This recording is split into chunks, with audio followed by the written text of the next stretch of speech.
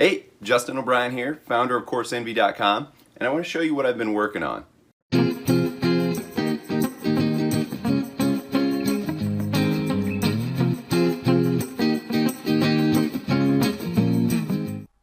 Welcome to the top-rated Facebook marketing course online. Myself and my team at Coursenvy.com have helped over 100,000 students master social media marketing and optimize their Facebook ad strategies. So why Facebook? Whether this is your first time using Facebook, or if you've already managed hundreds of clients' Facebook ads already, this Facebook Marketing Mastery course will help you get the most out of the Facebook and help you optimize your Facebook ads for a maximum return on marketing investment. Because as you can see on this slide, Facebook is not a platform you should be missing out on. There are over 2 billion monthly active users on Facebook. Of those monthly users, 1.4 billion are daily active users. Yes, your math is correct. 70% of Facebook users log on daily. And over 1.7 billion are mobile users. And the average time spent on Facebook is 20 minutes. These statistics are unheard of. So you as a brand or a business owner need to take advantage of this massive ad platform. So who is this course for? My clients have been everyone from small business owners to local brick and mortar businesses to social celebrities or social brands and charities to the corporate marketing professional just looking to advance their career. Really anyone looking to benefit from social media advertising. Because remember, Facebook owns Instagram, so we will cover in this course how to advertise on both Instagram and Facebook. So by the end of this course, you will understand the Facebook platform from A to Z, and especially be a master of optimizing your paid social media advertising campaigns. So what will you learn? Like I said, this course acts as a step-by-step guide for launching your Facebook page and then diving into Facebook and using all those features it has to offer, such as all the different types of ads, Facebook groups, Facebook Live, and so on. So we'll start the course by teaching you how to optimize your Facebook page. Then we'll teach you how to install your Facebook pixel on your website and create custom audiences based on that pixel audience or on external things, such as an email list. Then we'll teach you how to create engaging content that you can share with your audiences. Next, we'll delve into all those types of Facebook ads. They can be very overwhelming at first, but we break it down simply, step by step, so you understand which Facebook ad to use in which scenario. Then we'll teach you how to split test those Facebook ads and optimize them for cost, so you're not overspending on one ad, or maybe using the wrong ad copy in one ad. We'll also discuss the various software we use. We'll cover how we analyze our Facebook ad spend and ads reporting. You'll also get a look over our shoulder as we create and optimize Facebook ads for our own clients. Now I'm just scratching the surface of all the things taught in this course, so make sure to scroll through the lectures to see all the great topics we delve into in this course. So what I learned from me, I began my path into entrepreneurship and marketing as an engineering major. Once I began to learn coding in my college courses, I started to build niche keyword websites. Then I would use growth hack marketing techniques I taught myself online and then flip these websites for a profit. This is actually how I paid for my college degree. Now it's over a decade later. I built a ton of websites, consulted a bunch of clients, and have helped market 500 plus businesses online. So after finishing in the top 8 for Entrepreneur Magazine 2014 Entrepreneur of the Year, I launched Coursenvy.com with several engineering and marketing partners to begin sharing our knowledge with the world. We are constantly updating this course and answer student questions within 48 hours. So don't wait another minute. Join our course today to take your business to the next level. Stop wasting money on random Facebook ads that you're not even sure are working or not. Master Facebook marketing once and for all with this top-rated Facebook ads course taken by over 100,000 students already. So join today. We hope you enjoy the course, and I look forward to helping you master Facebook marketing. The theme of this course is to optimize your Facebook ads so well that you can start getting results with as little as 1 penny. You'll learn how to get the best results with your Facebook ads. But remember, Rome wasn't built in a day, but they did lay bricks every day. So you need to do the same each day with your Facebook ads and business. So first, if you're taking this course via Udemy, make sure to download the PDF for this lecture and future lectures via this right sidebar under the Resources menu. Under this Resources menu, we'll also include external resource URLs and blog post links. So before you begin this course, I do want to let you know we dive into the deep end, providing you a ton of value, but we do want to take you from 0 to 100 as fast as possible. We truly try to make everything super easy and step by step, but we don't want to waste too much of your time on intro material that you could simply learn by browsing Facebook Ads Manager. That said, if you have zero knowledge about Facebook, I suggest you pause this course right now and spend 30 minutes to 60 minutes browsing these 2 free resources. Again, download this PDF so you can click these clickable links, and they'll walk you through the various jargon I'll use, such as Facebook Ads Manager. They'll describe Facebook pages and posting. Again, we cover all this in the course, but if you're starting at 0, I highly advise taking these 2 free resources offered by Facebook. Okay, so now you have the basics of Facebook. A few quick tips before you start this course. I highly suggest you watch this entire course first, then rewatch lectures as needed, and then begin taking action on Facebook. So watch it 100%, take note of which lectures you want to rewatch as you work your way through the course, then and only then start your Facebook journey, which includes creating that Facebook page, creating a Facebook Business Manager, creating a Facebook ad account, installing your Facebook pixel on your website, creating custom audiences and lookalike audiences, and then finally creating Facebook ads and split test ads. Don't worry, I'll cover what all this means in the upcoming lectures. Number 2 quick tip, always assume your business is going to be successful. As Tony Robbins says, where focus goes, energy flows. So that said, I advise you start with a Facebook Business Manager account. A lot of students come to me, they've maybe created a page via their personal profile. I want everybody to start on the exact same page for this course, and we assume that because we use the Facebook Business Manager user interface for all of our lectures. So no matter what you have created already, you're going to follow along with us, create a Facebook Business Manager, then create a new Facebook ad account, connect that Facebook page if you have one already, or create a new one, and then we'll work together on the same page from that point forward. Now, like I said, this next lecture, Facebook for Business, I get a lot of worried students saying, I don't even have a Facebook page yet. This is too much. This is too advanced. Don't worry. Take a deep breath. This is a necessary chicken before the egg lecture. It is required to advance in the course. Typically, students answer their own questions by the time they complete this course.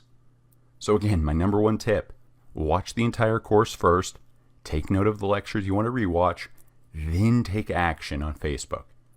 After completing the course 100%, if you still have questions, please ask.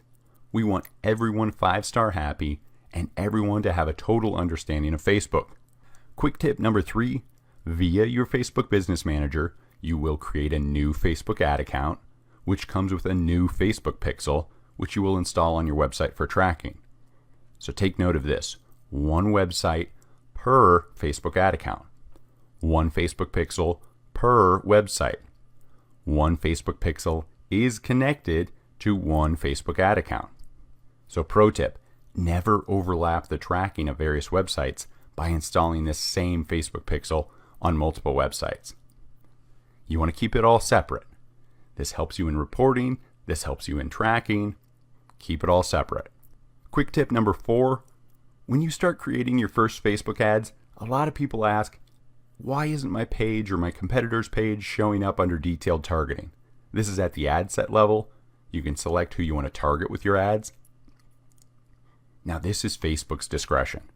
They choose what targeting appears under this ad set detailed targeting. Now if your page or your competitor's page doesn't appear, no worries.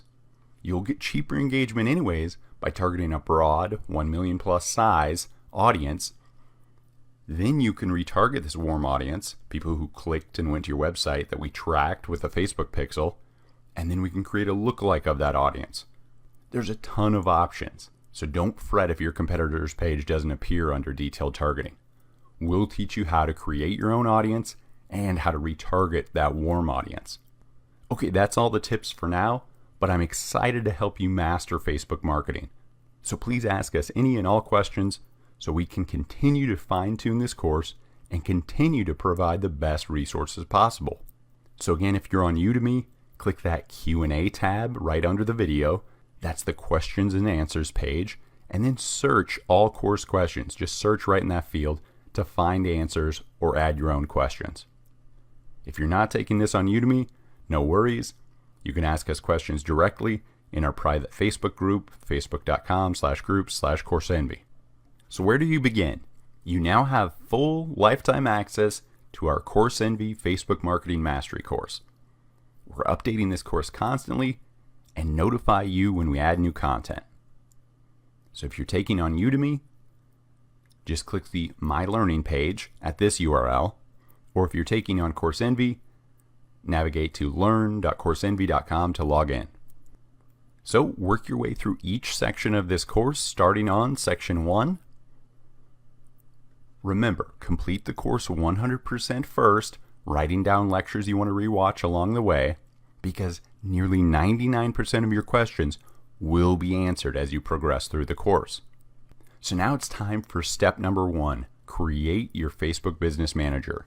This is the Facebook tool that helps you organize and manage your business. With it, you can create and manage your Facebook ad account, Facebook page, Instagram account, payments, analytics, reporting, employee access, and much more, all in one place. So whether if you have one business, or if you have multiple brands, multiple websites, or if you're an ad agency with multiple clients, I require everyone that wants to create Facebook ads to first create a business.facebook.com account. Once you create your Facebook Business Manager, when you click the menu button in the top left corner, this menu will expand, and this is what I reference for nearly everything we access throughout this course, specifically our Ads Manager. Now, after completing this course, students typically arrive at one of two outcomes. Number 1, you will be 100% confident in running and scaling your own Facebook ads. Or number 2, you will confirm that you want to focus on what you do best, running your business. For these users, you can hire us to professionally manage your online marketing. So thank you again for joining our course. We look forward to teaching you everything we know so you too can begin profiting from the powerful Facebook ad platform. Facebook for Business. Facebook Business Suite or Manager is a Facebook tool that helps organize and manage your business. You can create and manage ad accounts, Facebook pages, Instagram accounts, payment methods, keep analytics and reporting separate for proper tracking, request access to other pages or ad accounts, and you can assign other people or workers to work on them, all in one place. Whether if you're a business with multiple brands, websites, or if you're an ad agency with multiple clients, I suggest everyone that wants to create Facebook ads use a Facebook business account. This is via business.facebook.com, and this is why this is the first step in the course. Create your Facebook business account and follow along to properly set up and scale your business. Facebook Business makes managing everything connected to your business on Facebook so much easier. So depending on when you join Facebook, you will either have access to Facebook Business Manager or the Facebook Business Suite. Both do the same thing. Buttons and links are just in different places. So create your Facebook business account by navigating to business.facebook.com. Then sign in with your personal Facebook profile. This is for login purposes only, and all Facebook business work is separate from your personal Facebook profile. Once you create your Facebook business account, you may be redirected to Meta Business Suite. See the screenshot example below. This is not the correct page. Everything we teach in this course is via the Facebook Business Manager page. So make sure to bookmark and navigate directly to business.facebook.com/ads manager. The Meta Business Suite doesn't have the advanced features we cover throughout this course. So a common question I get, what's the difference between a Facebook profile and a Facebook page? Your Facebook profile is your personal Facebook profile. This is facebook.com. This is for sharing your content with your friends and family. But you need a personal Facebook profile in order to create a Facebook page and this Facebook business account. So your Facebook page is a specific web page within Facebook, such as facebook.com/Coursenvy. This is where we build our fan following, our likes, our followers, and share our relevant content. You need a Facebook page in order to create Facebook ads. So note, Facebook pages are separate from your personal Facebook profile.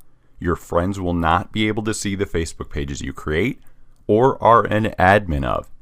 So frequently asked question number 1, Facebook profile username. What is the difference between a Facebook profile username and a Facebook page username? Changing your Facebook profile username will change the URL of your own personal Facebook profile. This username can be set on your Facebook settings, facebook.com/settings. As for the Facebook page username, your Facebook page username is also for setting your URL. I like to use the brand or business name for the Facebook page username. Your username for your Facebook page can be edited by navigating to your Facebook page. In the left sidebar, select Edit Page Info. Then just edit your username. So now it's time to set up your Facebook business. So let's navigate to our business settings page. We've created our business account. We've logged in via our Facebook account. Now navigate to business.facebook.com/settings. The 3 basic things you need to create ads on Facebook are a Facebook page, an ad account, and people. So in your business manager, click the menu in the top left corner. In that drop-down, select Business Settings. Truly everything you will ever need for your Facebook page, ad account, payment methods, custom audiences, Facebook pixel, events manager, ads reporting, people, partners, and so much more can be found via Facebook Business Settings and the Manage Business menu. So back to setting up our Facebook business. We've navigated to the Business Settings page. Now it's time to add or create your business assets. Again, the Facebook page, the ad account, and the people. So first on this Business Settings page, select Pages in the left sidebar, then click the Add button. So once we click that Add button, you can see our 3 options: add a page, request access to a page, or create a new page. As your business grows, you can add more Facebook pages via this Business Settings Pages option. So a pro tip here, 1 Facebook page per ad account. Keep your data separate for ease of tracking in the future. So if you haven't created a Facebook page yet for your business, we cover how to in another lecture in depth. So you can create a Facebook page via this Create a New Page button or via your Facebook personal profile at this link below. So click the Add a Page option if you are an admin of a page. For example, you created the page already via your Facebook profile and you are the owner. Or if somebody else created a Facebook page and they added you as an admin, you can add this page as well, as long as you're the admin. So make sure to download the PDF to review these step by step for adding a page. So one more note, if you have an Instagram account for this specific Facebook page brand, you'll want to link it with this Facebook page so you can place ads not only on Facebook, but Instagram as well. So again, navigate to your Facebook page, click Settings in the left sidebar, select Instagram on that settings page, then log into this brand's Instagram account. So this brand's assets are now linked. The third option is to request access to a page. Click Request Access to a Page if you're not the admin of a page and need to work on and or connect it with an ad account. For example, your ad agency's client's Facebook page. Next is ad account. Facebook ad accounts enable you to create Facebook ad campaigns and group all your specific ad activity, including different ad campaigns, ad sets, ads, and billing information. So click Ad Accounts in that left sidebar on this business settings page. Since this is a new Facebook business account and we need a new Facebook pixel for tracking users on our website, we will create a new ad account. So here's another pro tip: the pixel rule. 1 Facebook pixel per ad account, 1 Facebook pixel per Facebook page or website, 1 Facebook page/website per ad account. You can create multiple ad accounts with your Facebook business account, just like I'm showing you on this business settings page. So treat each new ad account as a new pixel to pair with a new website. Not only will this make tracking your separate ad results easier, but this is also a requirement per Facebook terms of service. They want you to keep everything separate. You need a separate Facebook pixel for each website. If you use the same Facebook pixel on multiple websites, you'll get mixed reporting, incorrect custom audience. The list of errors goes on. So the benefits of splitting this all up is you can create separate ad accounts for each client. You can create separate ad accounts for each Facebook page. You can run different ad campaigns for varying businesses at the same time. You can pay for ads with different payment methods, maybe a business credit card for this one, a personal credit card for this one. And most importantly, you can view insights, analytics, and reporting for individual ad campaigns for each separate business entity. So, like I said, click the Create a New Ad Account option. When you have a new website, you'll need to select this Create a New Ad Account and then install the Facebook pixel paired with this new ad account on your new website. This course is based on building on top of a new ad account, so I suggest you create a new one so everything is set up correctly.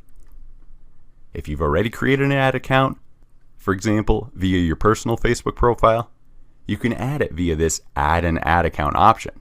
But from our experience with many clients, it is best to start fresh with a new ad account so we can install the pixel correctly, build out the correct custom audiences, and everything else we will teach you in this course. Click the Request Access to an Ad Account if you need to work on someone else's ad account. For example, your business partner's ad account, or maybe even your ad agency's client's ad account. Again, download the PDF for a step-by-step guide for once you click that Create a New Ad Account button. And now finally, our people. Again, via business settings, people in the left sidebar, you can invite other people to work on your Facebook assets you've created. This is perfect for adding ad agencies or employees to your Facebook business. So again, business settings, people in the left sidebar, click the Add button, then you can just enter their email and assign them either employee access or admin access. Typically, I keep this as employee unless it is a co-founder or co-owner, someone I trust. So once I add this user to my business settings people page, you can click that user, then click the Add Assets button, and in this pop-up, you can assign them Facebook assets to manage, such as Facebook pages, ad accounts, catalogs. You can even manage what you want to assign to them. View page performance only, create ads only, or full admin access. Once you toggle those on, click Save Changes. Now finally, we need to assign our Facebook page as the primary page for this business settings. So navigate to your business info page in the left sidebar of your business settings page. And as you can see, Coursenvy is our primary page, and that is done via this Edit button. So how do we do this? Go to your business info page at this link, click the Edit button next to your business name. The primary page field will become a search box. Type in your Facebook page name that we added earlier. Click the Save button. Then your Facebook business account will automatically take on the branding of your Facebook page. Now with this new ad account came that Facebook pixel. So you'll have to install that Facebook pixel on your website. This is a crucial step so you can have Facebook track the people who visit your website. Then you can create custom audiences of these visitors which you can then retarget in the future with Facebook ads, i.e. a warm audience. So installing your Facebook pixel requires access to your website's code. Therefore, you should contact your website's developer to provide them with this info. So follow our Facebook pixel lectures in this course for step-by-step instructions on creating and installing your Facebook pixel, or use the link below. Finally, now that we have a Facebook business account set up, we can navigate to our Facebook Ads Manager page at this link. We can select our ad account in the top left drop-down menu. Then we can click that green Create button to create a Facebook ad. So before we start creating Facebook and Instagram ads, you'll need to create a business.facebook.com account. So the default view will be the Meta Business Suite. So this is a great central dashboard for checking the inbox of both your Instagram account and your Facebook page. But for in-depth analytics, audience creation, all the things we teach throughout this course, we use Meta Business Manager, which is way more in-depth and how we teach this course. So to navigate to Meta Business Manager away from Meta Business Suite, you'll click the Help menu in the left sidebar here. In some countries, this is also called Feedback. So the Help or Feedback menu in the bottom left corner in the left sidebar, click that, switch to Business Manager. You'll be no longer redirected to Meta Business Suite. And click that Switch button. And for this How Can We Improve pop-up, we select Ads Manager, Other, and we tell them Reporting. There's way more reporting options and way more tools via the Meta Business Manager. And Facebook has no plans to shut down the Business Manager or shut down the Business Suite. It's just two different user interfaces for two different types of people. The detail-oriented, the people we're teaching via this Business Manager course, or the people simply posting to their Facebook page, checking messages. That's what the Business Suite is for. But we want details, so we'll click Send Feedback. And now we are in our Business Manager. I'll expand here and select the Campaigns page. And as you can see, if we ever want to navigate back to the Meta Business Suite, we can click that here. But like I said, I prefer and teach via the Meta Business Manager, this layout, as we have way more options for optimizing your business and improving your Facebook ads. The basics of Facebook ads. Facebook ads are used to get your brand in front of people and share your story or value proposition. Your goal with Facebook marketing is to create 1. Awareness. Introduce your product or brand to the world with Facebook ads. Create a story around your product or brand that people will remember. Number 2, consideration. Offer a value proposition that attracts potential customers to consider your brand or product. And 3rd, conversion. Convert the customer, i.e. make the sale. Capture the email, whatever your conversion is. And then build ongoing customer loyalty that will keep these customers buying from you again and again. With the power of Facebook ads, you can reach people based on their location, age, gender, interest, actions they have taken on your website or app, and many more things. So just go to business.facebook.com/adsmanager. Then click that Create button on your Facebook Ads Manager page to create a Facebook campaign. So the first step of your ad creation is selecting this marketing objective.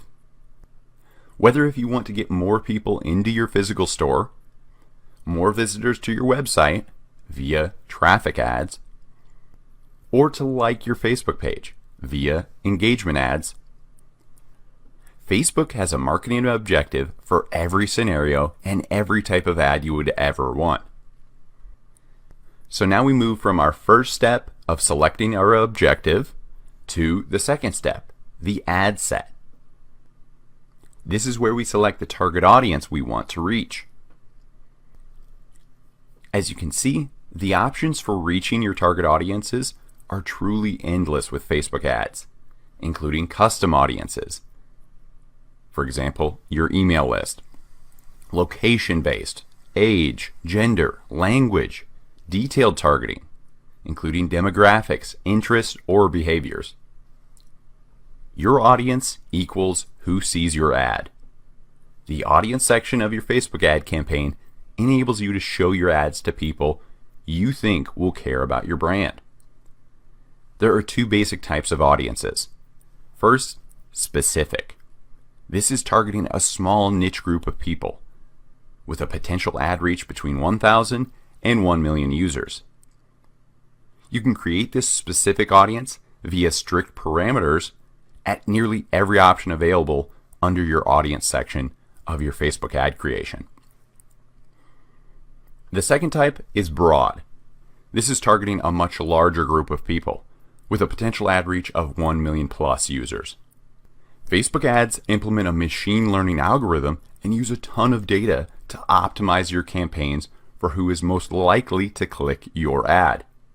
Just because you have a broad ad with a potential reach of 1 million plus users doesn't mean Facebook will serve your campaign to 1 million people.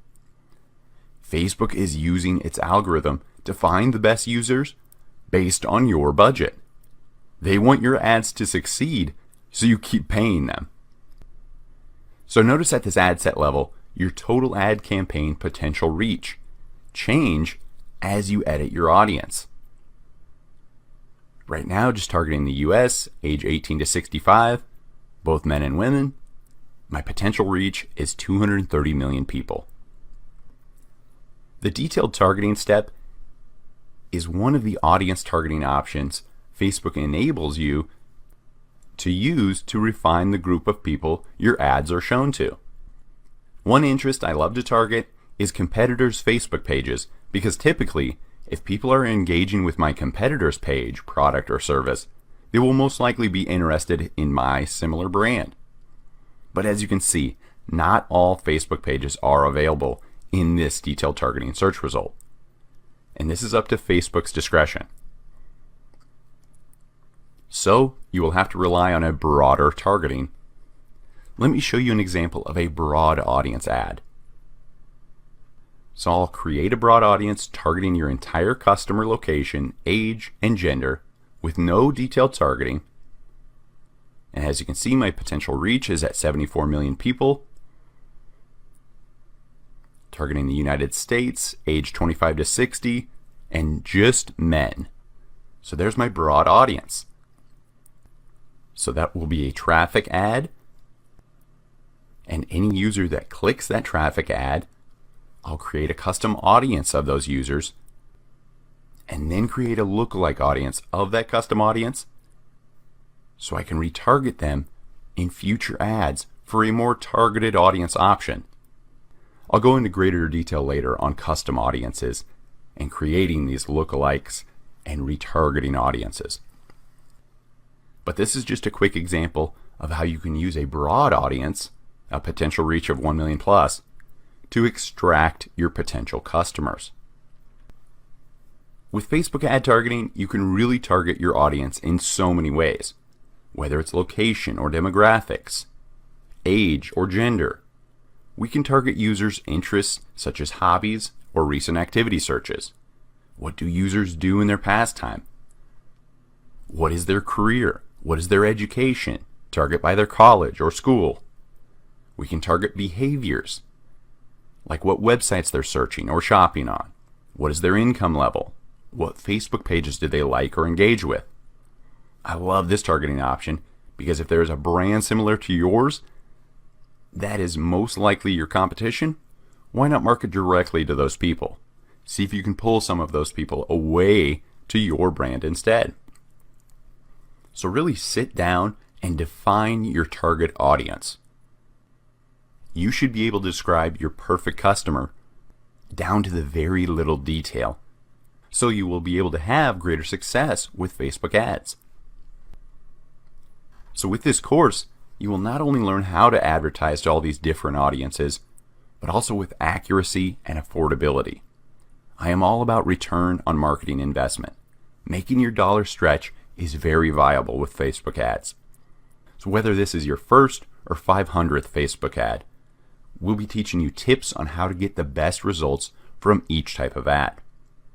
Which leads me to my final point, testing. I use A/B split testing to find out which type of ad or variable is converting the best with my audience. The key to Facebook ad optimization is testing. What I love about Facebook is that it has great built-in data reporting right in your Facebook Ads Manager, so you can break down ads specifically by whatever your conversion metric is in order to see your results and your return on marketing investment. Did people engage with your ad? Which ad image did they engage with? Did people make a purchase? Did people opt into your email list? Whatever your conversion metric is, you can select that column or breakdown and measure it right here in your Facebook reporting. And now the final step we'll cover in this course is creating the actual Facebook ad. It is on this final step where I will teach you the strategies I use for creating actual Facebook ads that convert. Your goal is to create content, images, videos, and text that your potential customers will want to engage with when they see your ad. I really like this visual of how to create a sales funnel on Facebook. So first off, the top of the sales funnel, or the upside down triangle, is posting engaging and shareable content. You're constantly posting images, videos, infographics, helpful blog posts, sharing other pages' content, sharing other YouTube content. Your goal is to attract and bring people to your page. This is the top of the funnel. We're building interest. Next, we have offers and promotions. We want to provide incentives that appeal to our visitors. So this includes providing that free content to capture the email, providing a newsletter to capture that email. These are those low threshold items that turn a fan into a lead. So I'll say lead generation or lead capturing a lot in this course. What I mean is turning that Facebook page like into someone that I can potentially market to via my email marketing campaign. Now finally, we've built the trust. We've helped that customer answer some questions about this service or product. Now we offer the promotion. We send out the deal, the coupon code, whatever it may be, but we turn that lead into a sale. So that's why it's a funnel. It starts just attracting, then it provides value and engaging content to capture that lead, and then we convert that lead into a paying customer. Thank you again for joining my course. Now I want to take a quick minute to give you a few tips for getting the most out of this course. So first, once you log into Udemy again, just click the My Courses tab in the top nav bar. On this My Courses page, you'll see the course you purchased from us and have lifetime access to it. So don't feel rushed to get through the course quickly. So let's click an example course here. So now we're on the course dashboard. You'll want to click the Course Content tab to start viewing the course. Udemy will highlight the lecture you left off on. But again, you have lifetime access, so you can rewatch lectures as you wish. Next is Q&A. So the Q&A tab, you can click in this field here and search for your question or keyword and see if someone has already asked that question in the past. If not, you can click Ask a New Question. I typically reply to student questions within 24 to 48 hours. I've had students blatantly say in this Q&A, I wish I knew more about XYZ. So I created a couple lectures around it, message them back, and say, hey, check out lectures so-and-so. They replied to the question. Wow, this really clarified it. Thanks again. Being a professional and teaching these subjects, sometimes I leave things out because I assume students know it like me. So I need your feedback and questions to help me create a complete and perfect course. So another benefit of being a Coursenvy student is access to our private Coursenvy community. This is where students ask me questions, interact with other students, and where I share professional tips above and beyond what I share in the courses. So now that you're in a Coursenvy course, you can go to facebook.com/groups/Coursenvy and join our private group. So another common question I get from students is I need a certificate of completion for this course. So here's the Udemy help topic on this. You need to complete every lecture, every PDF, every quiz, everything in that course to get to the completion.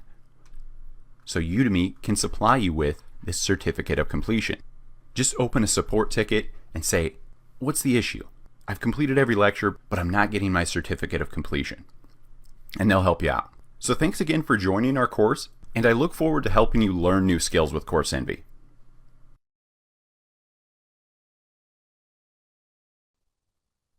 The Ultimate Facebook Page Guide. Do I need a Facebook page? Facebook pages are for businesses, brands, and organizations to share their stories and connect with people.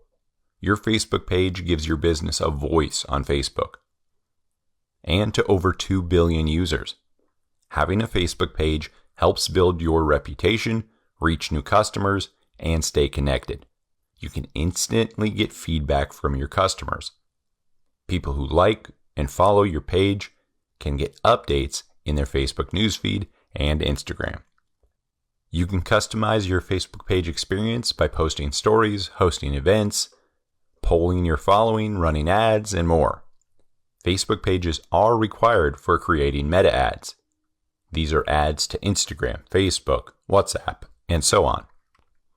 What's the difference between a Facebook profile and a Facebook page? A Facebook profile is your personal Facebook profile at facebook.com. This is for sharing content with your family and friends. You need a personal Facebook profile account in order to create a business Facebook page. Your Facebook page is a specific website within facebook.com that you build a fan following. These are likes, and share relevant content with based around your business. Ours, for example, facebook.com/Coursenvy. We have that designated URL for building out our content. So you need a Facebook page in order to create Facebook ads. Unless you invite your friends to like and follow your Facebook page, they will not know you created a Facebook page. It is not publicly linked to your personal facebook.com profile. Therefore, you can keep your personal profile and all your business pages separate if you wish. So let's create a Facebook page. Log into your personal facebook.com account, navigate directly to this URL, facebook.com/pages/creation, or in the left sidebar menu on facebook.com, click that menu option. That's the 9 dots. Under this menu, under the Create section, select Page. On this Create a Page, you will name your Facebook page, select a category, for example, Coursenvy. This is an education website. Then write your Facebook page description. Finally, click the Create Page button. You will be prompted to upload a profile photo and cover photo for this page, but this is optional and we'll show you how later on. So just click the Save button. Then you'll be prompted to add your phone number. For our page, we won't need this, so we just close out of this. We can add it later and I'll show you how. And now we have our Facebook page. So as the creator, you are the admin. And you'll be able to manage and optimize this Facebook page via the Manage Page menu in this left sidebar. So in this left sidebar, click that Edit Page Info option. On this Edit Page Info page, scroll down to Username. In this username field, customize your Facebook page username. By changing your username, you'll be changing your Facebook page URL. So it's currently facebook.com/pagename and then a long, ugly, non-SEO friendly string of numbers. So by changing your username, it'll set facebook.com/your chosen username. Now you can only change this once. Otherwise, you'll have to request permission from Facebook. So choose wisely. Think of it as like changing your own name or changing Walmart, the brand name. You are establishing a brand or an asset on Facebook. So they don't want you changing names or inserting keywords. Facebook wants to build a stable asset of Facebook pages. Your Facebook page username is important as this is what appears as your custom Facebook URL. Like I said, facebook.com/Coursenvy. So a pro tip here, have username continuity for your brand. So I want the same username on every social media site, every platform I use, every service I use. So when people search for me on those sites, they can easily find me. Oh, at Coursenvy is my Facebook page. At Coursenvy is my Instagram account. I want people to easily find me from website to website and easily in Google search. Continuity builds brand name awareness and makes it easier for customers to find me on these varying platforms and URLs. Now, it's a best practice to link your business Instagram account to your Facebook page before creating ads. This is so you can have a separate identity on each platform. So this is separate analytics, separate messaging, separate content. And as you can see, this is an ad creation screenshot below. On the ad level, you have to select your identity. So what's my Facebook page identity and what's my Instagram account identity? So we'll create a business Instagram account right now as well. So download the Instagram app on your mobile phone and create a near clone of your Facebook page. Same username, for example, at Coursenvy, same brand logo for the profile image. Then for the bio, this is the description. I like to use an emoji bulleted list. So with these bulleted points are value propositions. So I put my 3 value propositions with an emoji to start that line. And then the last line is a call to action with emojis pointing to my Instagram profile website link. So look at this example. So you can reference this link for creating an Instagram account and converting it from a personal profile to a business account. It includes going to your profile, tapping the menu, settings page, switching to professional account. And finally, we'll connect this Instagram to our Facebook page. Again, this is so you can run Instagram ads and respond to Instagram comments and messages and Facebook messages and Facebook comments all via our Meta Business Suite inbox. So to do this, we'll navigate to our Facebook page we just created. In that left Manage Page menu, scroll down to Settings. On the Page Settings page, click Instagram, again in this left sidebar. Click the Connect Account button, enter your Instagram account username and password, and click Login. You will now have linked your business Instagram account to your business Facebook page. Facebook page images. To set your brand apart from the competition, you need to take the time to not only create high quality images, but ensure you are using the correct image sizes on your Facebook page, Instagram account, and all the varying social media networks. This includes your profile picture, the right sized cover photo, the correct size for posts and videos and stories, and all the media formats. So for a constantly updated sizing list, navigate to coursenvy.com/social-media-image-sizes. I personally love canva.com for creating all my varying social media images, videos, and ads. You can use one of Canva's many free templates or create your own image from scratch with all their tools you can see in the left sidebar here. So they also have a free school, canva.com/design school, and then /tutorials for all the tutorials on creating this great content. So the first image you need is your profile image. I like to stick with our brand logo. So a white background, logo in the center. This will help build your brand awareness and again, build continuity across all the social platforms. Everybody sees my Coursenvy logo, white background, that black badge with Coursenvy on it on every platform. There's trust built there. Oh, this is Coursenvy. It's the same handle on each one. This must be the main brand. So the second is your cover photo. So this is at the top of the page. Just click that edit button.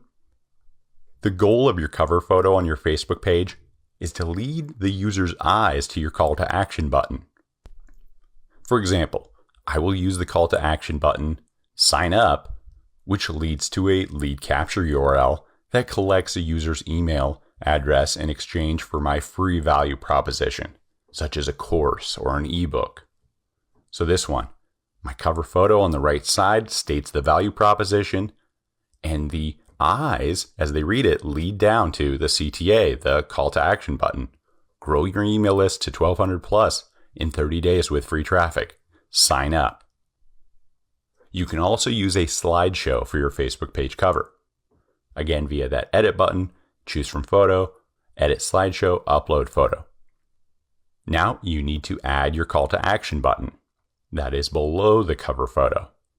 So if you haven't added it, click the add action button or click your call to action and click the edit button in the drop-down menu. This edit action button menu will pop up and select your call to action. That will encourage Facebook page visitors to take action.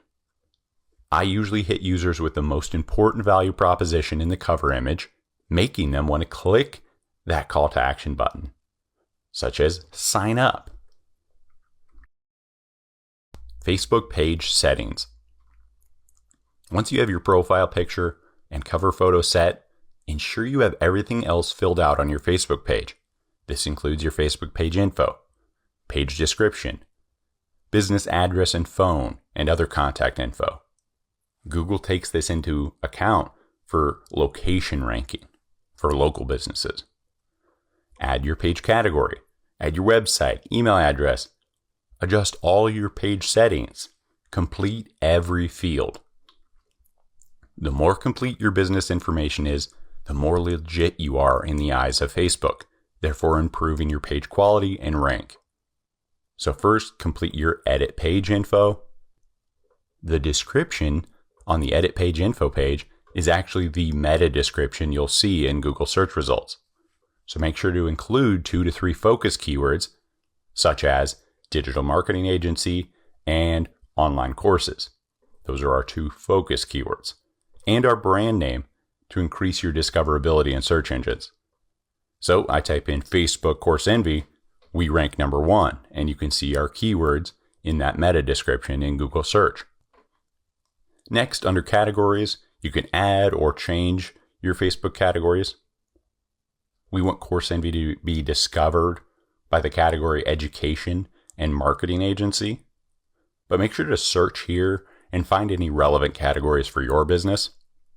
And again, fill out everything here. The contact section, phone number, email, website. If you have a local brick and mortar, add that location. Again, this is crawled by Google search.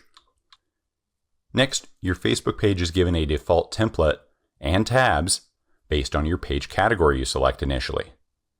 You can also edit your page tabs that visitors will see on your page. To do this, click Settings in this left sidebar. Then on the Settings page, select Templates and Tabs. You can also navigate to this via the tabs on your Facebook homepage. Under the More menu, select Edit Tabs.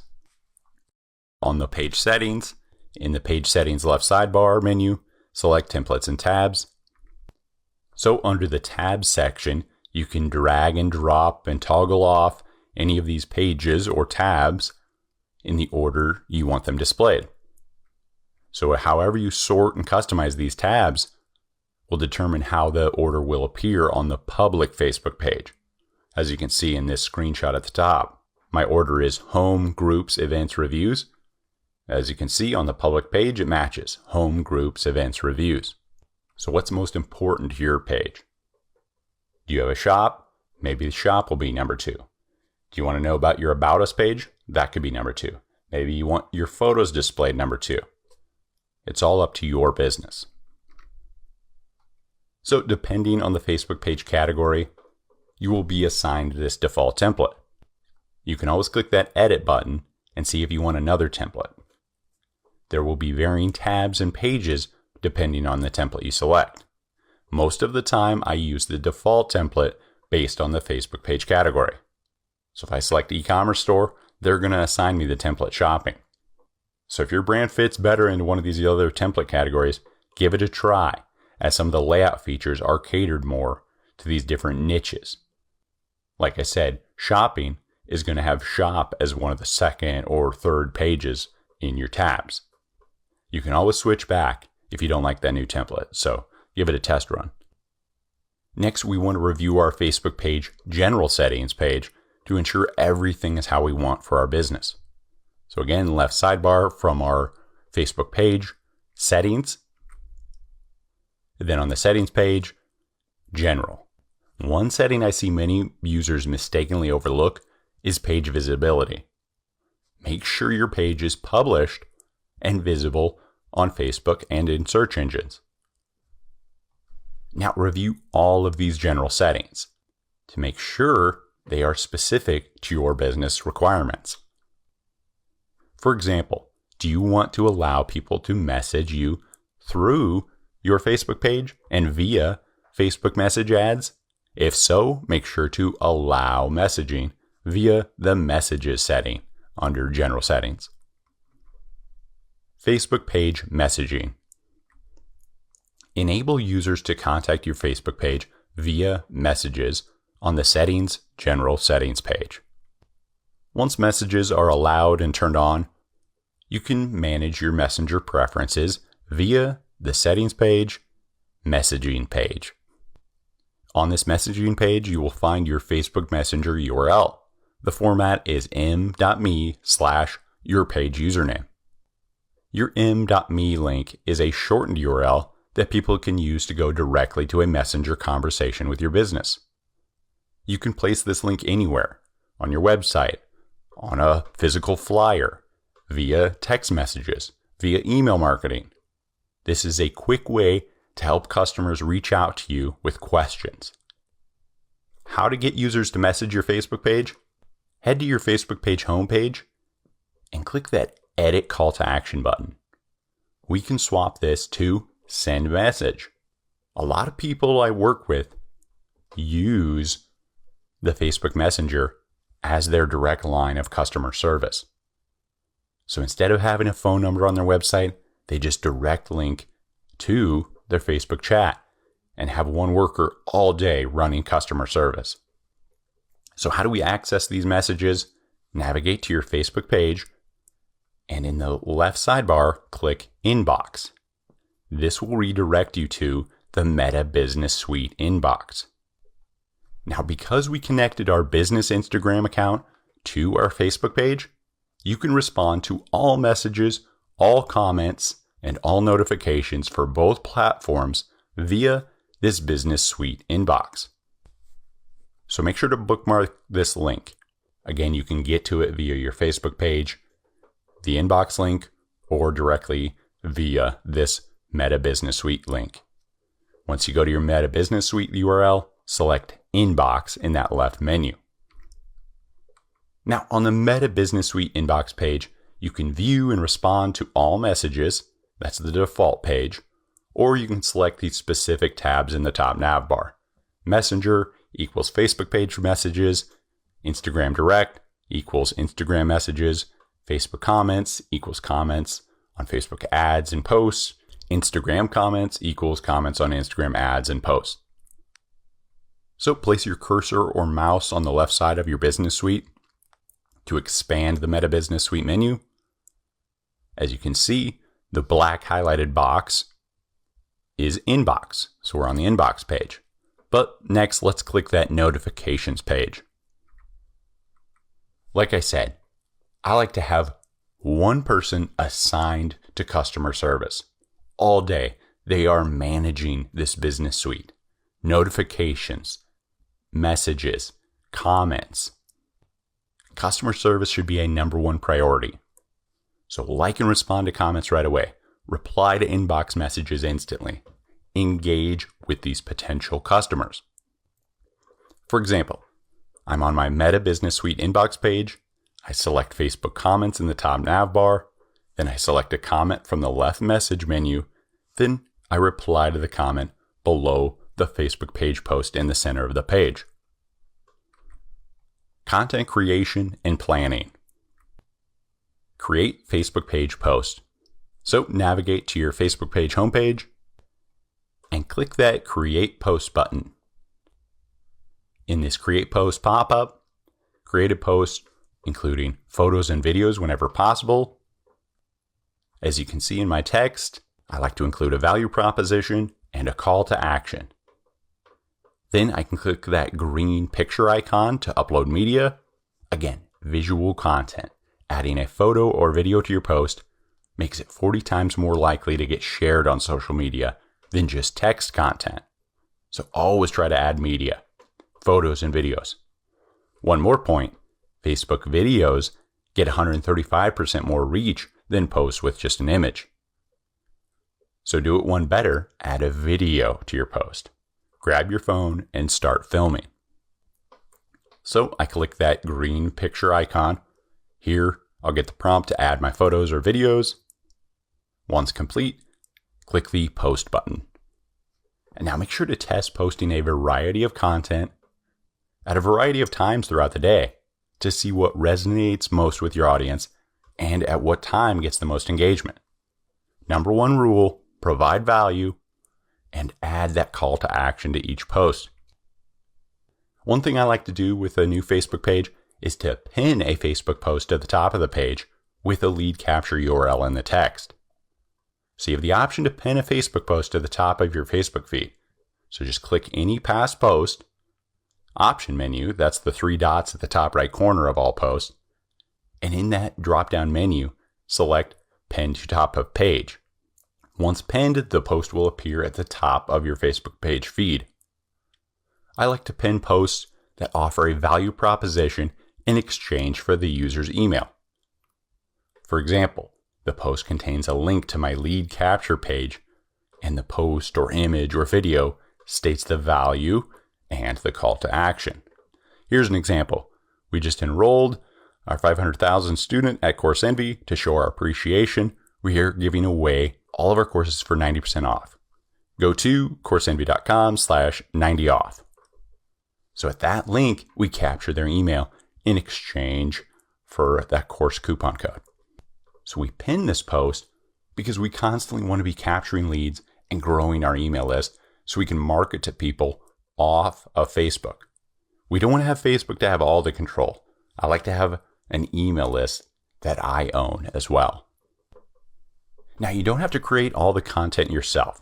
You can also share other pages' content that's relevant on your own Facebook page, therefore providing even more value to your customers. So for example, I'm on another Facebook page I know my customers would find relevant and like. So I have that piece of content. I just click that share button below the post. Then I select share to page. Then I select Coursenvy, my Facebook page. You'll be prompted with the option to add text above this original post.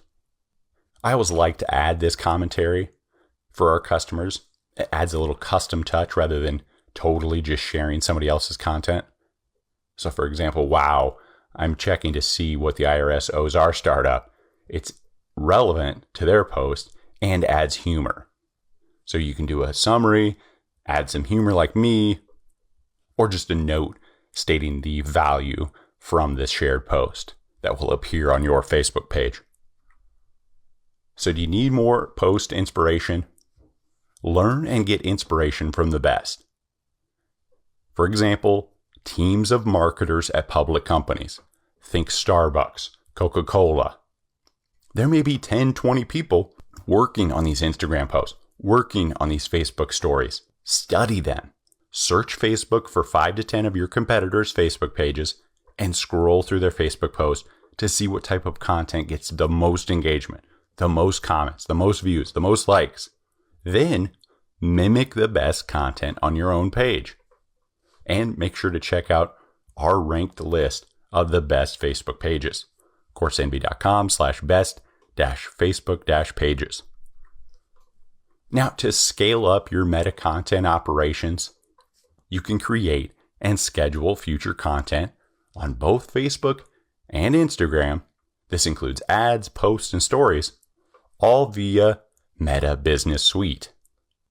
So once you navigate to your Meta Business Suite, in that left menu, click Planner. So it's on this Planner page, there's a calendar format. So you can plan content for each day of the week or multiple posts per day. You can create, schedule, and manage, all via this page. So in that top left corner, click the Create button. For this example, I'll select Create Post. In this Create Post pop-up, you can check mark where you want to post this, whether it's to your Facebook page and or your business Instagram account. So I've selected both. Next, number 2, I add the post text, value proposition, call to action. Number 3, preview my post on Facebook and or Instagram.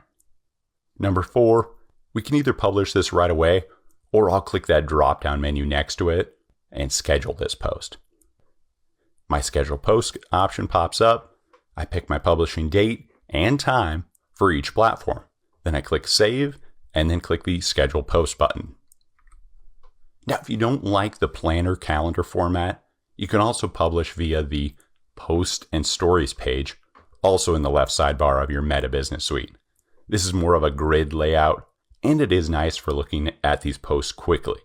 I can look at my past published posts, see the organic reach, see the engagement, the likes, the comments, the time it was published, and then I can take that inspiration for future stories, for future posts. Also, from your Meta Business Suite, in this left sidebar, click Insights. Then on the Insights page, select Audience.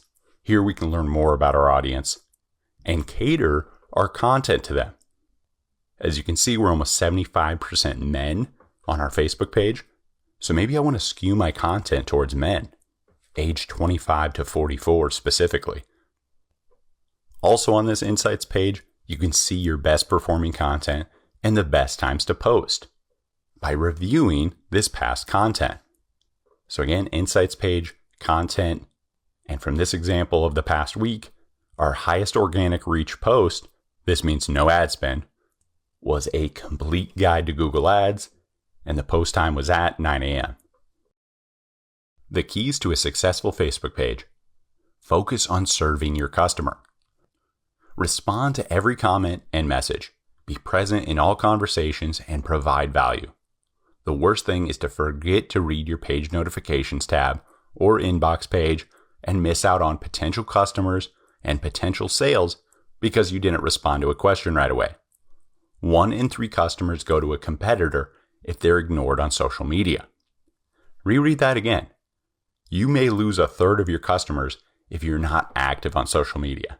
So get to know your customer via your Facebook page and build a community of raving fans. Next, share helpful content often. Don't create a Facebook page if you don't plan to post to it regularly. With the Facebook page post scheduling option via Meta Business Suite, plus third-party software like Later.com and If This Then That, there's no reason to not be posting at least once per day and scheduling weeks of posts ahead of time. Ask for what you want. Always be providing customer value, but you are a business at the end of the day. Ask for what you want. I want sales. I want leads. I want you to go to this website. I want you to sign up for this course. I want you to claim this free ebook. Ask. And make sure to include that call to action phrase. Don't just assume people are going to guess. So here's a real obvious one. Would you like 1,200 new email subscribers in 30 days? Give me a yes below in the comments. This will drive a ton of engagement because people will reply, and then you can click on each person and DM them or message them or reply to each comment and say, hey, great, here's the link, how you can get those subscribers or how we will do that for you. Provide the value you offered, but try not to be too spammy with your call to actions. Rather make them very subliminal and conversational. Again, you're building a community. This is a nice, warm, open, welcome place. So your Coursenvy to-do list, create your Facebook.com personal account. Create a Facebook page and an Instagram account for your business. Customize your Facebook page username and copy it continuity-wise on all social media accounts. Fill out every detail on your Facebook page and business Instagram account. Invite friends to like and follow your Facebook page and business Instagram account. Start posting engaging content daily. engage with your audience via comments and direct messages. Facebook page frequently asked questions. How to get your first Facebook page fans. The 2 ways I get Facebook page fans is either 1, for free by inviting my own friends, or 2, via page like ads. So first, invite friends to like your page. So head to your Facebook page. At the top of your Facebook page, there's the Other Actions ... menu. So at the top right corner, click that menu. In the drop-down, select Invite Friends. So here you can type in your Facebook friends to invite them to this page and like and follow it. Second is the Pay for Page Likes. This is via business.facebook.com/ads manager. You'll click that green Create Ad button. In the pop-up, select Engagement for your campaign objective. Under the ad set, conversion location, you'll select Facebook page. Now, don't overthink your Facebook page like ad. Our best simply include a human in the ad image, them using the product or using the service. Humans always do better in our ad images. And then for the ad text, we simply do, are you XYZ? So this is your hook. What is something that's relatable to a lot of people? So type in that hook there. And then jump in with them. Me too. Press like and join thousands of others just like us. It's simple. It's straight to the point. You're trying to get page likes and people to follow your page that are relevant. Now, don't worry. We will cover the ad creation process in depth in our later Facebook ad lecture series. How to add an employee to your Facebook page.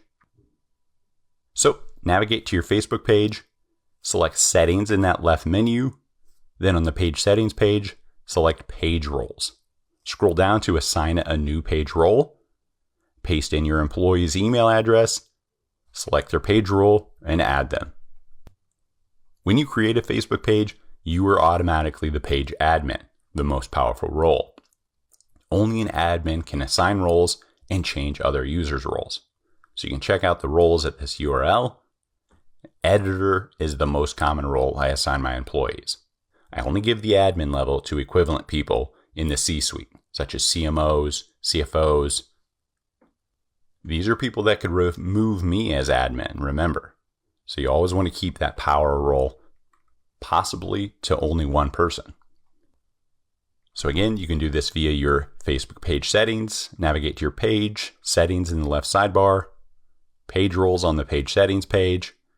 Under assign new role, select the level of access you want to grant this user you're adding.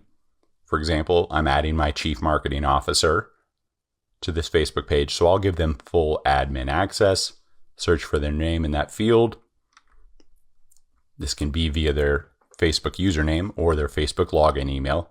Click their name and then add them to the page role. They'll be notified to confirm their page role. Now, the second option is to add people via your Facebook Business Manager settings. This is great for ad agencies with lots of employees that they want to add to their business page. So head to business.facebook.com/settings. In that left sidebar under users, you'll select people, then you'll click the add button. In this pop-up of invite people, you'll paste in the user's email address and assign them either employee or admin access. Once you've added this user to your business settings people page, click their name on your business settings people page menu. As you can see, I've clicked the name. That'll pull up that user's profile on your business settings, and click the Add Assets button right under that user's name, and this will pull up the Assign Assets menu. Now in this Assign Assets menu, we can manage what assets we want to add to them. So I click Pages, and then I can select the page name asset, and then I'll select what permission level I want to give them to each asset. So this was the CMO. I'm giving him admin access to manage my page. How to add your Facebook page to Business Manager. So before we start creating ads via business.facebook.com/ads manager, we need to add a page to this business account. So Again, head to business.facebook.com/settings. Under accounts, select pages, and then click the add button. So once I click that add button in the drop-down menu, we have several options. Since we're the admin of a page we just created, we will select the add a page option. We're the owner, we're the admin already, so this is the option for us. In this pop-up, we'll type in our Facebook page name or Facebook page URL, then click that add page button. Then we can start running ads for this page. In a later lecture, we'll teach you how to add a pixel and an ad account and all the other necessary parts, but this is the first step. We've added our page to our Facebook Business Manager.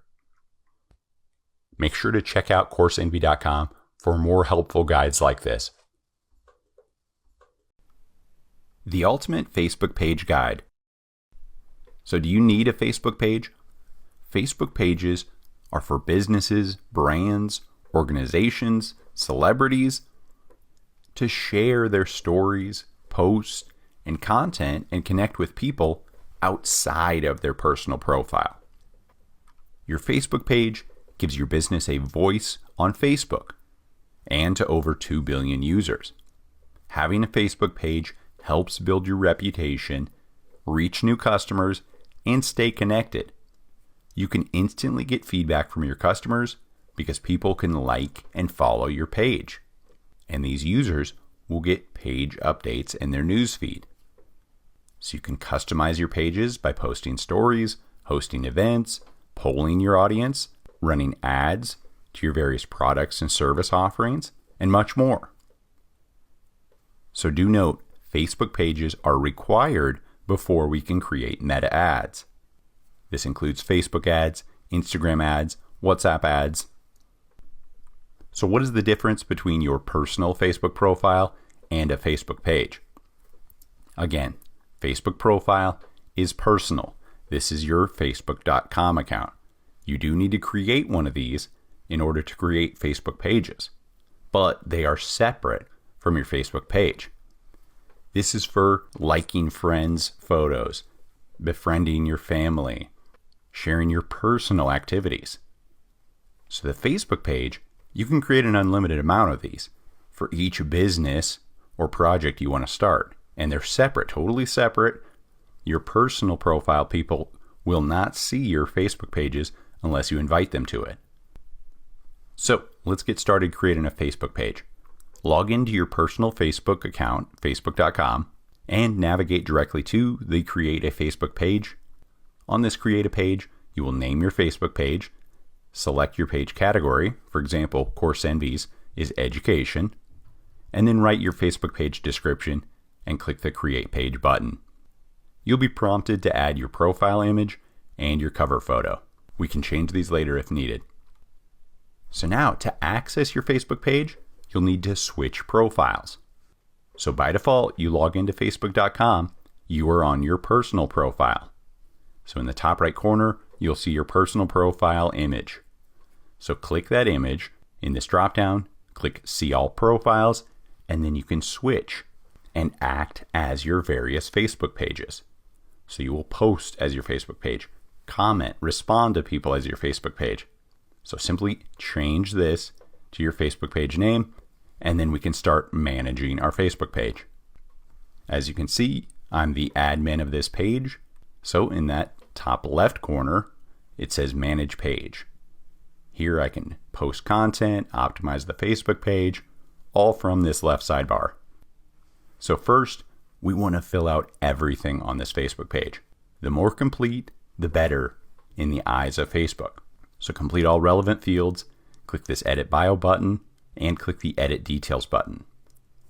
Make sure to include common searched phrases or keywords that customers would search for to find your business, because this bio is the meta description in Google search. For example, we use the high search phrase MBA alternative. Next, on the About page of your Facebook page, fill out all these relevant fields for your specific business. Do you have a local brick and mortar? Include the address. Do you have a phone number? Include that. Include the website, include the email, and so on. So again, on this About page, we could change our Facebook page category if we selected incorrectly upon creation. So for this page, the modmba.com, this is our Coursenvy course bundle, we wanted to get discovered in search results for the category Education. So I've selected that. Next, I want to customize my Facebook page username. So this is the URL. So facebook.com/what. So on our Facebook page, click Settings in that left sidebar. Then on the Settings page, click Edit next to Username. And you want to change your Facebook page URL. Currently, it's going to be a long, ugly URL with the default ID number given to you by Facebook. You want to change it to your custom business username. Now, you can only change this once. Otherwise, you have to request permission from Facebook. Think of this as changing your own name or changing Walmart's brand name. You're establishing a brand, so Facebook doesn't want you changing names constantly or inserting the latest hot keyword. Facebook wants stable assets built on their website. And one note here, continuity is key. Our username on all social media accounts is @Coursenvy. It's easy for people to find us anywhere they are on the web. So for example, facebook.com/Coursenvy. I want my username the same on every social media site, platform, service, so anybody can find me anywhere. Instagram, Pinterest, Twitter.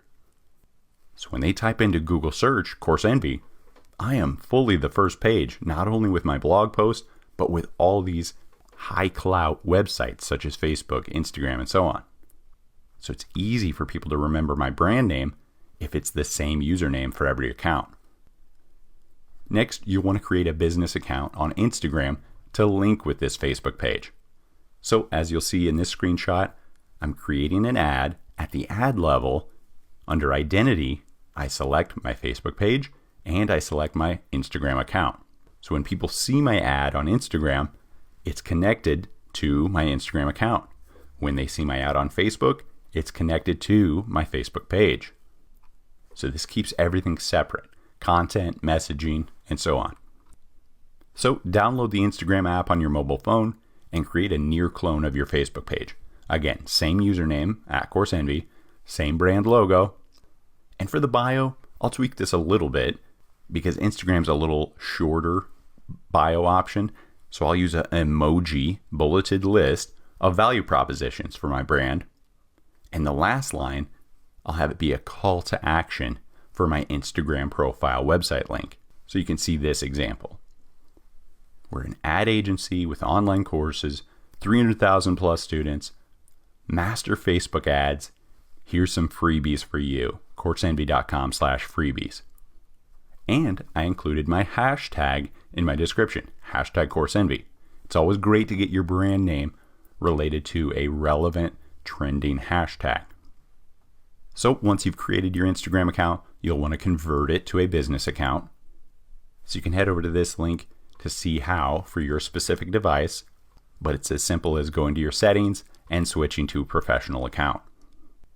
So now we need to link that professional business account with our Facebook page. So to connect this business Instagram account, we'll go to our Facebook page again. And again, in that left Manage Page menu, click Settings. On the Settings page, click Linked Accounts. On the Linked Accounts page, select Instagram. Here, you can click Connect and then simply log into your Instagram. That will link that Instagram account to your Facebook page. Facebook page images. To set your brand apart from the competition, you need to take the time to not only create high quality images, but ensure you're using the correct image sizes on Facebook and all the varying social media networks. This includes profile image, cover photo, posts, stories, reels, videos, and all the other media formats. So for a constantly updated sizing list, make sure to bookmark and navigate to our Coursenvy website. We personally use canva.com to create all our varying images, videos, and ads. They have a ton of free templates, so I highly suggest checking them out. And they have a great design school where they walk you through all these templates. So check out this URL as well. So first is our profile image. This should simply be your logo. You want to build brand awareness and constantly use this logo as your profile image on all social accounts. Second is our cover photo in the top left corner. The goal of your cover photo should be to present your value proposition and lead the Facebook user's eyes to your call to action button. For example, I will use the call to action button, sign up, which leads the user to my lead capture URL that collects that user's email in exchange for my free value proposition I offered in the cover photo, such as a free course or a free ebook. So as you can see, my cover photo states a value proposition: grow your email list to 1,200 plus in 30 days with free traffic, sign up. So they read that, see the call to action button, and they take action. That takes them to my website where I have them input their email, and then I auto email them that free course.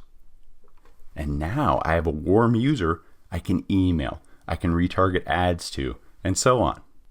So to change that call to action button, again on our Facebook page, click that ... menu right below the cover photo, and then in that drop down menu, select Edit Action Button. In this pop-up, select an action button that will encourage visitors to take action. So I hit users with my most important value proposition in the cover image, then I drive them to our lead capture page via that call to action button, such as sign up. Another great option here is to get people to message your Facebook page. So this means they don't have to even leave Facebook. They can just message you in Facebook Messenger right here. They click the button, pulls up a chat, they can start talking with you. And the cool thing about that is we can retarget them, again, people who have messaged us via Facebook ads. Facebook page settings.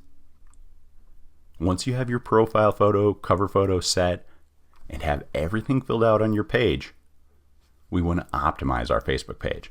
So again, this means filling out everything. Facebook page bio, the description, the about us, your business address, phone. These are things Google factors into search rankings. Your page category, your website, email address. Every field completed. The more complete your business info is, the more legit you are in the eyes of Facebook, and this improves your page quality and organic rank. For example, the Facebook page bio section is the meta description in Google search.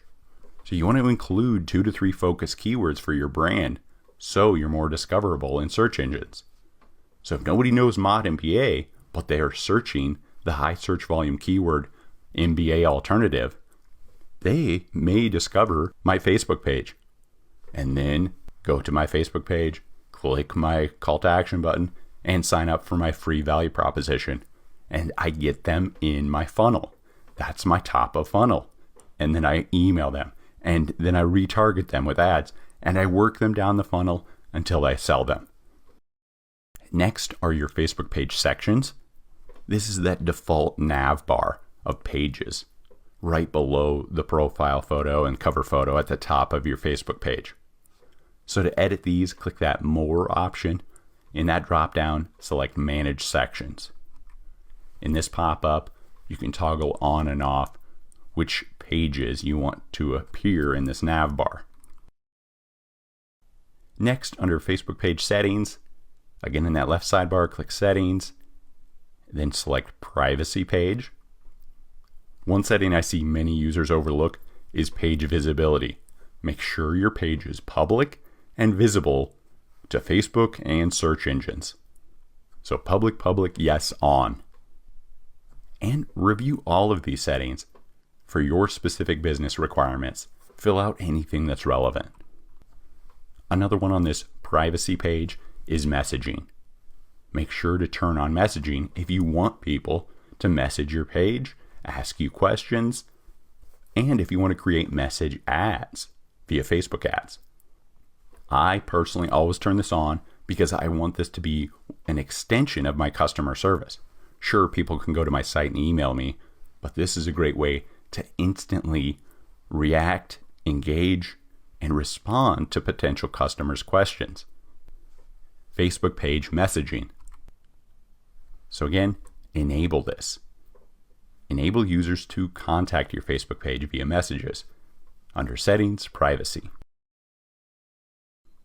Once your messages are turned on, you can manage your messenger preferences, such as connecting messaging apps like ManyChat via the Settings, New Page Experience, Advanced Messaging page. So how do we access these Facebook page messages?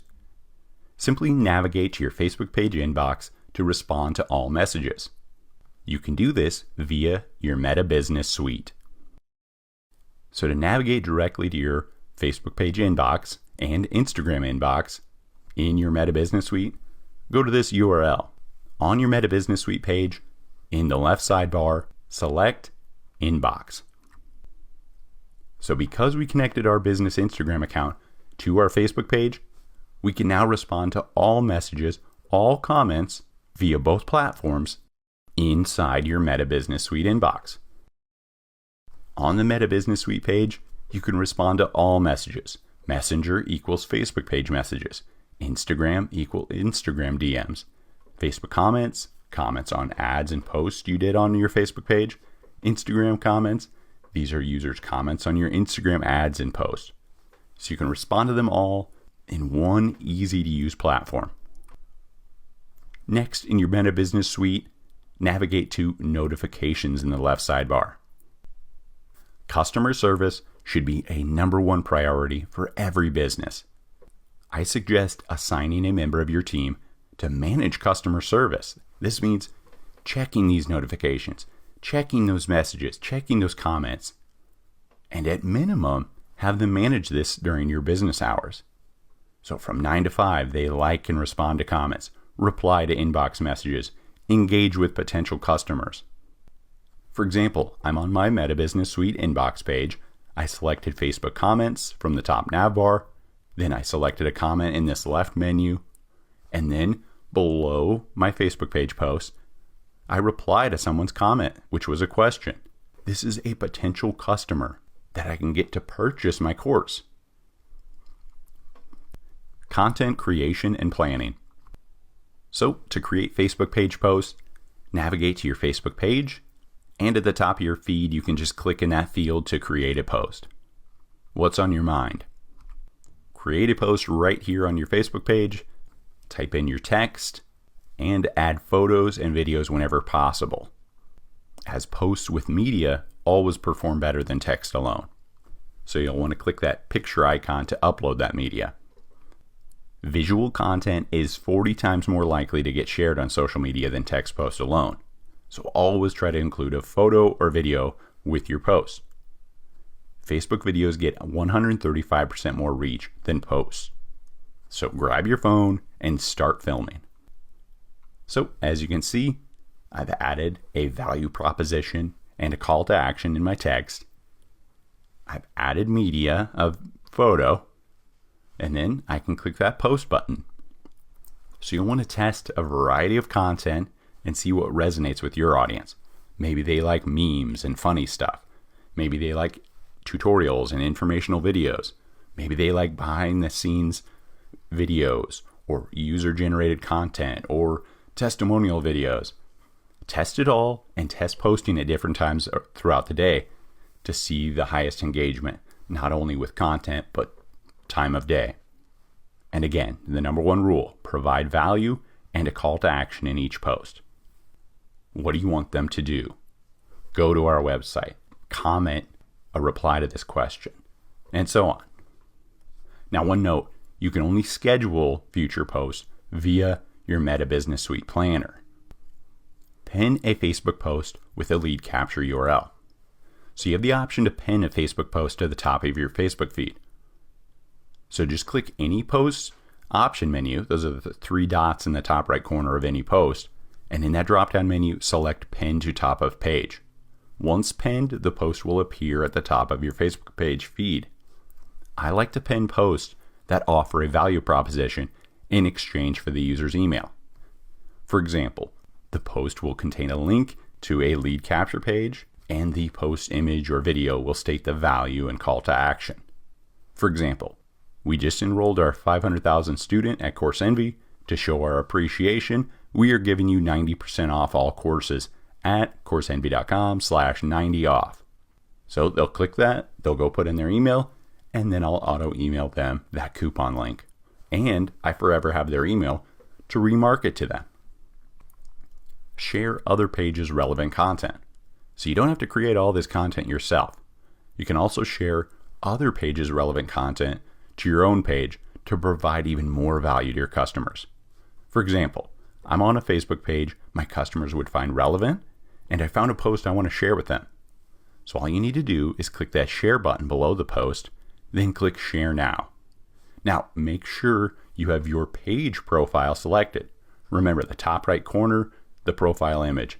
That is who you are posting as and what page you are posting to. So I have selected Mod MBA, so the share now public will auto post to my Mod MBA Facebook page. The second option below share now is share to feed. This will share the original post plus your own custom text. So we prefer this option for reposting as we can add commentary for our customers, such as a summary of this post or stating XYZ value they can gain from reading this post. So our added text plus the original post will appear on our Facebook page we share it to. As you can see, Mod MBA, I'll add text and then click post. Now, if you need more Facebook page post inspiration, make sure to check out the 15 best Facebook pages you'll ever see. Besides that, get inspiration from the best. These are public companies that have teams of marketers, such as Nike, Starbucks. Search 5 to 10 of your top competitors on Facebook and look at what is getting the most engagement, the most comments, the most views, the most likes, and mimic the best content on your own page. Now, to scale up your meta content operations, you can create and schedule future content, both Facebook and Instagram. This includes ads, posts, stories, all via your Meta Business Suite Planner page. So again, navigate to your Meta Business Suite and select Planner in the left menu. On the Planner page, use this calendar format to plan your marketing by creating, scheduling, and managing your content.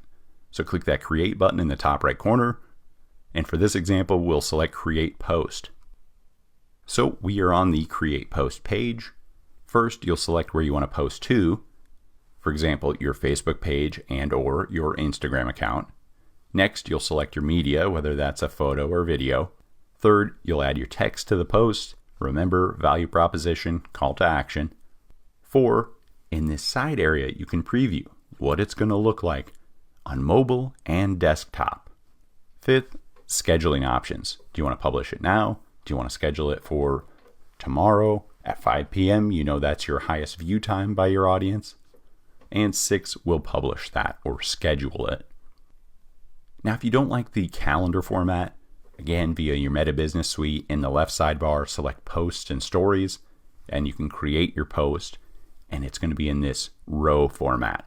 So you can see Publish Posts, Scheduled Posts, and Drafts, more in an Excel row format. So to learn more about our audience, again, in your Meta Business Suite, select the Insights page in the left sidebar, and then click Audience.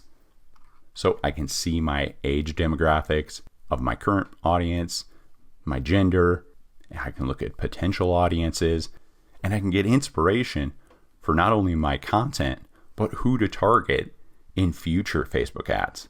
I know there's a lot of men age 25 to 34 looking at my content, liking my page, following my page. So why not target them and create content specific to them and lean into the people that are making my business grow? You can also discover your best performing content from here and the best times to post by reviewing past content. So for example, our highest organic reach with no ad spend was 9 a.m. So keys to success for your Facebook page: focus on serving your customer. Respond to every comment and message. Be present in all conversations and provide value. The worst thing is to forget to read your page notifications and inbox and miss out on potential customers and potential sales because you didn't respond to a question right away. 1 in 3 customers go to a competitor if they're ignored on social media. Get to know your customer so your Facebook page becomes a community of raving fans. Share helpful content. Don't create a Facebook page if you don't plan to post to it regularly. With the Facebook page post scheduling option via Meta Business Suite, plus third-party software like Later.com, there is no reason to not be posting at least once daily and scheduling out posts for at least a week ahead of time. Ask for what you want. Always be providing value, but you are a business. Ask for what you want. Sales, ads, email marketing, social media posts. Ask. Use that call to action. For example, would you like 1,200 new email subscribers in 30 days? Give me a yes below in the comments. This will A, drive engagement because people will be commenting, and then you'll reply with the sign up link and you'll capture emails on your website and build an audience you can retarget via ads. Win-win. So one note, just try not to be too spammy with your call to actions. Make them very subliminal and conversational. So your to-do list: create your Facebook personal account, create a Facebook page and business Instagram account, make sure to link those, and customize your Facebook page username. Continuity is key, at Coursenvy for all my social media accounts. Fill out every detail on your Facebook page and business Instagram account. The more complete, the better. Invite your friends to like your Facebook page and business Instagram account. Start posting engaging content daily. Schedule a week's worth of content that you build with the free software at canva.com, and then schedule it with Meta Business Suite Planner. Engage with your audience via comments and messages. Facebook page FAQ. How to get your first Facebook page fans. The two ways I get Facebook page fans is either for free by inviting my friends to like my page, or I pay for page likes via engagement ads, page likes. So here's the free method. On your Facebook page, in that other actions menu, right below your cover photo at the top of your feed, click that ... and then in the drop-down menu, select Invite Friends. Number 2, we can pay for page likes. So head over to our Ads Manager page in our Business Manager, click that green Create Ad button. In the pop-up, we'll select Engagement for our campaign objective. On the ad set level, under Conversions, for the conversion location, we'll select Facebook page and select our Facebook page. Now, don't overthink your Facebook page like ad. Our best include a human in the ad image using our product or service, and then our ad text is simply, "Are you XYZ? Me too. Press like and join thousands of others just like us." So insert your business value thing in XYZ. Do you love free online courses? Me too. Press like and join thousands of others just like us. Are you starting a small business? Me too. Press like and join thousands of others like us. Simple, short, and to the point. Split test a few to see what gets likes for the cheapest. We average 1 to 2 cents per like. So we'll cover ad creation in depth later in our Facebook ad lecture series. How to add an employee to your Facebook page. So when you create a Facebook page, you automatically become the page's admin, the most powerful role Facebook access with full control. So only the admin can assign roles and change other users' roles. So you can check out all of these roles at this Facebook URL. But the most common one I assign my employees is partial control. So to add people, we'll head to our Facebook page, click Settings in the left sidebar, click New Page Experience, select Page Access in the left sidebar, then select Add New under Manage and View Access.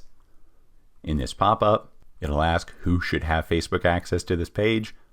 Type in the name of the Facebook user you want to add and give access to. So I've typed in that person's name. It pops up with the access I'm giving them, and I have the option. Do I want to give them full control, or are they just an employee? I want to give them partial control, so I'd leave that unchecked. But this is a CMO. They are an equivalent to me. They're an executive at my business, so I'm going to toggle full control here and then click Give Access. That user will be pinged on Facebook, and they'll have to confirm taking this role. So we can also add people via our business manager settings. So we've already set up our Facebook business account. So go to your business manager settings page, select people, click add, and then we enter the email address to invite these people and add them as an admin or an employee. Again, that's full access or partial access. Then we can select those people we've added and add assets to them.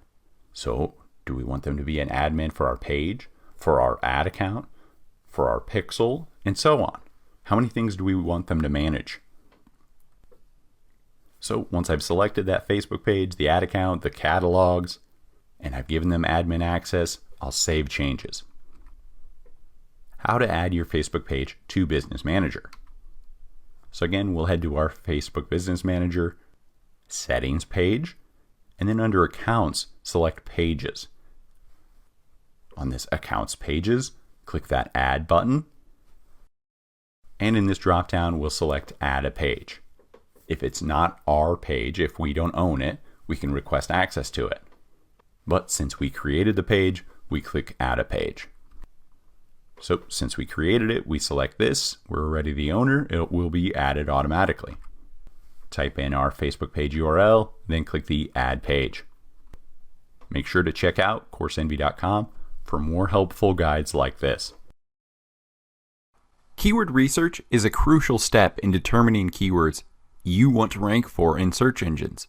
Keywords are used in social media bios, page and post titles, and within the content on those pages, within URLs, within meta descriptions, YouTube video descriptions, social media posts, and on and on. So when a client tells me they never did keyword research before creating their social media bios, I shake my head. Why do all this work to then not even be found organically in Google search? Yes, you can build your brand awareness eventually around your business name and rank organically for your business name, i.e. Coursenvy, as you can see in this Google search screen. But in the meantime, you want to be found via organic searches. When I say organic searches, I mean when a person inputs a word or string of words into Google and clicks search, that top ranking website that isn't an ad is the #1 ranked organic search. So as you can see, when I input the keyword Coursenvy into Google search, our website, Coursenvy.com, is the first thing that appears in organic search results. Then if you want to dig deeper, you can see the keywords I'm targeting to rank organically for via the meta description below that page title. Quickly scanning it, Amazon FBA, big keyword, social media marketing, Facebook ads, and so on. So here's an example of an organic search. I input Facebook course, click search, and as you can see, I'm notified which ones are ads in Google. So these top 3 are all ads. The first organic search that appears as the #1 organic search result is Facebook Blueprint. This is Facebook's own certification program, so obviously it's very relevant. It's their own website behind that course, so Facebook.com. You have the keyword in the title, in the URL, in the meta description. Obviously, this has a lot of clout, so it should rank organically #1. So I use keyword research in 2 ways.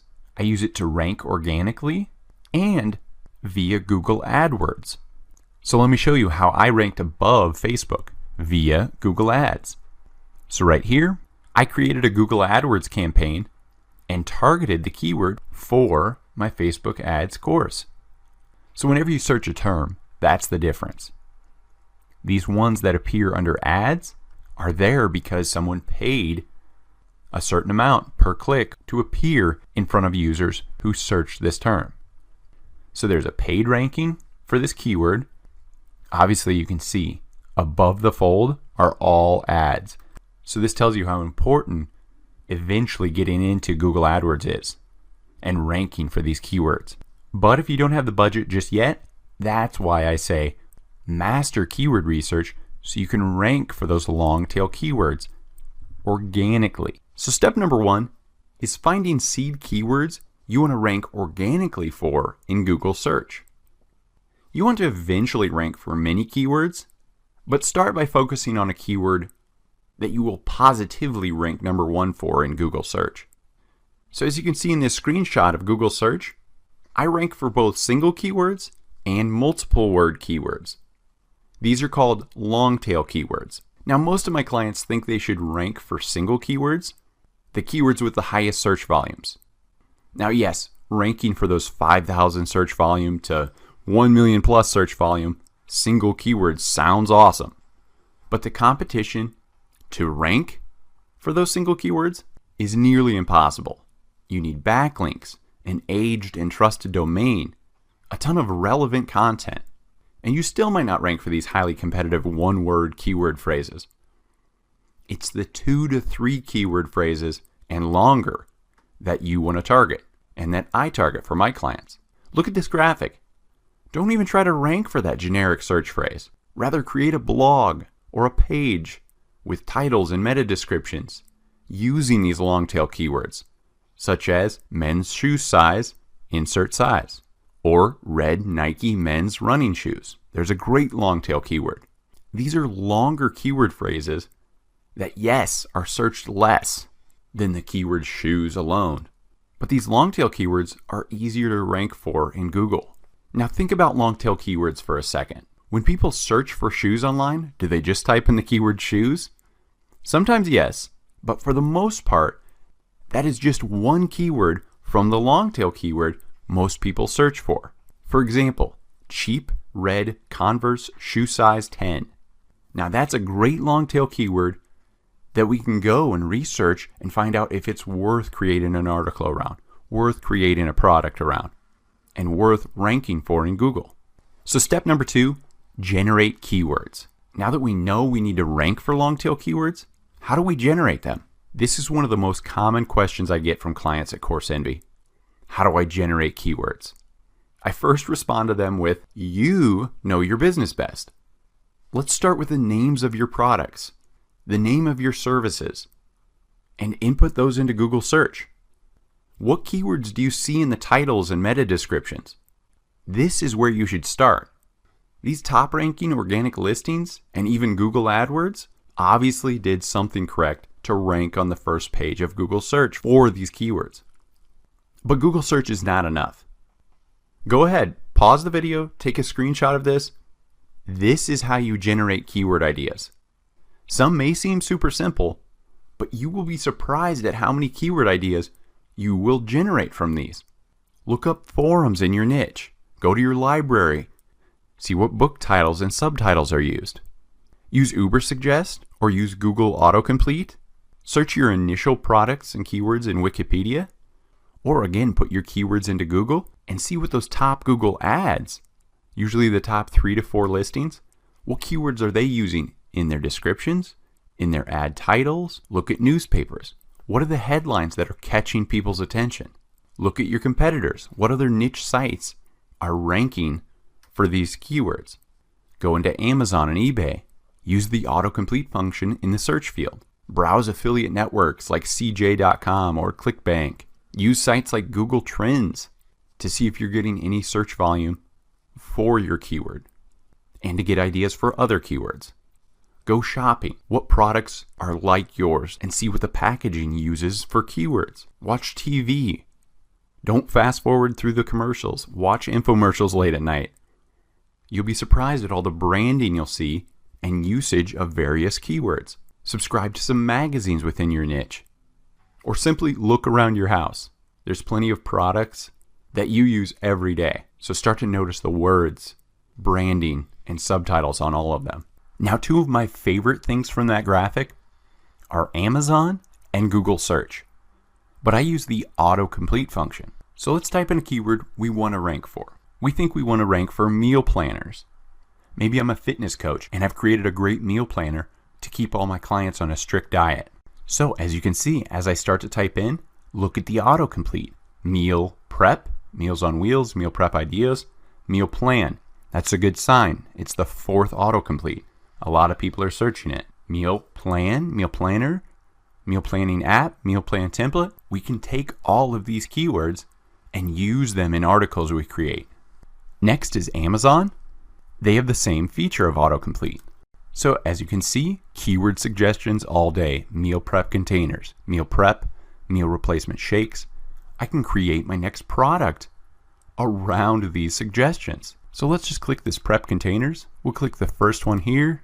Now a great thing I pull from these actual Amazon listings for keyword ideas, scroll down to the bullet points. Look in these bullet points because Amazon sellers use keywords within each one of these bullet points that are related to this Amazon product title. So best keywords in the title, supporting keywords in the bullet points. So when I brainstorm keyword ideas, I like to break it down into two niches of common Google searches. The first being buyers. What words do buyers pair with keywords when they search within Google? This is a great way to extend a single keyword into a long tail keyword. So common keyword add-ons I use: best, then the keyword. So best laptop computer, top rated PC, new Samsung phone. Next, use your keyword and then who is it for? Halloween costume for dogs, survival kit for hikers. Next, reviews. If I'm going to buy something, I'm definitely going to type in my keyword I'm searching for and then reviews. Next, where to buy that keyword, or simply buy Dell laptops, buy iPhones. Next, I like to pair my keyword with what's the price look like. Cheap, luxury, expensive. This is a common word paired with a keyword. Cheap hair curlers. This next one pairs with that well. Keyword on sale, keyword coupon code. You can flip this either way. Promo code, keyword. Next, keyword under money amount. So a common one here are higher end items. I like to build affiliate sites around these higher end items, and people will find them via this lead funnel, such as best laptop under $500, best men's shaver under $50. Next, buyers like to compare things. So Sony versus Samsung. And then you can get even more specific with those two keywords, including, say, a specific model number. The second niche of online searchers I target are info seekers. So pair your seed keyword with some of these terms to create long tail keywords. First, how to, guide to, how do you, then the keyword, how to tie your tie. Next, easy, easy way to clean a stove. Next, I like to use top 10s or best 5. Just insert your number of choice, and then you can test and see if anybody's searching that. So top 10 men's suits. Next, you can flip that first one, how to, and do keyword tutorial, keyword training, keyword course, how to, guide, instructions. So in that same vein, DIY, do it yourself, then the keyword. This is great for recipes or instructions, or how to build a table, DIY. DIY office desk. Then again, we see a repeat of the verses for info seekers. This keyword versus this keyword. Next, in the same vein of how to, eliminate, get rid of, prevent, fix, then your keyword. And finally, just like the verses one, compare or comparison of keyword. So now that you have your keywords generated, now what? How do you collect the data you need to see which keywords are worth ranking for? Enter Longtail Pro to the rescue. I personally use this keyword research software for myself and all my clients. So head over to coursenvy.com/longtailpro to learn everything you need to know about this software. We need to input our keywords into Longtail Pro and evaluate them. So first, input your seed keywords, those keywords we generated in step 2, then click the retrieve button. Next, just scroll down to see your keyword results. Here you'll see the monthly search volume, the competition, and more metrics. Step 4 is picking the winning keyword. My first priority when picking a keyword I want to rank for in Google is keyword competitiveness. This is a number from 0 to 100 that measures how difficult it is to rank on the first page of Google for that keyword. This metric is calculated using the page title, majestic trust flow and citation flow, backlinks, site age, and other factors of the top 10 results found in Google for the keyword you searched. A higher keyword competitiveness score equates a higher level of difficulty to rank for that keyword. I like to target an average KC below 40, but less than 30 is optimal. So back to our keyword search results. Look at the column labeled average KC. This is the keyword competitiveness rating. All these high search volume keywords are very difficult to rank for, all at 40 to 50 KC and above. So let's click that average KC column to sort by the lowest KC to greatest. Now this is much more interesting. There's several long tail keywords here we can rank for in this list. Notice all these KCs are 40 and below. The most interesting one that jumps out at me is the keyword meal planners printable. It's below that 40 KC rating. It has a nice monthly search volume of 1,300. So just looking at this right now, without any further research, I would actually suggest this to my client who owns a health blog to create a blog post and possibly even a product around this long tail keyword. They could pay as low as 21 cents for the Google ad clicks, which will lead people to their website, and there they can set up a ConvertKit lead capture form. In exchange for people inputting their email, my client will give them a printable meal planner. Then my client can remarket their health products and other items to this list of people who claimed the free printable meal planners. This is why Longtail Pro is so awesome. All the data you need is in one location. So make sure to check out that link to learn more about Longtail Pro. Next is YouTube Search Suggest. Type your main topic into the youtube.com search bar and write down all of these suggested keywords. As you can see, I typed in Facebook ads and I got a great suggestion from it. Facebook ads for local business. You can add an asterisk before your main keyword to add suggested keywords in front of your main keyword. This is a great hack for finding long tail keywords. So I added that in front of Facebook ads, and look at these suggestions. How to create Facebook ads, retargeting Facebook ads, and so on.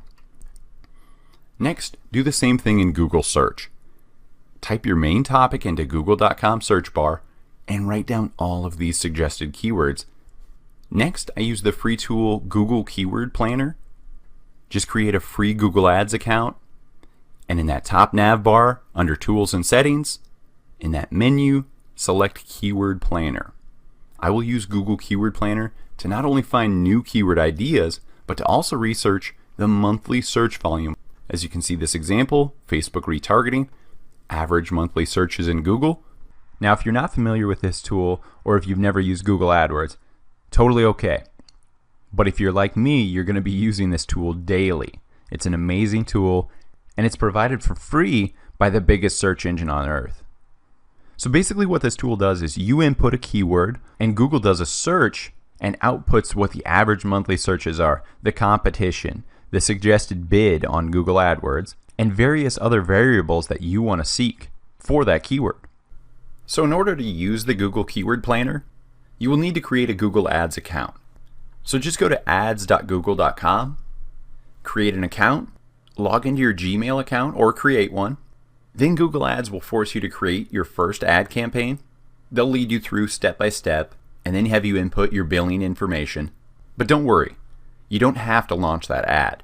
Once you create that first campaign, on the campaign dashboard you can just pause that campaign. So you'll actually never spend any money on that campaign if you don't want to. So once you've created your account and paused that campaign, just go to Tools and then Keyword Planner. So there's two options here. If we already have keywords, we can search the past volume of those keywords via this. But if we're looking for new keywords to target, we'll use this option, Find New Keywords. So I'll click this. So it's here I can input competitors' URLs or my seed keyword ideas. So best online courses. Let's try that keyword. So here we go. This has roughly 1,000 monthly searches. And some other ideas are best online MBA. These are some great ideas we can write down. Let's sort that by volume. Cheapest online MBA. So we're getting some ideas we can input here and use for our future blog posts or keywords for our product listings and so on. So what makes your Facebook page awesome? That's a question I like to ask myself when I work for any client. After I build it out, I've optimized everything, I ask myself this question: what makes this Facebook page awesome?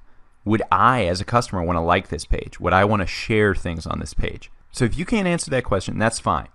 But I just like to go out and I like to look at competition. I like to look at some of the big brands and take in elements of things that work and get shares and get likes and mimic and copy those things for my own brand or for my clients' brands. So make sure to check out www.coursenvy.com/best-facebook-pages. So let's look at a few of my top favorite ones. First is Cabela's. Instantly landing on this page, you know what this page is about. Outdoors, the world's foremost outfitter.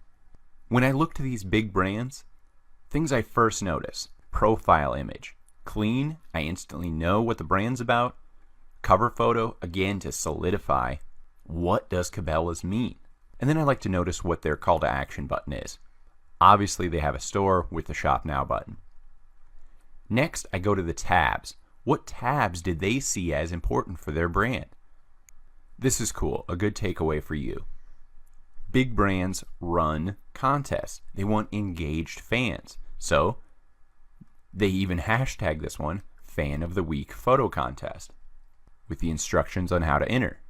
So just keep scrolling through and see what gets likes, what gets engagement.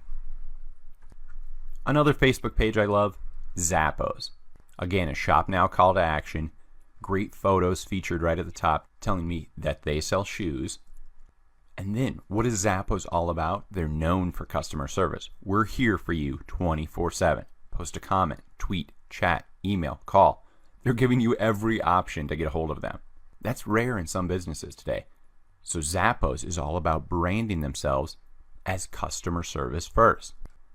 To find trending topics and trending hashtags, I like to use sites like google.com/trends so you can see what's trending today, this month, this year,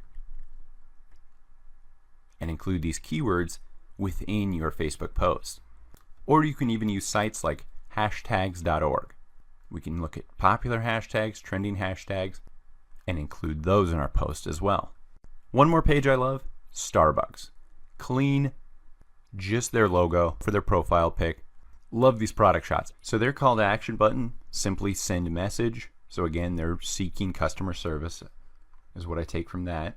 So make sure to check out our favorite Facebook pages and what we feel makes them awesome at coursenvy.com/best-facebook-pages. What you want to do now is to go to your competitors' Facebook pages. Look at what gets engagement.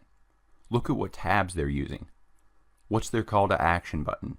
What's their profile photo and cover photo? Pick and choose all the things that make these varying competitor pages great to therefore implement on your own Facebook business page and make it awesome. So in the beginning, you're going to have low followers, not the most likes, but fake it till you make it. Start to copy some of these big brands and you'll be surprised. Maybe some of your posts go viral. Maybe some of these post engagements I teach you later on get a ton of hits, a ton of likes, a ton of comments. So this is just the beginning. The complete Facebook ad copy and creative guide. Marketing 101. Keep your ads simple. Grab the user's attention with your visual, that's your image or video. Then let these potential customers know your value proposition and why it is relevant to them. Tell your customers what you want from them with a clear call to action. When possible, include your brand name or logo in your ad creative and or ad copy to build your brand awareness. Look at this perfect Netflix ad example. Value proposition, unlimited movies, TV shows, and more. Watch anywhere, cancel anytime. Call to action, try 30 days for free. Then you have the brand and logo in the top left and an awesome visual background.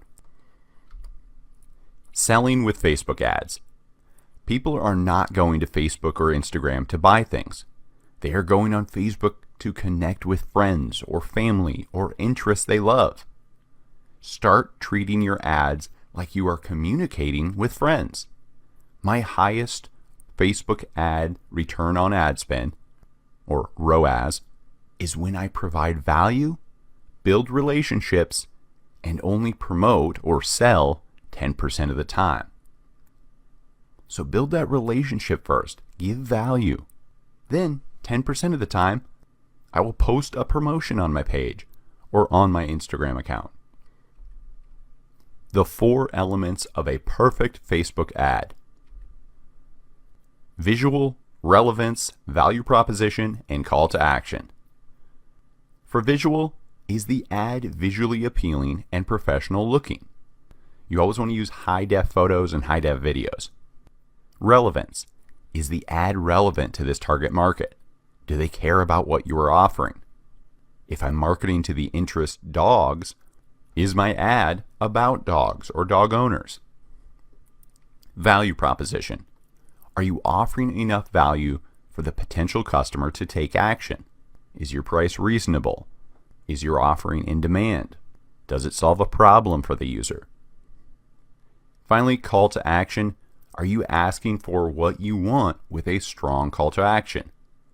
Try to focus on one call to action per ad, a single goal as to not confuse your potential customer. Don't say, buy my product and enter your email and this. With each ad you create, have a single goal. So let's look at an example of a perfect ad. First, this visual is clear, simple, and appealing to people who like wine. Relevant. I like and frequent wine-based sites, so boom, nice work for this company, ad targeting someone who is relevant. Third, value proposition. As you can see in the ad copy, bottles start at just $13. Awesome. If you don't like that, they offer another value proposition. In the headline, enjoy $20 off your first box. And finally, call to action. The word get is a strong call to action. Get expertly curated wines delivered to your door. Tell your customer what you want them to do. Even the text overlay on the image is a nice call to action, paired with a value prop: unbox, uncork, unwind. Here's another newsfeed ad example. Visual, again, high-def photo, amazing attention-grabbing, bright colors in the background with those high-def photos on top. Relevant, again, I like and frequent wine-based pages, so they did perfect targeting to interest wine, which is probably getting them near 10 Facebook relevance scores for ads they run. Third, value proposition, great use of text overlay to state the value: unboxed better wine. And for that call to action, you see in the headline, sip the Wink difference, the brand name Wink. This is a subtle headline, but a nice call to action letting me know exactly what I am getting when I click this ad, as well as that text overlay again, that little dot in the left corner. Get $20 off your first box. Here's an example of a carousel ad. So as for the visual, there's a nice alternating color and product and clean, crisp macro or close-up merchandise images on each carousel card. Relevance? They targeted brides. So this is a guaranteed high click here, as this is super relevant, targeting women who are recently engaged.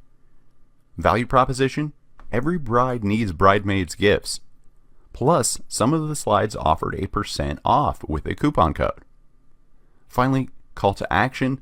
The shop now and sign up call to action button works great for my ads, as they add a sense of urgency for the customer to take action.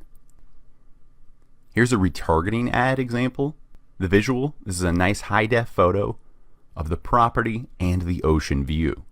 This is a property I actually looked into booking on Airbnb. So this is a great retargeting. It's number 2, relevant. I actually searched this listing. They got right to the point in the text and asked, Airbnbs we think you'd like in Playa del Carmen. And yes, I would. I looked at it. Third value proposition, right on the image, they overlaid a discounted price. And then their call to action button they use is great and relevant to their brand. Book now. At this lower price you see, yep, I better buy it and click this now. Here's a boosted ad post example. The visual, this is great. A gorgeous, fit woman. Women perform better for our ads in athletic gear. Perfect side-by-side comparison of the shopping mall leggings versus this brand's leggings. Customers want to know what they will look like in your gear or attire or them holding your product and so on. Second, relevant. They targeted women with the interests Lululemon, yoga, and workout classes. Plus, the video comparing leggings is a nice way to capture a potential customer's attention. Seeing that side by side, an actual woman wearing the product. Third value proposition, 2 pairs of leggings for $24. That's a great headline. And ad copy. I love ads that use both text and image for showing value. Finally, call to action, hurry, offer ends soon. In the ad copy, the shopper will want to click as soon as possible not to miss this sale. Facebook ad copy. Ad copy equals the text in your advertisement. Your ad copy should focus on the outcome your buyer will obtain with your product or service. While stating your product or service features is important, your main focus should be on harnessing the powerful sales tactic of portraying the outcome your product or service provides the customer. Here are the main 4 factors your ad copy should focus on. Number 1, outcome. Play on your customers' emotions. Brands who pair outcomes with human emotions will see very successful ads. For example, solve a person's frustrations. I would take some time to go on YouTube and watch infomercials for examples of this. It always starts with a frustrated person. Oh, I can't put away this hose. Oh, here's a hose that puts itself away. People want to buy a solution to a problem they have. Number 2, credibility. This can be via your social clout, such as social media followers, testimonial videos from past customers, celebrity endorsements, you telling them your total customers, your total sales, or total outcomes, like we do at Coursenvy. We have over 300,000 happy students. That clout lets people know, oh wow, I'm missing out on something. They have that fear of missing out, paired with, hey, here's the outcome I'll give you. You'll learn Facebook ads by taking this course. That's a great sales tactic. Number 3, features. So what makes your product different and better and will attract your target market? State the facts, the benefits, your actual sales price. You can save on wasted clicks by stating the price up front in your ad copy. Say, hey, this product is $19 today only. Maybe you'll never get someone to click if they're not willing to spend $19, right? It's worth a split test. One ad with the price, one ad without. Number 4, relevance. Make your ad copy relevant to who you are delivering your ad to. For example, I will state a common problem, such as picking up dog poop. My target market, I'm targeting the interest dogs, has that my product is a hands-free poop scooper, is a solution to. So always speak to who you are targeting. Personalization in your ad copy always wins. For example, dog owners love this no poo touch scooper. I am speaking directly to who I am targeting, who have a problem, and my product is a solution to. And also notice how my problem solution ad copy example uses number 1. Sell the outcome. All 4 of these factors should be weaved together in your ad copy. So some Facebook ad copy best practices. After running thousands of ads for our clients over the years, we have discovered the following ad copy guidelines work best. For add text, the primary text field, less than 20 words that pique curiosity, sell the outcome, and include at least one emoji. My favorite for a list is the green checkbox here at emojipedia.org. And then for add headline, it is less than 6 words. Here I want to hook the user and make them want to click that call to action button. Keep it simple and straightforward. That works best. As for testing this primary text, your headline, your description, test in bulk. You can test multiple variables at once in your Facebook ad campaign via the dynamic creative feature. Rather than assuming your first ad copy that pops into your head will work best, test as many variations as possible. On the ad level, while creating a new campaign, you can choose to add another option. The plus sign, add another option link for each of these ad copy fields. So I will at minimum have 5 primary texts and 5 different headlines. There is no perfect ad copy formula. Instead, you can test to see what works best with every varying target market. So with everything you test, make sure to track it. While Facebook Ads Manager is great for looking at past ad campaigns, you should also create an Excel doc to track every headline, ad copy, ad creative. This is images or videos, how many clicks they get, their engagement, their conversions, everything that leads to sales, customers, and results. This document will start to become a real asset that will help you shape future ad copy and ad creative, because you will be able to see which ad variables equal results.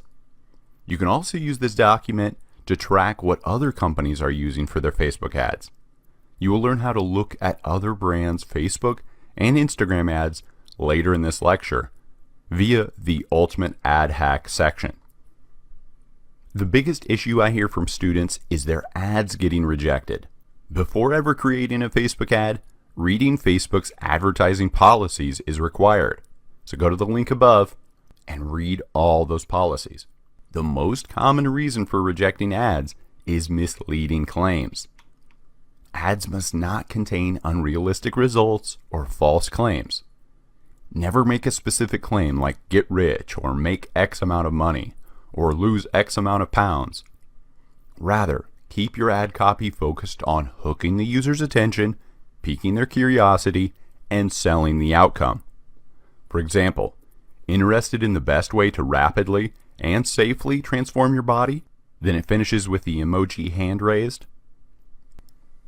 Now, as for writing your ad copy and copywriting in general, head over to this website, Coursenvy.com/partners, and scroll down to the sales and marketing section. Then click our free headline generator tool. This is a great tool where you can input just a few variables, things about your brand, and then it generates great headlines for you for free. Facebook Ad Creative. The number one rule for your Facebook ad creative, these images and videos, is to, again, test, test, test. Like ad copy, there is no perfect recipe for great ad creatives. You can assume all day what you think will perform best with your audience, but until you test the image or video, you won't know which one gets more clicks and conversions. Again, you can test multiple images or videos in your ad by toggling on the dynamic creative option at the ad set level when creating a new campaign. So under ad set, dynamic creative, toggle on. So some Facebook ad creative best practices. Look at top brands and competitors for inspiration. What are they using in their ads? What can you replicate for your brand?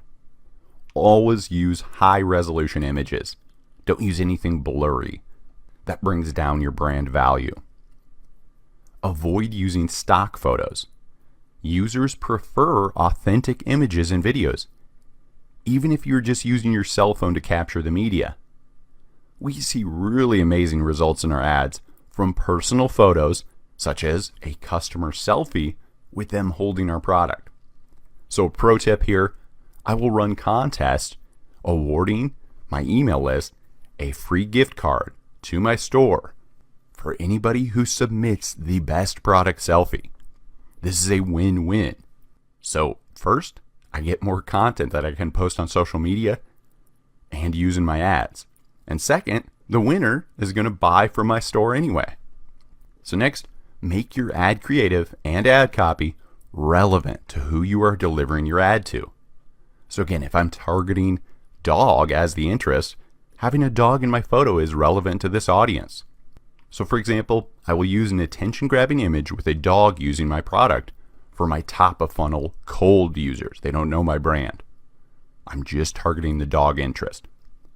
Then I will use a product image slideshow or video with text overlay of my customer testimonials for this specific product. And this will target, or rather retarget, my custom audience of warm users for my bottom-of-funnel conversion ad. My final best practice, think mobile first. Don't include text so small on the image or video that users won't be able to read it on their phone. Now, a great case study for ad creative testing is the Trump Facebook campaign from 2016. They tested thousands of variables in their ad creatives, including colors, logos, icons, buttons, images, faces, text, graphics, and so much more. No matter your political party affiliation, this is a case study worth reviewing to understand the importance of split testing ad variables. So make sure to watch one of these links. You can download this PDF and click these links to watch the Facebook Campaign Manager for this. Next is Creative Hub. You can test and build your brand's ad creative using Facebook's Creative Hub. So this is in your business.facebook.com. You just click the top left menu, and in that drop-down menu, select Creative Hub. So once on this page, you can click that Create Mockup button. You can use the Creative Hub Mockup tool to see how your ad creatives will look for each type of ad placement. Once complete, toggle on the Show in Ads Manager in the top right corner and use this creative when building your next ad campaign. So I've built out my ad. So using the Creative Hub Mockup tool is optional. I prefer building my ad creatives on Canva.com or other software such as editing software or Photoshop, then uploading that ad creative directly on the ad level when creating a new campaign. But I will show you how to use this Creative Hub. Just toggle on that Show in Ads Manager in the top right, create your ad here. Then when creating a new ad campaign, on the ad level, you can select your past created mockups via the Creative Hub by clicking the Use Mockup option. So we're on the ad level, click Use Mockup. Or the other option we use is uploading or selecting the ad media, the image or video we created via this ad media menu. This is the strategy we will show and use throughout the course.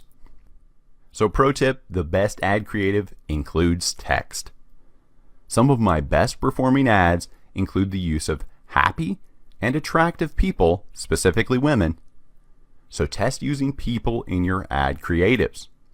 So when you include text in your ad creative image, make sure your images match the brain's natural reading flow, top to bottom, left to right. So for this example, I want users to see what's in the top left, a female student. Then their eyes pan down to the Mod MBA brand logo on the laptop. Then they finish on the far right, remember left to right, and they read the text value proposition. Here's what I do if I had to start over. So I use bright colors, specifically in my image background, an attractive woman, and an attention-grabbing text overlay on nearly all of my ad images and videos. So as you can see in the top left here, we're on the ad level. We chose ad media, ad image. We selected our image. So we're on the select image pop-up. I select an image, then just click that crop image icon once you select your image. A great text overlay split test is testing to include a call to action above and or below the image or video ad. This really grabs the user's attention when paired with a video. You can see an example of this at Coursenvy.com, facebook.com/how-to-create-a-viral-video. So here's a text overlay example. Use text overlay on videos or images to help sell what you stated in the ad copy. This Hum Nutrition ad uses text overlay perfectly with bright visuals behind the black text bar stating the product's value proposition in a white text. So pro tip, we see great results from product image slideshow videos, so images of our products just rotating through in a video format, paired with written reviews appearing at the bottom of the video ad. And we will also paste in a written review in the ad copy primary text along with 5 emoji stars. These are really attention grabbing for your ad copy and pairs nicely with this moving video and more customer reviews. This is a great bottom of funnel conversion ad. Hey, you've been to our site, check out these products, check out these reviews, read this 5-star review in the ad copy. Here's another text overlay example from MyPillow. So they get right to it in this ad. They include their MyPillow logo for brand awareness in the image, as well as their call to action. Buy one, get one. The ultimate ad hack. How would you like to spy on your competitors' ads and see exactly what ad copy, images, and videos they are using? Talk about saving time and money on testing. If you could look at what big brands, huge ad budgets, and paid professional teams of marketers have split test and decided on as their final ads, this would be priceless information, right? Well, it is possible with Facebook Ad Library. When we get a new marketing client lead at Coursenvy, the first thing we do is market research for this client. What are competitors of this brand doing online? What keywords, what phrases, and copywriting do they use in their ads and landing pages? What type of visuals are being used to convey their value proposition? See how we break down our Coursenvy marketing ad agency packages at the link below. The Facebook Ad Library. So go to facebook.com/ads/library, then click the Search All button, and then in the search field, search for a Facebook page name. For this example, I searched the wine subscription company Wink. Scroll down to view all the active ads for this page. I like to scroll all the way to the bottom to see the ads that have been running the longest, as these are typically not new split test ads. I want to see the tried and true long-term ads, as these are a culmination of the best variables and hence why this brand has been running them so long. To learn more about the ad, click the See Ad Details link. On this page, we can review ad variations. So just toggle through with the arrows to see those varying photos, the varying ad copy, the varying headlines and call to actions. Analyze, document, and pull inspiration from the ad copy and ad creative. What can you copy for your own brand that is similar to this? They use emojis in their ad copy list. They use text overlay with a client or customer review, it looks like. They add the value right there, 50% off. They add a sense of urgency at the bottom, limited time only. They have a nice high-def photo of the actual box you will get. Then the final headline, get 50% off your first order, and a great call to action, get offer. Adds more urgency again. So right now I will screenshot this. I will add these various items to my Excel doc so I can use these things later on in my own ads. Obviously not copy word for word, but take inspiration from this. Also on this page, make sure to click that call to action button and review the landing page. This is key, as the landing page is just as important as the ad itself. Big companies split test landing pages to minimize holes in their sales funnel. A hole is where a customer exits. So make sure to look at their sales page and go, wow, these are the things that are included on their sales page. What can I do for my own sales page to also make this an easy and closed, fast sales funnel? Now, has an ad ever grabbed your attention while browsing social media? Next time, save it and use it as inspiration for your future ads. To save Facebook ads that catch your attention when scrolling your feed, click the three-dot menu in the top right corner of the post. Then in the drop-down menu, select Save Post. Then just navigate to this URL, facebook.com/saved, to view past posts and ads you've saved. So what are big brands doing? Oftentimes students think they have to be original and create their own unique ad copy and ad creative. While I agree to a certain extent, you also want to use every resource available to you, including researching your competitors and big brands, as they have teams in place for marketing and 6 to 7 figure ad budgets. So why not reverse engineer what they are doing for your own brand? So go to Google, Google your competitors, Google big brands in your niche. Click on their Google ads and click on their websites to review their landing pages, their product pages. Make sure to write down notes and screenshot each step of their sales funnel, their product page, their cart, their thank you page. Once you leave their site, make sure to keep an eye out for retargeting ads you get from this brand. Then you can screenshot and review them further too. How are they bringing you back to their website to close the sale via this retargeting ad? Next, use this Facebook ad library to review various brands' Facebook and Instagram ads. Again, looking at the older ads to ensure they're not just a new split test. Finally, use the Chrome extension Facebook Pixel Helper to review competitors' pages for Facebook events they are tracking. This is a great way to get a feel for what brands want to track and things you should mimic on your own website. Best Facebook ad examples. So we have 2 resources here. First is the Coursenvy blog post, coursenvy.com/best-facebook-ad-examples. Literally, we've compiled hundreds of thousands of ad examples and boiled them down to 8 of our favorite. Next is Facebook's examples. They also have compiled the best return on ad spend ads that have come through their system. This is at facebook.com/business/inspiration. So a pro tip for the best Facebook ad boost: get Facebook users to not only stop scrolling in their feed because of your perfect ad variables and elements, but also because your ad's high clout on Facebook. By clout, I mean engagement with your post via likes, comments, and shares. So clout equals social engagement. Once you have split tested all your ad level variables and found that best performing ad copy and best performing ad creative, create that ad as a post on your Facebook page. Then boost that post to build up the engagement or social clout. So click engagement, post engagement when creating a new campaign.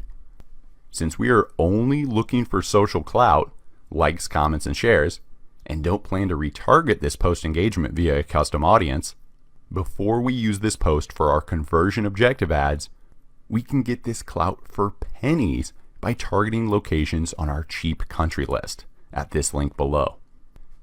So with as little as $10 to $20, you can get very high engagement numbers on your post by targeting these cheap countries with a post engagement ad. So at the ad set level, I'll target just those cheap countries. And then, as you can see, I really boosted up the likes, the comments, and the shares for cheap. So yes, these aren't your target customers, but this doesn't matter. This is just a hack for cheap post clout.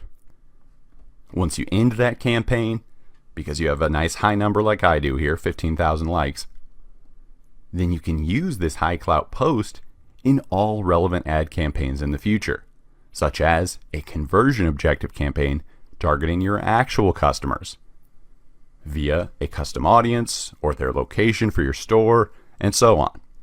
I just use the cheap country list to boost up my likes for this specific post. Then I can create a new conversion campaign using this existing post, changing to the post that I had already posted and boosted, and then sell whatever I want with this ad.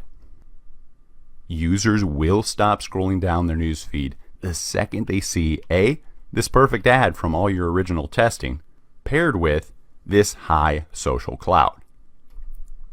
Make sure to check out Coursenvy.com for more great resources.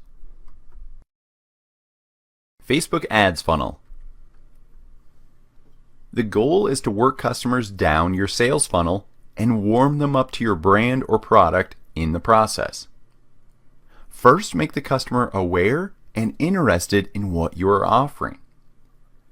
Second, retarget these warm customers, provide value, build trust, and collect leads. Finally, retarget and convert this lead into a sale. No matter what your sales funnel is leading to, you need to identify your end goal. This can be signing up for a newsletter or a webinar, selling a service or a physical product,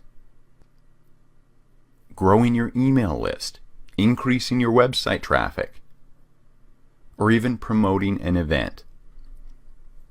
Not many people go from zero to sale instantly, so you need to warm the user up first and build an online relationship with them by building your brand awareness and sharing your products and service benefits with them. Once they're aware of your brand, continue to provide value for free. For example, we offer a free marketing course in order to capture leads. Which leads me to my next one, capturing leads via your lead magnet or giveaway. The lead can simply be a user who visited your website and lives in your Facebook custom audience, which you can retarget in future ads. Or the lead can be an email address, which you can contact, upsell, and remarket to again and again. Finally, retargeting this lead to convert into a sale, or whatever your goal is. Next, split test. When I say split test throughout this course, I mean literally split test separate campaigns, ad sets, ads, images, text, everything. One variable at a time. Remember biology class in high school? To test any hypothesis, you need to compare a single variable, the test group, versus another single variable, the control group. Then you can view the results and see which variation worked more in your favor. So for Facebook ads, this means optimizing for your key metric, such as lowest cost per lead, lowest cost per click, most conversions, and so on. So you want to split test everything. Your Facebook ad objectives, the detailed targeting, ad copy, ad images, videos, and so on. So a pro tip here, make sure to test only one variable at a time in each ad campaign, ad set, or ad, so you can clearly determine which variation equaled the best results. This is my most common funnel. You can add steps as you like to further optimize your own funnel. Typically, you should have multiple funnels and lead capture pages and offers that you can split test to see what your customers prefer. So typically at the top of funnel, I have a Facebook ad that directs people to my free valuable content on my website. Next, I will retarget this warm website visitor audience with a free opt-in offer, like my free course. Then I'll send the thank you email along with that free item to this new opted-in user. Then I'll set up a drip email campaign that provides further free value, such as another blog post, another video. I'm building that trust and rapport. Finally, I will email and create a retargeting Facebook campaign of this opted-in list with the paid offer, my paid course, or my paid services. See how the relationship has been built as the customer works down this funnel? We're working them from cold to warm to hot. So my number one Facebook funnel, I like to start with a great pillar blog post. This is a 1,000 plus word blog post giving immense value in my niche. So I will paste the intro of this blog post into the Facebook traffic objectives ad copy, and make sure to finish that ad copy with a strong call to action or a final sentence leaving the reader wanting more. Next, I will retarget the users that visited my website via custom audiences.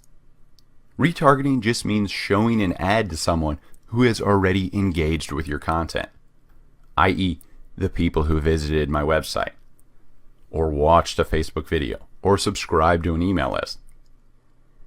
I do retargeting via Facebook custom audiences and the Facebook Pixel.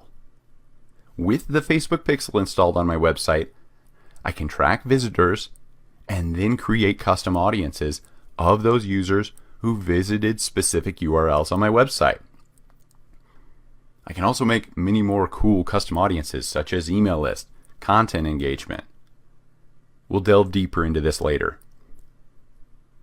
So to create a Facebook custom audience, just log into your Ads Manager account at business.facebook.com and select Audiences in the top left menu.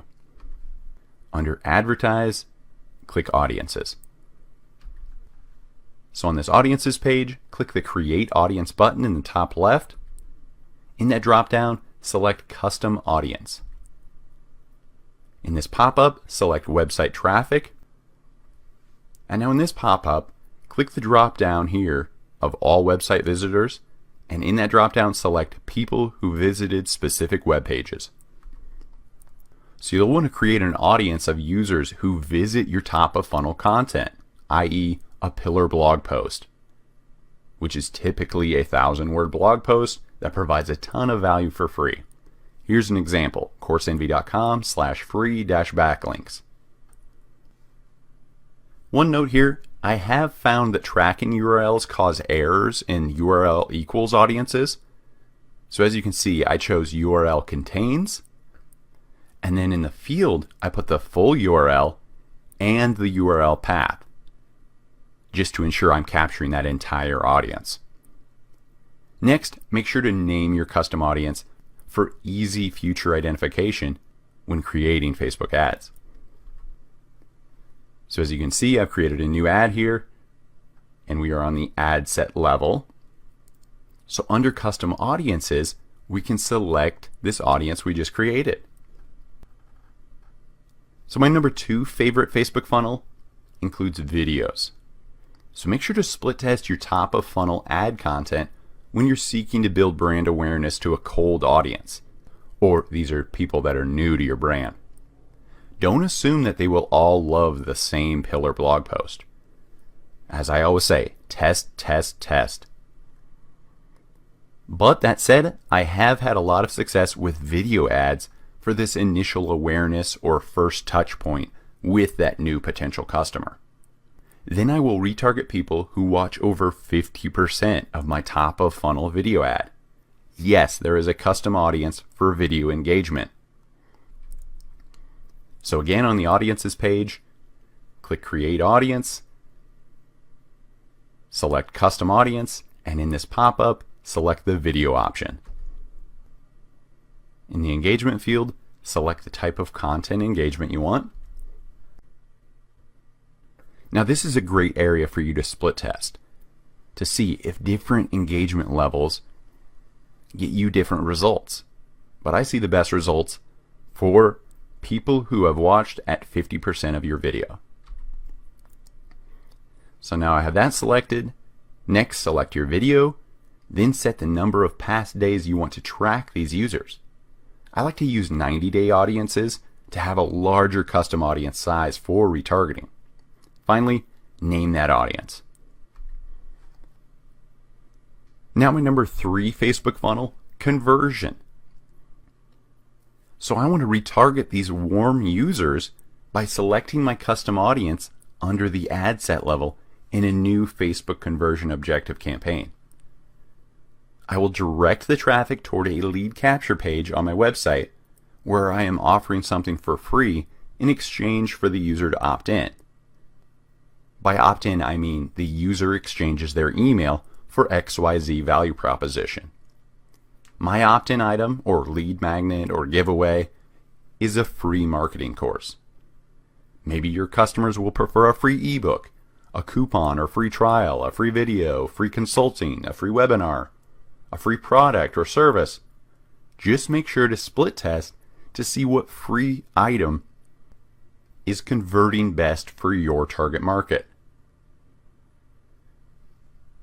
So pro tip here, I will also split test targeting this warm custom audience with a Facebook traffic objective campaign. So this is directing traffic to that same opt-in page of my website versus a Facebook lead generation objective campaign. Therefore not forcing the user to leave Facebook to opt in. So by split testing these 3 campaign objectives, we can identify which objective drives the lowest cost per opt-in. So again, once you create an ad, at the ad set level, find your custom audience you created. So my number 4 Facebook funnel, email. Next, I will follow up with my email leads via an automated email sequence. You can go to Coursenvy.com and search ConvertKit to learn more about email automation. So in this email sequence, I will thank them for signing up for my free mini course and provide them with a link to the course. Then in 2 days, I will follow up with another email offering more value, such as another pillar blog post with a ton of free value. By this point, the user is very warm. They trust you, you're building rapport, you're starting to build an online relationship. And at this point, they should be very happy with all this free value you have provided them. So it's now I will email them my course bundle for sale with a time-sensitive coupon to create a sense of urgency. This will be where you promote your product or service for sale that makes sense for this specific lead.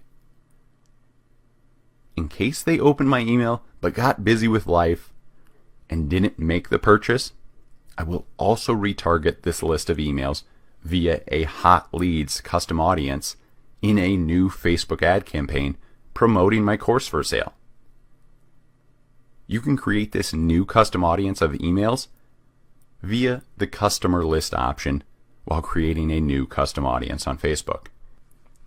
As you can see on the audiences page, create audience, create custom audience, customer list. So all along the way, as I work people down this funnel, I am split testing campaigns, one variable at a time at all 3 levels, objective, ad set, and the ad, to optimize for my key metrics, which is typically seeking the lowest cost per conversion. I am also shutting off non-performing ads at each step of this funnel, every 2 to 3 days. I'm shutting off things that are too expensive, non-performing, and so on. Once I find winning ads, using all the variables I've tested, I will slowly scale up their budget 20 to 30% every 2 to 3 days until I am at a daily budget I am comfortable spending. I am constantly testing ads to find more audiences and obtain cheaper results. But once you get a few of these winning ads, they truly can become evergreen or lifelong ads for you. So who is your target market? The only step of your funnel that can be broad is the first step, or the top of funnel. This is you putting your brand out there to learn more about what works, who is engaging with it, and so on. Every step of the funnel thereafter must be laser focused on who your target market is. Not only in your ad set level targeting, but also in your ad copy. We are converting cold traffic, they don't know you or your product, into warm traffic. They've clicked or engaged with your content, and then into sales or hot traffic. These are potential lifelong customers you can upsell and remarket to again and again, and also create a lookalike audience of. What is a lookalike audience? Facebook creates your lookalike audience by finding new people on Facebook who are similar to your existing audiences. I love using lookalikes for my top of funnel targeting. So again, we're on the audiences page, create audience. In that drop-down, select lookalike audience. So in this lookalike audience pop-up, we can select our data source or custom audience to let Facebook create an audience for us. My best performing lookalike audiences use my email list, my custom audience website traffic, and my Facebook page fans. One of my favorites is my custom audience website traffic of people who have made a purchase. I'll let Facebook go out and find other people who look like my exact paying customers. Then I will select my target location and then typically set it to the smallest lookalike audience size of 1%. Typically, the narrower the audience on Facebook, the more expensive it is to target via ads. So start very broad at the top of the funnel. A pro tip here, split test targeting different detailed targeting, your competitors, demographics, at the ad set level to see which target market drives the best results for your ads. So detailed targeting appears under the ad set level under audience. Now, Facebook doesn't have all Facebook pages listed under detailed targeting. So if your competitor's page isn't listed here when you search, no worries. Just target broader and then create your own custom audiences and lookalike audiences with the engagement you get from these broad 1 million plus sized audiences.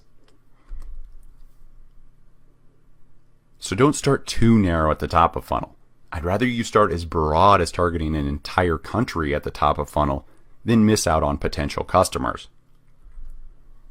For example, no custom audiences selected, no detailed targeting. I'm selecting all gender. This is a perfect top of funnel ad, or for products or services you're unsure of your target market for. As you can see under potential reach, this is what I call a broad audience, 230 million people. So now some homework for you. Your target market is another great area to split test to see who are your highest converters, i.e. sales. Take some time to sit down and describe your perfect customer in great detail.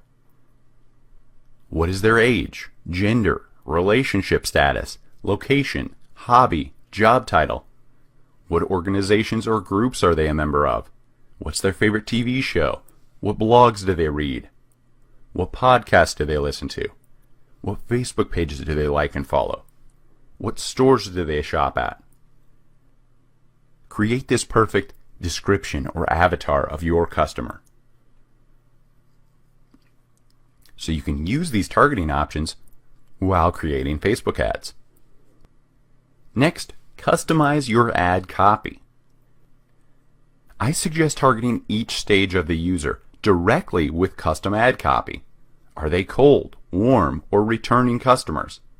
For example, in your warm audience retargeting ads, you know certain info about this user, such as they navigated to XYZ blog post. So you can mention that in your retargeting ad to personalize this ad copy. So an example, I hope you enjoyed my blog post on how to sell on Amazon, but I wanted to take it one step further for you. I want to give you my Amazon FBA Mastery course for free. Now talk about great ad copy to re-engage those people and capture their lead information. Another great area to split test in your Facebook ads is placement. Placement is under the ad set level of your campaign, and it enables you to choose where your ads show up, such as Facebook Newsfeed, Facebook Messenger, Facebook Stories, Instagram Feed, and Instagram Stories. I typically use the automatic placement option, as Facebook's algorithm and user data knowledge usually gets me the best return on ad spend. But if you know you only want your ad to display on Instagram, you can choose that here. Now let me walk you through an actual full Facebook funnel. First, I will split test top of funnel content to broad 1 million plus potential reach audiences and to narrow audiences. For example, Sometimes I will split test targeting an ultra narrowed audience of 20,000 people, and it will outperform a broad audience for me. But I wouldn't have ever known that if I didn't test them at this top of funnel testing stage. For these ads, I will use a traffic objective and split test one variable at a time for 3 to 7 days at the ad set and ad level. Things I tested include varying detailed targeting, ad text copy, and ad media, such as images versus video. My goal was to find a balance of low cost per add to cart, but also highly relevant ads. So as you can see, I achieved the low cost per add to cart, but to see how the ad's relevance was, we need to expand the ad sets to reveal the ads under each ad set. So just click that little arrow next to the ad set name. So I want the audience engaging with my ad and getting average to above average relevance scores. So of these 5 ads under this ad set, I see 2 clear winners with great relevance scores and a low cost per result. So I will toggle off these 3 losing campaigns and then scale up the budget on these 2 winner campaigns. Next, I will split test middle of funnel content targeted at the custom audience of website traffic, people who went to my top of funnel pillar content page. Remember, this is a warm audience. For these ads, I will use a conversion objective with the conversion leads and split test one variable at a time for 3 to 7 days at the ad level, since we are only targeting our custom audience at the ad set level. Things I tested for this include varying ad text copy and ad media, image versus video. Next, I will analyze these ads to see which is producing the most conversions for this ad campaign. My final step for the bottom of funnel ad is again a conversion objective with the conversion purchases. Then at the ad set level, I will split test retargeting a hot audience, such as leads that opted in for my free item in the last conversion campaign, or people who added something to their cart on the website but didn't make a purchase. So to watch me create and optimize an ad for a client live, head over to this YouTube link. Now go and create your Facebook ads funnel. The ultimate guide to creating Facebook ads. This tutorial will help you learn how to create the proper ads on Facebook that will help grow your business. So to learn more about Facebook advertising, go to facebook.com/business. So Facebook ads begins with Facebook Ads Manager. And this is at business.facebook.com/ads manager. Many students are worried about their friends seeing their ads or business Facebook page. So first off, Facebook ads and your Facebook page are separate from your personal Facebook profile. Your personal Facebook profile is just needed to create a Facebook page and this Facebook Business Manager, which is just linked with your personal account login information and not publishing to your friends. Unless, of course, you invite your friends to your business page or target them via Facebook ads. That said, you do need to create your business Facebook page first before creating a Facebook ad. You can do this directly at facebook.com/pages/creation.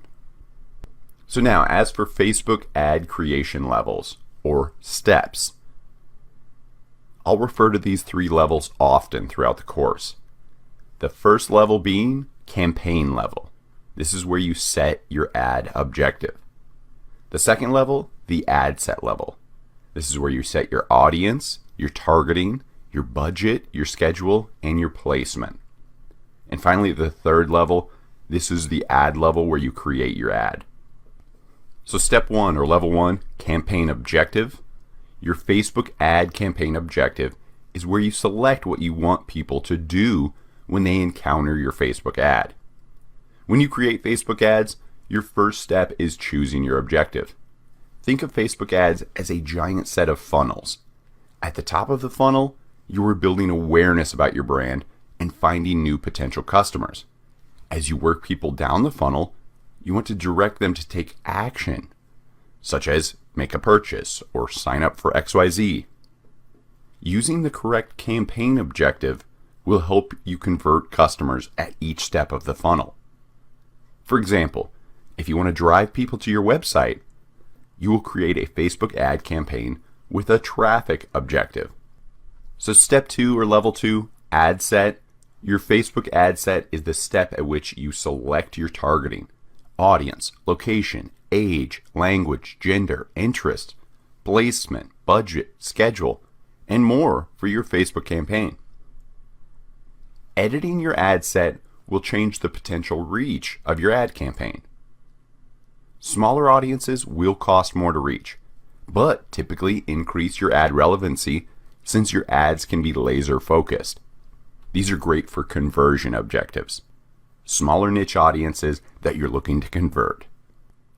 While broad audiences, 1 million plus reach, will be a lower cost to target and are better for top of funnel or first touch point ads. Now step 3 or level 3 is the ad itself. Your Facebook ad is the step at which you create your actual ad, select your media, your format, links, your call to action, and more for your Facebook ad. So depending on your campaign objective, you can select varying formats for your ad, including image, video, slideshow, carousel, collection, and instant experience. So I'll be providing this PDF with this lecture, so just make sure to bookmark these hyperlinks for future reference, as Facebook ad specs and image sizes and video sizes are constantly changing. How to create Facebook ads. Navigate to your ads manager at business.facebook.com/ads manager, then click that green create button. So step 1 is selecting your campaign objective. First is the old user interface, which is 11 campaign objectives. This is the new user interface with 6 objectives. Facebook is currently updating Facebook Ads Manager to the new Outcome-Driven Ad Experiences, or ODAX for short. These are those 6 campaign objectives. Now, our Facebook Ads Manager changed about a year ago, but some of our clients' accounts have yet to update to the new interface for selecting campaign objectives. Facebook is always very slow to roll out and test new things. But no worries. The new ODAX campaign objective selection pop-up is simply consolidating the current 11 objectives into 6 campaign objectives, focusing on the following marketing outcomes: awareness, traffic, engagement, leads, app promotion, and sales. So here are the old versus the new campaign objectives. Now, no matter which experience you have, the old or the new, the ad creation is the same. And these new 6 objectives contain all of these old 11 objectives, as you can see here. For example, the old brand awareness objective is now simply awareness. The old conversions objective is now called sales objective. So basically it's just Facebook consolidating these objectives and giving them a new name. So step 1, select your campaign objective. Choosing the right objective. Remember when I compared selecting your Facebook ad objective to a funnel? Depending on where your customer is in the buying cycle and what your ad's ultimate goal is, will help you decide which Facebook campaign objective to select. Are you building awareness? Are you looking for customers seeking further information on your products or services? Are you converting interested people, or a warm audience, to buy your product or service? Or let's say your goal is to increase sales. Here's some example ad objectives to test for that. First, engagement objective.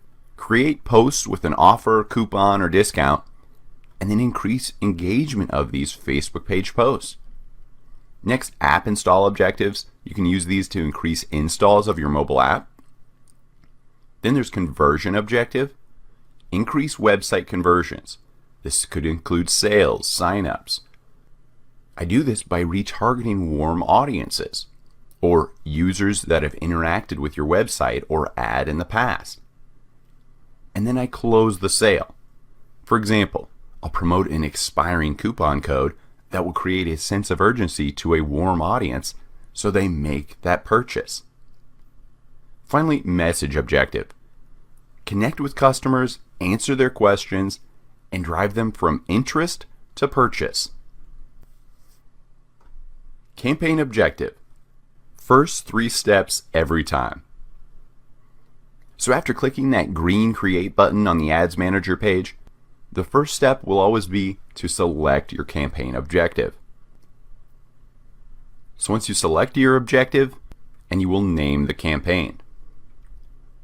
Name your campaign for easy identification and future report analysis.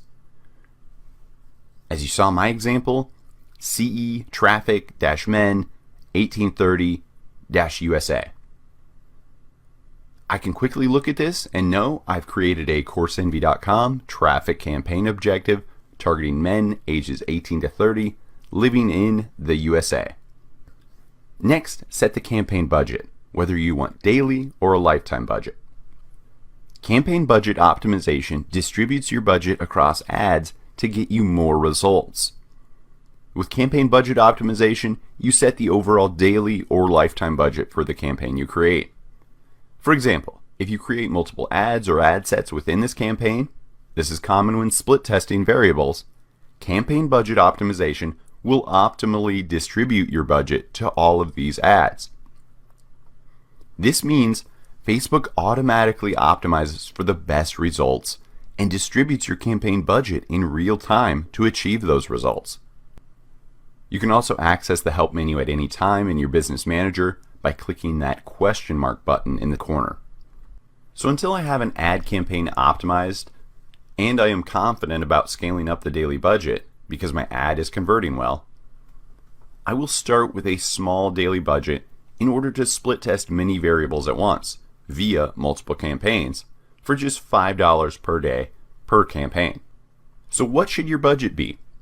I always advise split testing many ad campaigns, remember 1 variable per campaign, at that rough $5 to $10 daily budget per campaign. As you begin to see winning campaigns emerge, and you see a high ROMI, or return on marketing investment, shut off the losing ads and continue to split test the winning variables until you have an optimized and highly converting Facebook ad. So these winning metrics are the average of all my current clients. So they may be different for your niche, but they should be a nice base point for you. First, ad relevance. Anything greater than 60%, which equals average to above average rating. You want your ad to be relevant to the audience you're targeting. Next, cost per click. Your cost per click should be less than $1. Next, click-through rate. Anything greater than 2% is your goal. Next, cost per lead. Less than $10 for most industries. This can be much higher depending on your product or service's price. And finally, lead capture page conversions. This should be greater than 10% of anybody landing on your page to capture that free item or free sign up. 1 in 10 should be converting. So how do you scale your budget? Once I have the winning variables identified and a highly converting ad running, then and only then will I slowly scale up the daily budget by 25% every 3 to 4 days or 50% once a week. Never jump from a $10 daily budget to $50 in a day. Facebook will just burn through your ad spend budget. You want to slowly turn up the ad spend on these winning campaigns. For example, $10 week 1 for my daily budget. I would dial that up. The next week it would be $15 daily budget. Then that next week, dial it up a little more, $22 for my daily budget. This way you let Facebook grow with you and optimize correctly for your budget. How to create each type of Facebook campaign step by step. First, brand awareness. So our first objective, brand awareness. So when to use this? to increase awareness for your brand. You can do this on the platforms Facebook, Instagram, or Messenger. With the formats single image, single video, carousel, or slideshow. The only goal of this ad type is to increase brand recall lift. This is the number of people likely to remember your ads within 2 days,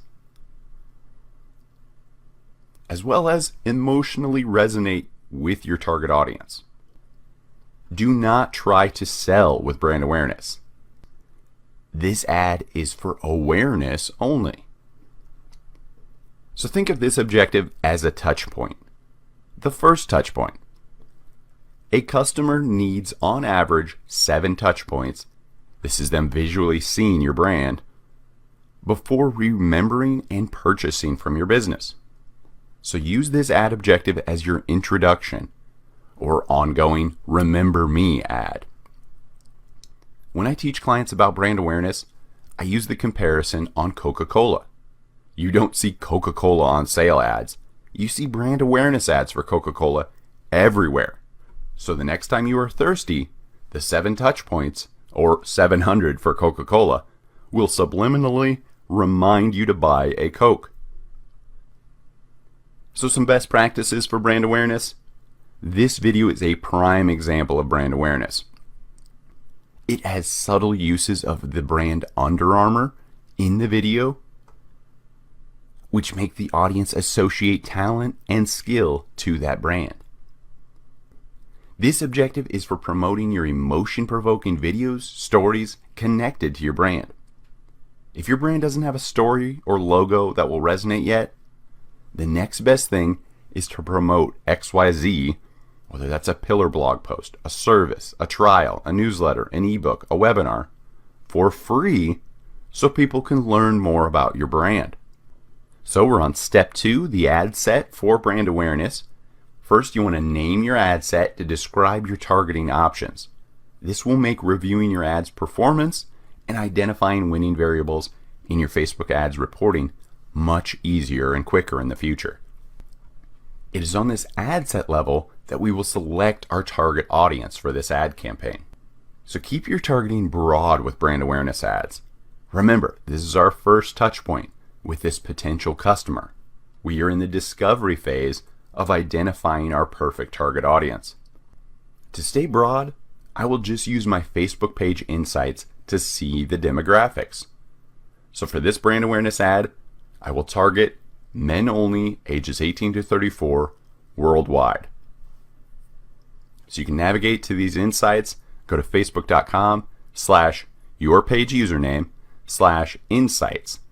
And then in that left sidebar on the insights page, click people. And there you go. You can see Coursenvy, 77% men, 37% 18 to 24 age, and 28% age 25 to 34. So based on my Facebook page insights, I set the ad targeting for this top of funnel brand awareness ad. As you can see, locations worldwide, age 18 to 34, gender men, language English all. For example, if you want to exclude people who already like your Facebook page, you can do this via the Exclude option under Custom Audiences. Simply select your Facebook page from the Custom Audience option at the ad set level. You can learn how to create this custom audience, which is Facebook page likes or engagement, via our Facebook Audiences lecture, as well as at this Facebook reference link. So, as you can see on the ad set level, under Custom Audiences, I'm excluding engagement on my specific Facebook page, people who like it. Next, also on the ad set level, is placement. Depending on your campaign objective and your goal, you may want to select the specific device or platform you want your ad to appear on, such as mobile only or Instagram stories only, which you'll do via manual placements. So unless you want to target a specific device or a specific platform, leave the placements on the default Advantage Plus placements. This is automatic and usually equates the best results for our clients, as Facebook auto-optimizes each campaign for the best placement. So Facebook calls the different places they show an ad placements. Advantage placements is recommended because this gives Facebook more flexibility to get you not only more results, but better results, as it self-optimizes your placements automatically. Removing placements will reduce the number of people your ad reaches, but this can also improve your click-through rate. Some of our highest return on ad spend ad campaigns come from our manual placements, targeting only our platform's Facebook feed and Instagram feed. So definitely split test the advantage placements versus manual placements for your own ad campaigns. Now you can check on your placement results in your ad manager via that breakdown menu. So on the far right side, breakdown menu, by delivery, placement. And as you can see, Facebook, Facebook feed, mobile was our clear winner for this ad campaign. A quick pro tip, make sure your website is responsive and mobile friendly for Facebook ads. So open your website or Facebook ad landing page URL in the Google Chrome browser. Right-click anywhere on the page and then select Inspect in that menu, and this bottom pop-up will appear. On the left side of it, click this Desktop/Mobile View toggle button, and then your screen will toggle to a mobile view. So scroll your website and ensure it looks good on mobile. Now on to level 3, the ad level.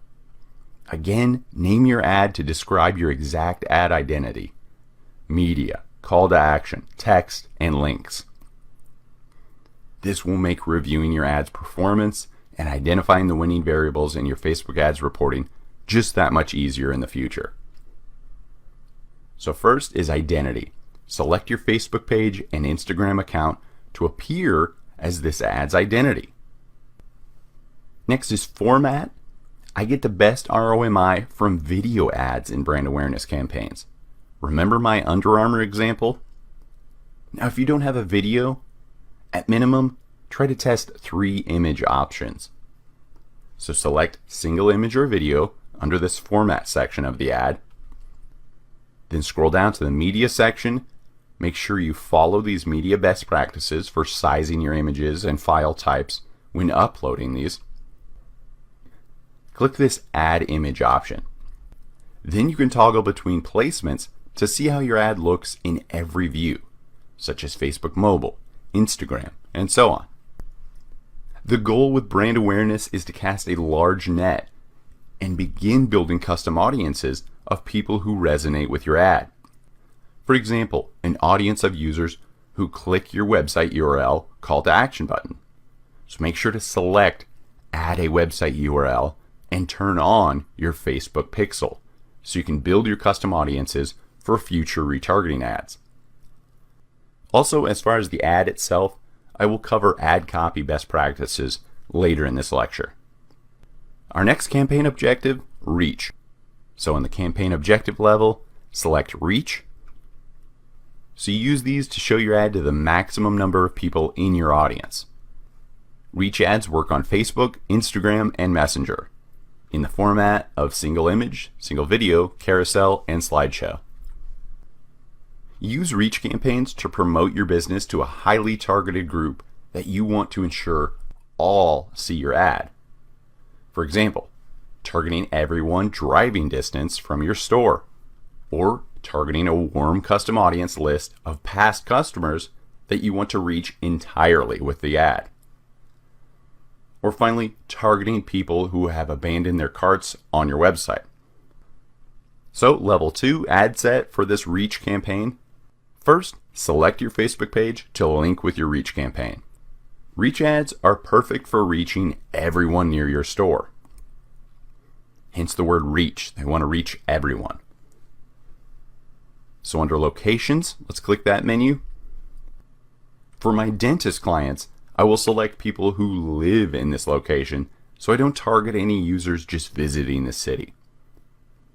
Locations is a great area to split test to see if travelers versus people living in your city engage with your offer differently. So as you can see, we can target everyone in this location, people who live here, people recently in this location, or people traveling in this location. So I selected people who live in this location.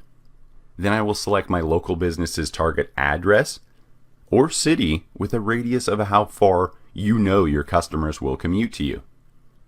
So for example, this client has multiple dog daycares in Huntington Beach, California, so I will do a 10-mile radius around the entire city. Then I will select my audience targeting. I want to reach everyone with the interest of dogs for this reach ad.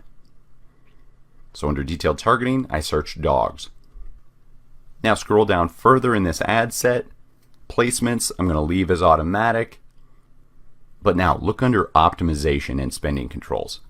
What is unique about the reach campaign is the ability to set a frequency cap. This keeps people from seeing your ad too often. Just enter the minimum number of days that should pass before someone sees your ad again. Facebook is allowing you to spread your ad spend over a larger number of people without making customers too angry about seeing your ad too much. So I like to follow the 1 impression every 7 days so they can see the ad once every week. Now onto the ad level for this reach campaign. Make sure to split test a single image versus a video ad. I am always surprised by what resonates and what doesn't from campaign to campaign. Again, when relevant, use a website URL to drive people to a website where you can collect that custom audience with your Facebook pixel for future retargeting ads. Next, the traffic objective. So on the campaign objective page, select traffic. Traffic ads are used to send people to your website or increase engagement with your app. Traffic ads can be used on Facebook, Instagram, the Audience Network, or Messenger. In the formats single image, single video, carousel, slideshow, or collection. The main way I put traffic objective ads to use for my clients is by growing their various custom audiences. By driving traffic to your website that has a Facebook pixel installed on it, and having a Facebook custom audience created to capture that traffic, you can not only retarget these warm custom audiences in the future, but also create lookalike audiences of them as well for future split test ads. Traffic equals website clicks. So as an example, if you're trying to get people to your e-commerce store and browse your products, use a traffic campaign to direct people right to your website. Some best practices. The traffic objective is a great area to fine-tune your perfect audience. What target audience is engaging most with your content? Test varying interest. Split test gender, age, location, everything. What ads are getting the highest relevance scores? Finally, what ad variables are driving the lowest cost per action? My goal is to split test variables to find the perfect audience and the most relevant ads. Now onto the ad set level for this traffic ad. First, select where you want to drive this traffic. I see the best results from using website traffic ads. Detailed targeting is a great area to split test variables. For example, the interest marketing has 621 plus million people. So I'll select my target location, US, that age range, both genders, and marketing. So with just the location, age, and the interest of marketing selected, this ad's potential reach is 74 million people. And with our current set daily budget, our ad will reach over 9,000 people per day. You can also exclude or narrow your detailed targeting via the exclude people and narrow audience link. Test one variable at a time at the ad set level to see what targeting is driving the best results for your ads. For example, I chose to target parents all and narrowed the targeting to just parents that had an interest in cats, but also excluded people who match the interest of dogs. So this ad will target the 2.2 million people in the USA that are a parent, like cats, and have no interest in dogs. This is a perfect top of funnel audience to target for my client that sells cat-themed children games. Next, the ad set level for this traffic ad. One of my favorite traffic campaigns ad formats is the carousel. But make sure to split test against single image and video campaigns as well. The priority of ads I create for clients is first, video ads. I get the best results hands down for every type of campaign. Second, single image ads. These are great for split testing those 3 to 5 and even more images to see which one performs the best, which one gets the best clicks, the lowest cost per action. And third favorite is this carousel ad. I love to use carousel ads as a way to discover my best performing image or video. Let me show you an example. So I selected carousel under format, scroll down, and as you can see, this 1, 2, 3, that is each carousel card. So select an image or video, a headline, a description, and a URL for each carousel card. And make sure to check this box at the bottom, automatically show the best performing cards first. So Facebook will auto rearrange this 1, 2, 3 and more cards in the order of best performing. So as you can see in my ads manager here, I've expanded a carousel ads campaign. So with a carousel ad, I can identify which carousel image or video drives the most clicks, then use that winner in a new campaign. So as you can see, I split test 8 different carousel cards in this campaign. And the clear winner is 80 clicks. This final carousel card drove the most engagement. So to see this breakdown in your ads manager, over in the top right of the screen, the breakdown menu, click that, and under by action, select carousel card. Next, engagement objective. So at the objective level, select engagement. You'll use engagement ads to get people to engage with your Facebook page or Facebook page post. This includes post engagement or boosting posts, getting page likes, and getting event responses and attendance. This works on the platform of Facebook, Instagram, but do note event ads are not available on Instagram, in the formats of single image, single video, and slideshow. So some best practices for engagement. Organic reach, or people who liked your Facebook page and see your Facebook page posts in their newsfeed, has nearly flatlined on Facebook. Less than 10% of your Facebook page followers will organically see what you post on your Facebook page. Facebook is getting greedy, to say the least, and therefore you need to pay to get your content viewed. So this means you will need to create post engagement ads. But first, before post engagement ads, I like to build clout for my Facebook page via Facebook page likes. I get my clients to a minimum 1,000 page likes before we do anything else. When a new potential customer sees your Facebook page only has 1 or 2 likes, they will lose confidence in your brand. So build up your clout, trust, dependability first with Facebook page likes. So we select the engagement objective, and as you can see, we scroll down. The engagement objective has 3 sub options to choose from: post engagement, page likes, or event responses. So let's start with that page likes campaign. So first, at your ad set level, select your Facebook page that you're seeking likes for. So your Facebook page likes ad will be for this specific Facebook page. I like to split test my page like campaigns with detailed targeting. In one campaign, I will target competitor pages. In another campaign, I will target job title and demographics, such as parents. The split test ideas are endless to find the best variables for your target market.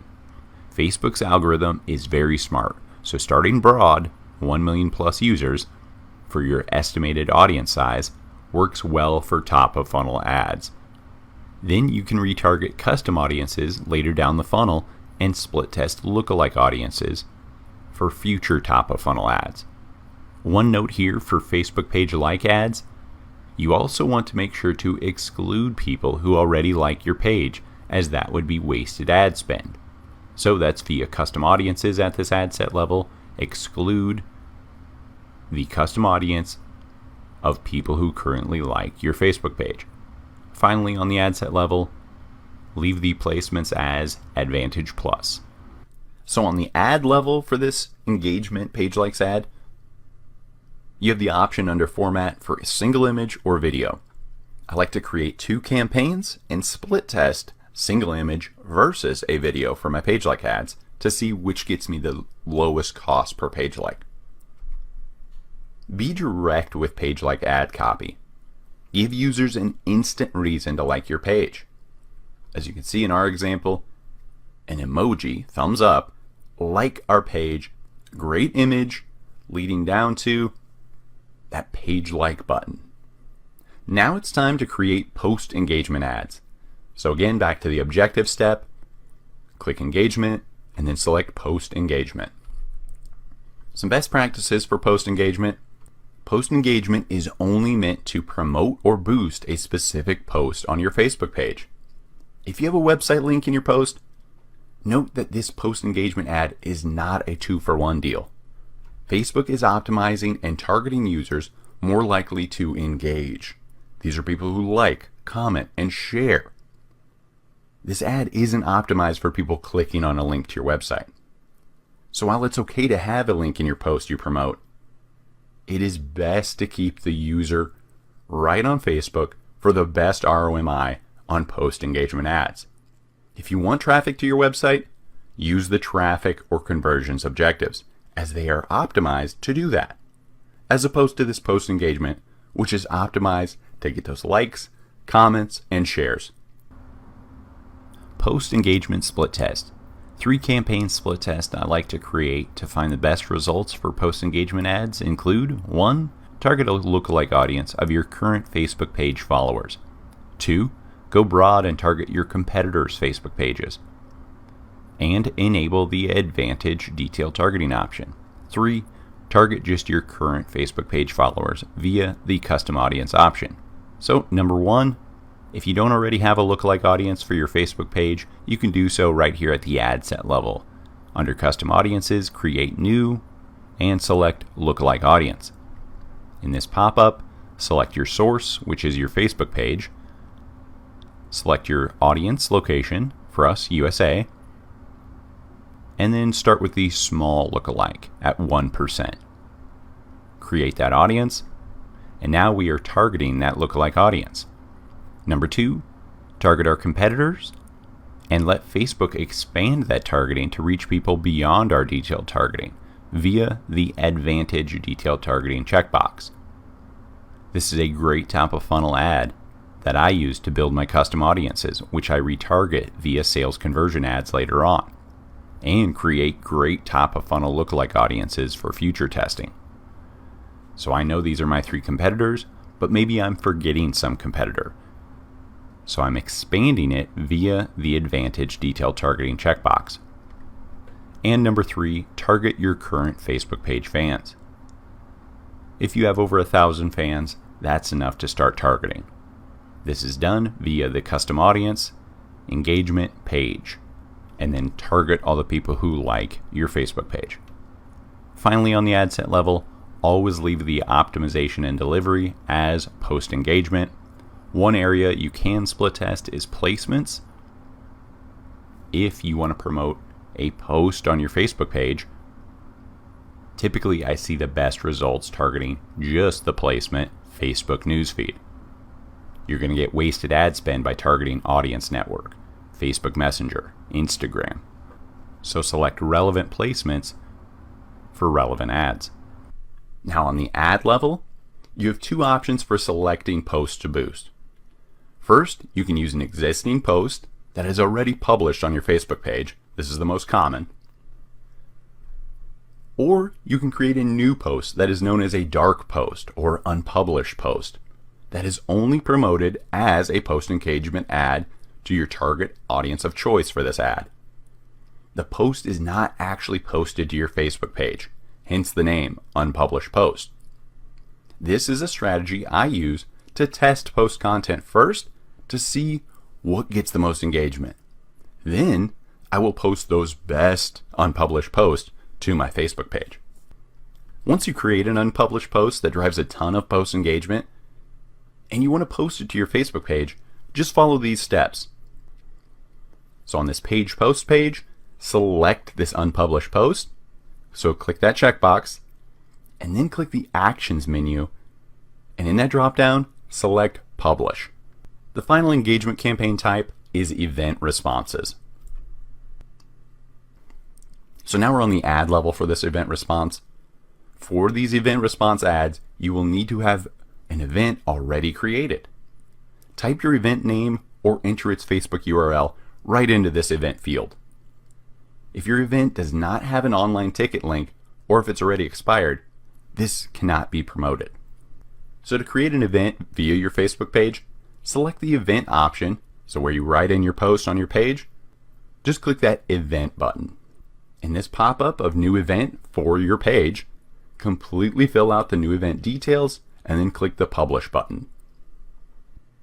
My best ROMI for my clients with events is to target past customers via the custom audience, customer file option. And I will use email addresses of these past customers. A great split test campaign to compare against for events is creating a lookalike audience of these past customers. Then targeting just the location of that event at the ad set level. So for example, here's our targeting of a lookalike audience of our current customers, and then I target them in the location of our event, Los Angeles, 25-mile radius. Next, app install objective. So select the campaign objective, app installs. App install ads are used to direct people to an app store where they can download your app. You can promote these on the platform of Facebook, Instagram, the Audience Network, or Messenger via the format of single image, single video, carousel, or slideshow. App install ads require the Facebook SDK to be installed on the mobile app and for the app to be listed on Facebook. While performing this installation, have your web developer register your mobile app for proper tracking of your app install ads. Share these links with your app developer. First, the app setup for SDK link. Second, the register your mobile app for app ads. So on the ad set level for app installs, under the app option, click that app store menu. In this dropdown, select the app store your app is located on. So if you have the same app for iOS, for Android, you do have to create one ad for each varying app. Once you have that selected, just paste in the URL of your app. Next, you can scroll down to audience, fill out the targeting you want, and then on down to placements, still on this ad set level. App installs are ads that you need to split test campaigns placement and devices with. I see my highest return from placements on Instagram only ads. Next, select devices you want your ads to appear on. Also make sure you know what OS or operating system version your app works on and specify that as well. Pro tip here, I have seen my clients' app installs increase by up to 10x when I simply toggle on only when connected to Wi-Fi option. Think about it. When you are on Wi-Fi, you are much more likely to install an app. Now onto the ad level for this app installs ad. Another area you can split test for app install ads is image versus video. I personally see the best ROMI from simple screen recordings, videos, of me using the app. So just Google how to record the screen on your insert phone type. Here's a direct link to do this for an Apple iPhone. So I will just start by clicking the app and then navigating, playing in the app, showing people what it's like to use this app and why they should use it. Next, video views. Select the campaign objective, video views. These are used to promote video views. In these videos, consider using comedy, behind the scenes footage, product infomercials, customer testimonials, anything to bring awareness about your brand in a video format. Video views can be promoted on the platform Facebook, Instagram, or Audience Network via the format single video, carousel, or slideshow. Many of my clients ask me, why use a video views campaign when I can upload a video to nearly every other campaign objective? That is correct, but this objective is literally optimized for just getting videos increased views. Facebook is favoring video content uploaded directly to their platform more and more over users just sharing a YouTube link. So you should take advantage of this. Never share a YouTube link on your Facebook page of your content. Rather, upload it directly to your Facebook page and use a video views ad to give it a boost. So best practice for video views: video view ads are great for targeting cold audiences. Remember, cold is someone who has never seen your product or brand before, while a warm audience is someone who is engaged with your brand already, and a hot audience is one that has taken action, i.e. added to cart, purchased, and so on. Video view ads are a perfect first touch point with your future customer. This is a way for you to get potential customers to see your product, logo, business, and then retarget them with a different ad by creating a custom audience of people who engaged with your video at different levels, such as length of viewing. So go to your Facebook page. In that write a post box, post a video to your Facebook page. Upload your video, add your title and details, and publish your video. And now we're back in Ads Manager. We selected video views as our objective. We're on the ad set level. So remember, with Facebook ads, the broader the targeting, the cheaper. The smaller the potential reach, the more expensive. So to get cheaper video views, I will target a broad audience, such as marketing as the interest in my entire target market of the United States. So at the ad level of this video views, click the Add Video button under Media. In this Select Videos pop-up, in that top menu, click that, and in the drop-down, click Page Videos. And then select the video you just uploaded to your Facebook page. I always suggest referring to your website in videos so you have a relevant website URL you can direct this video view traffic to after they watch your video or during their watching.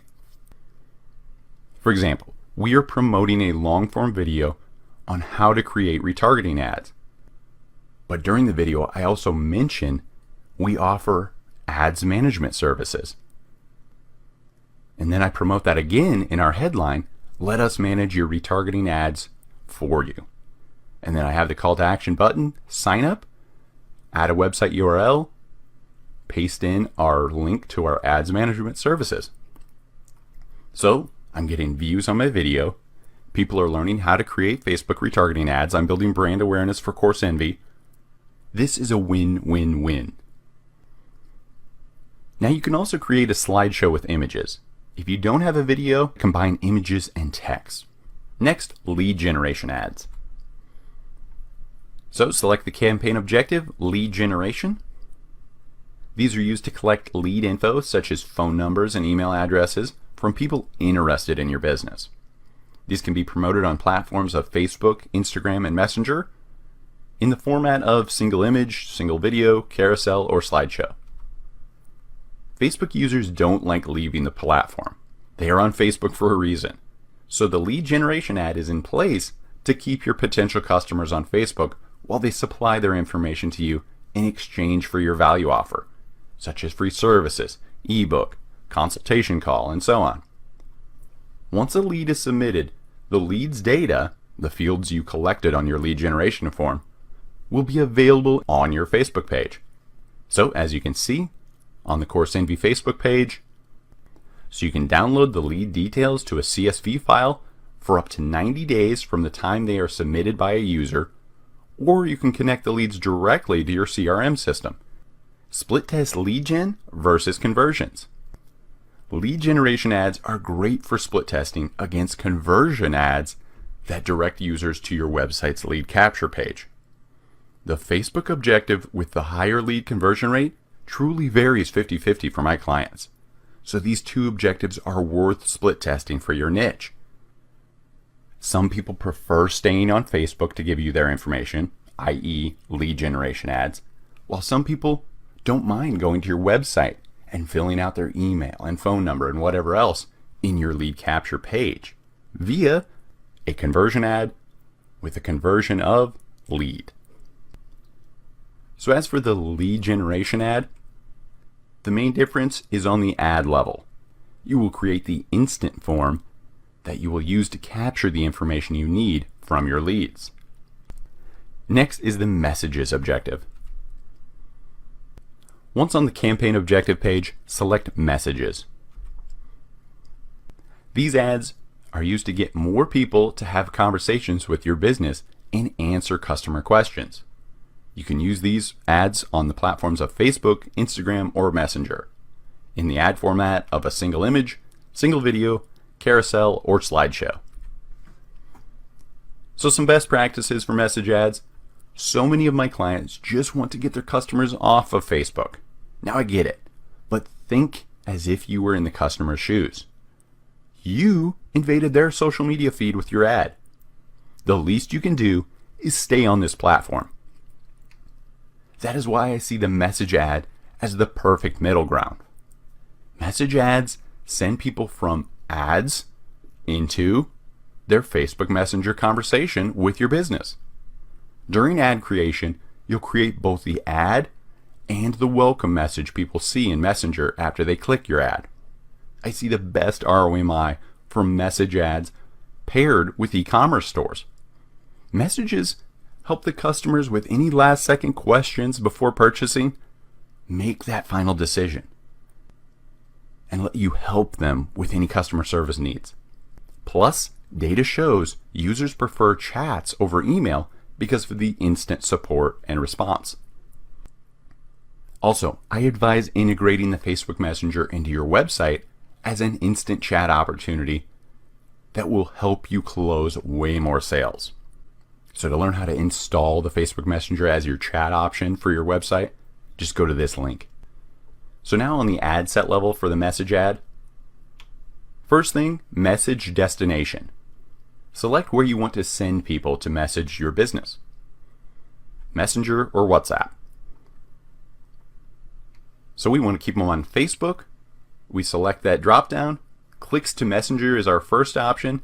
This sends people from ads in Facebook and Instagram or Messenger into Messenger conversations. You will create both the ad and the message people see in Messenger. Next are sponsored message. This means sending a targeted messages to people who have an existing Messenger conversation with your business. This is perfect for re-engaging with those initial clicks to Messenger ad conversations. So we need to start with the clicks to Messenger ads first to establish that initial message with your customers. Also, so we can contact them with future sponsored message ads. I get the best return from retargeting people who have added an item to the cart but didn't check out. Typically, they just needed a question answered, which can be done via Messenger. Create this custom audience based on your website traffic Facebook pixel events. So click Create New, Custom Audience, Website Traffic. And now we are at the Create a Website Custom Audience. First, I will select the audience I want to create this audience around. For this one, I want to choose it from my event. So I scroll down to Add to Cart. So as you can see, I created a custom audience of users who added an item to their cart, but excluded users from this audience that never made a purchase. This audience is perfect for message ads as they most likely still have a question about your product or service and just need some customer service, which you can provide via this Facebook Messenger chat. So I named my audience, Add to Cart, but no purchase, Create Audience. Now on the ad level for this message ad, offer this warm audience a helping hand via customer service to help close the sale. This ad copy, for example, hey, we saw you were interested in our Sales Funnel Secrets course. Any questions I can help you with? With a headline of Ask Away, click the Send Message button. So also on the ad level, here's where you will create this messenger, this template. So first, select your message ad goal. Start conversation or generate leads. For this add to cart retargeting audience we are targeting, we want to start conversations. So I select that option. So now edit your welcome message. So when people click your ad, what is that first message going to be for this lead? First, edit your greeting, and then edit the customer actions. For this ad example, I want to create frequently asked questions that people can click and get an automated response to. Because typically in e-commerce, it all comes down to a few questions, such as sizing or shipping, things like that. But if these questions don't answer all of their questions, they still have the opportunity to message you right here in the chat. Next, sponsored messages. Remember, sponsored messages can only be sent to recipients with previously opened threads from you. So any future messages from you are not flagged as spam. Talk about an amazing way to re-engage directly with a warm audience or lead. This is a great way to re-engage with prospects who previously expressed interest but maybe didn't buy.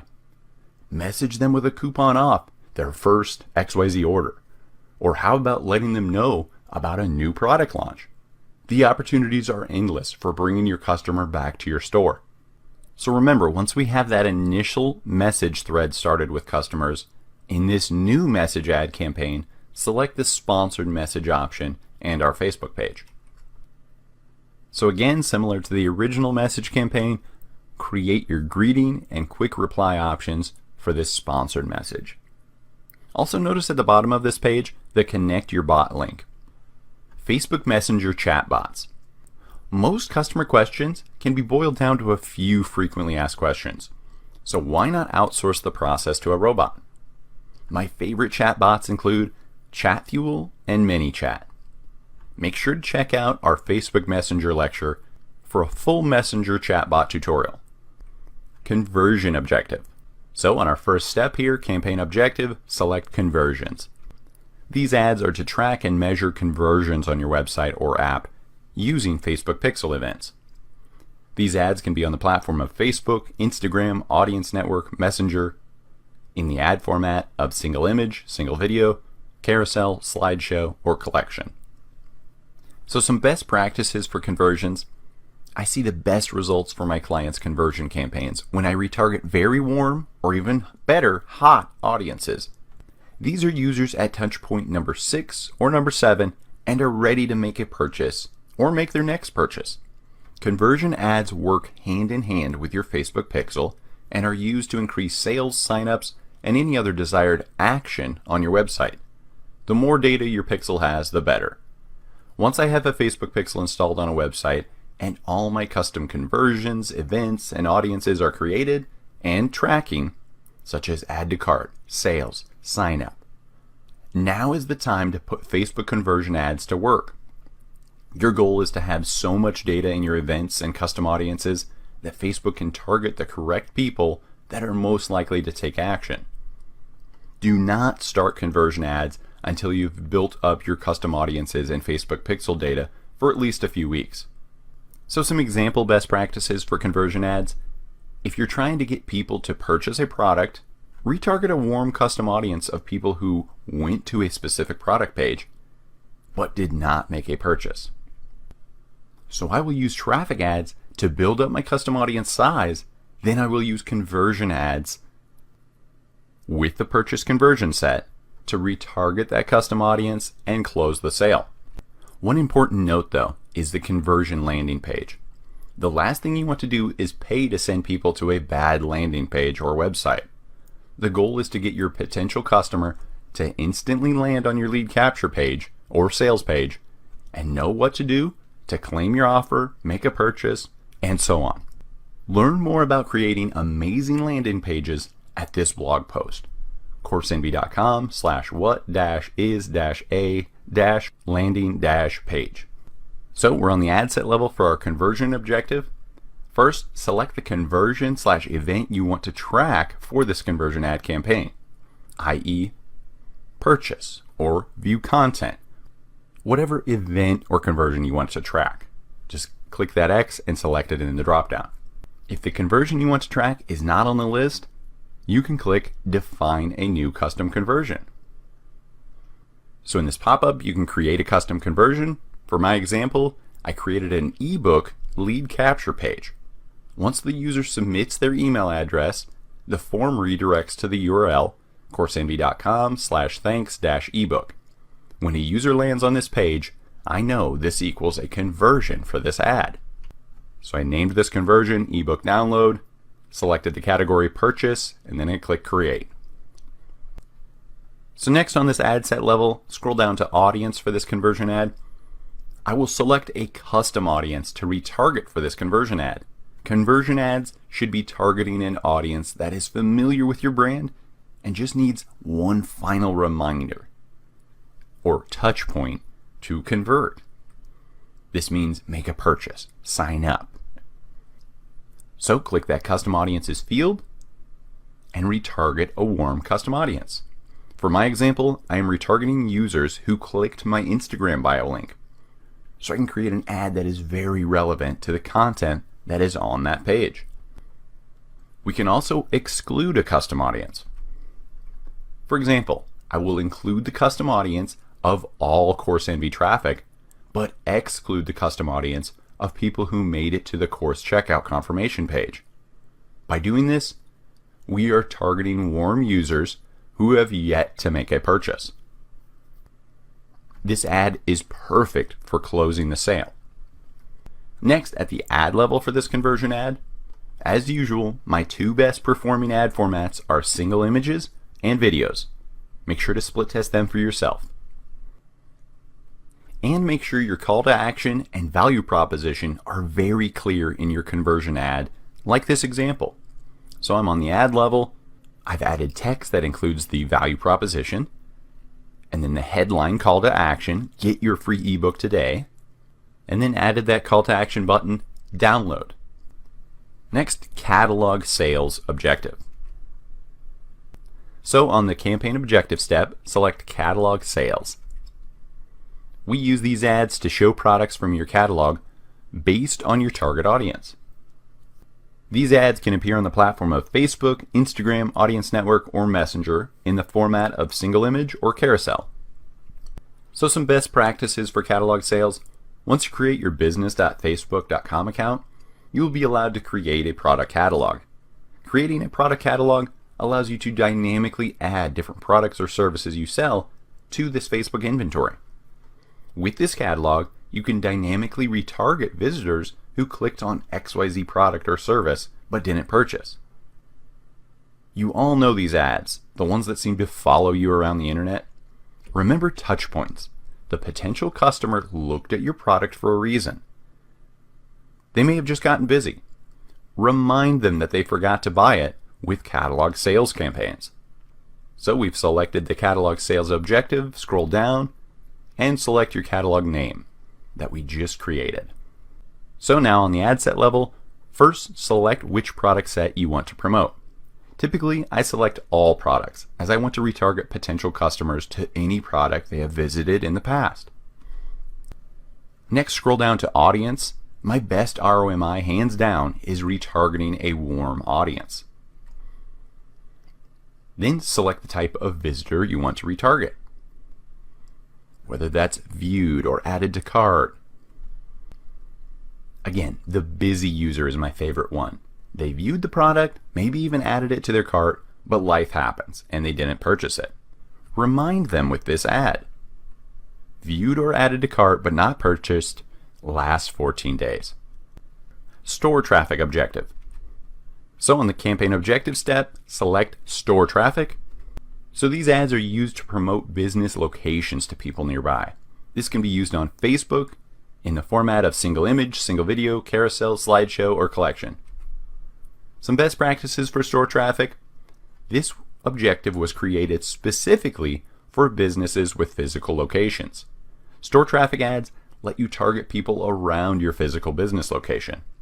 Two of my favorite features include helping customers navigate to your store and the ability to contact you via the store traffic ads call to action button, get directions, or call now.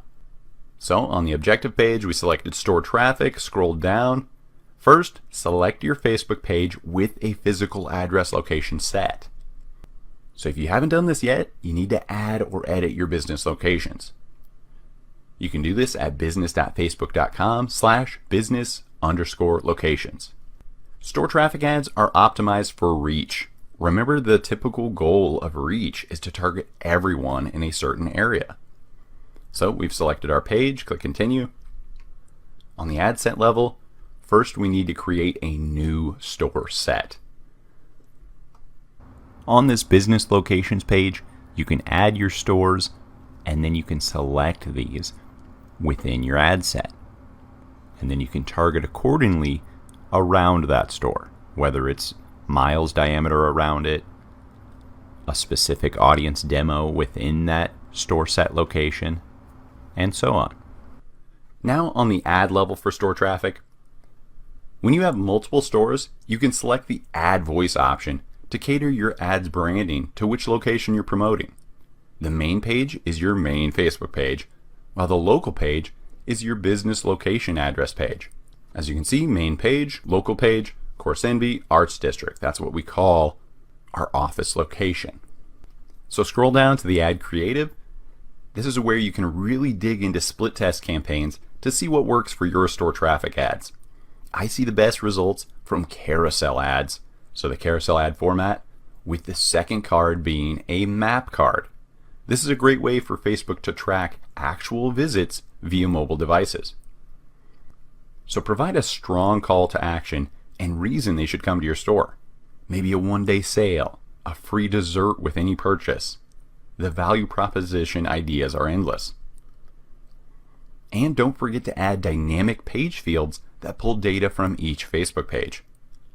Which leads me to split testing. Split testing is a crucial part of creating Facebook campaigns. The goal is to test one variable difference at a time in Facebook campaigns to identify the best combination of variables. This can mean testing a different image, ad copy, call to action button, audience or targeting, placement, and so on. Just make sure to test only one variable at a time. Otherwise, if you test multiple variations in a new campaign and that campaign performs better, you won't be able to tell what variable was the cause. By testing one variation difference at a time, you can identify the cause of the success or failure from campaign to campaign. Think back to your high school science classes with hypothesis testing. You would have your control group, then you would change one variable in the test group in order to document the differences in results. So number one way to split test is manually split testing. You can manually split test an ad via the duplicate option in your ads manager. So select the checkbox next to the campaign name or next to the ad set or next to the ad, whatever you want to duplicate. So I select that checkbox and then I click the duplicate button. And then in that new duplicated ad in this example, I will change one variable and then click publish.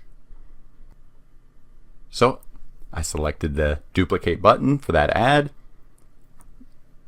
In this next prompt, it'll ask you how many duplicate campaign copies do you want created in this original campaign. For this example, if you just want to test one variable difference, you only need to create one copy. So we're only testing one thing, setting it to 1, and then click duplicate.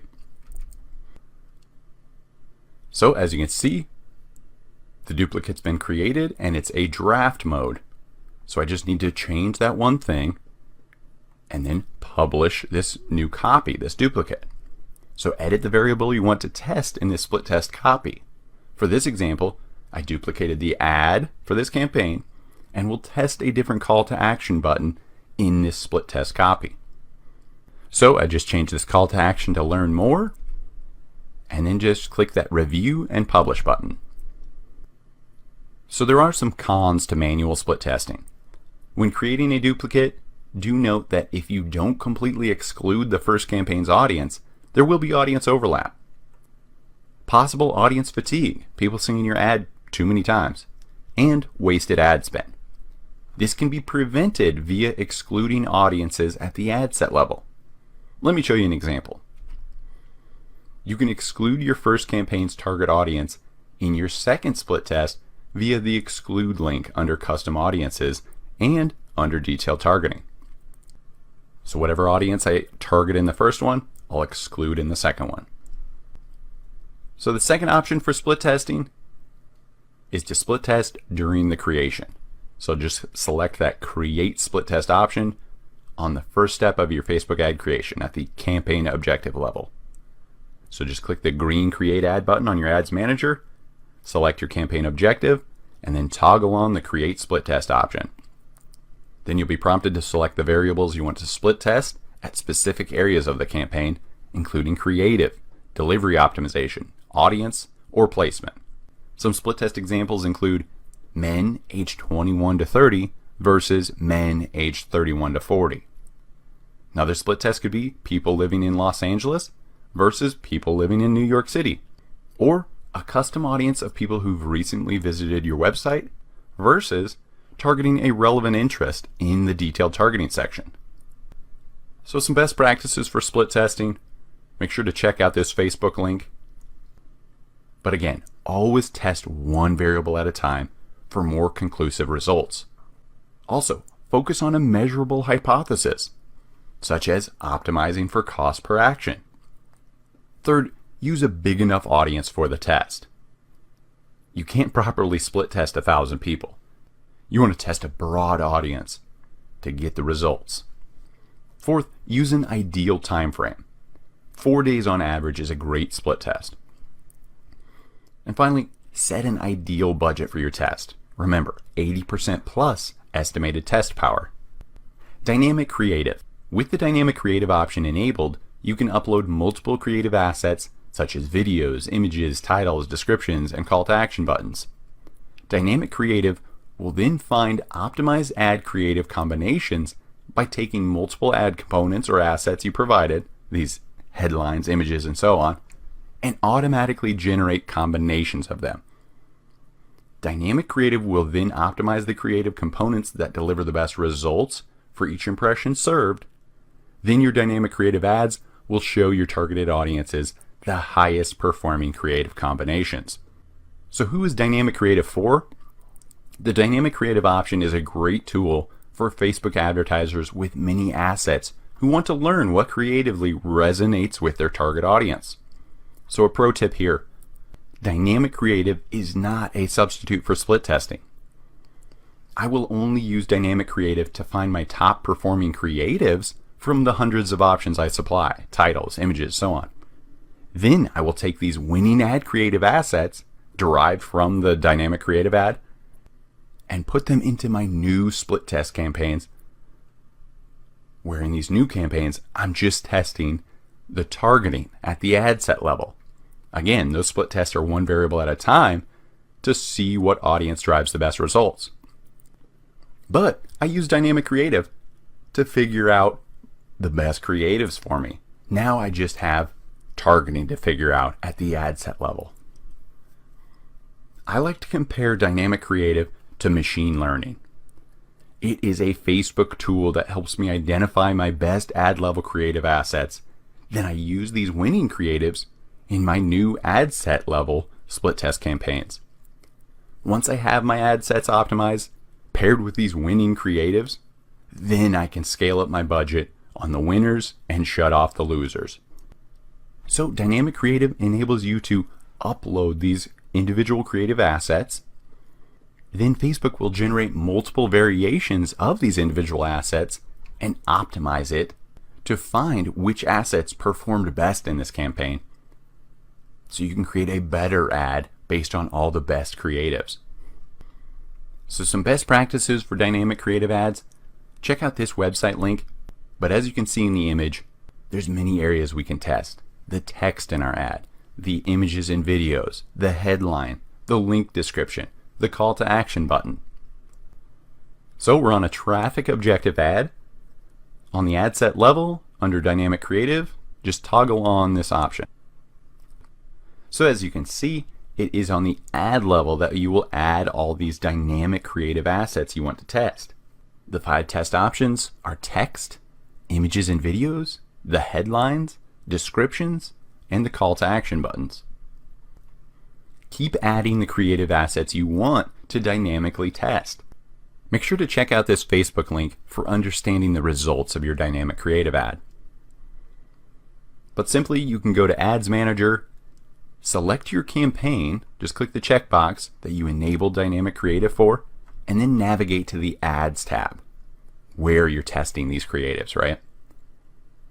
Once on this Ads tab for this one campaign, click the breakdown menu in the top right corner, and in that drop down choose by dynamic creative asset, and then you can select which creative asset you want to sort by, whether that's images, the URL, text, headline. Once you select one of these breakdowns, you can see how each asset performed. Special ad category. If your business falls into one of these categories, some audience selection options will be unavailable.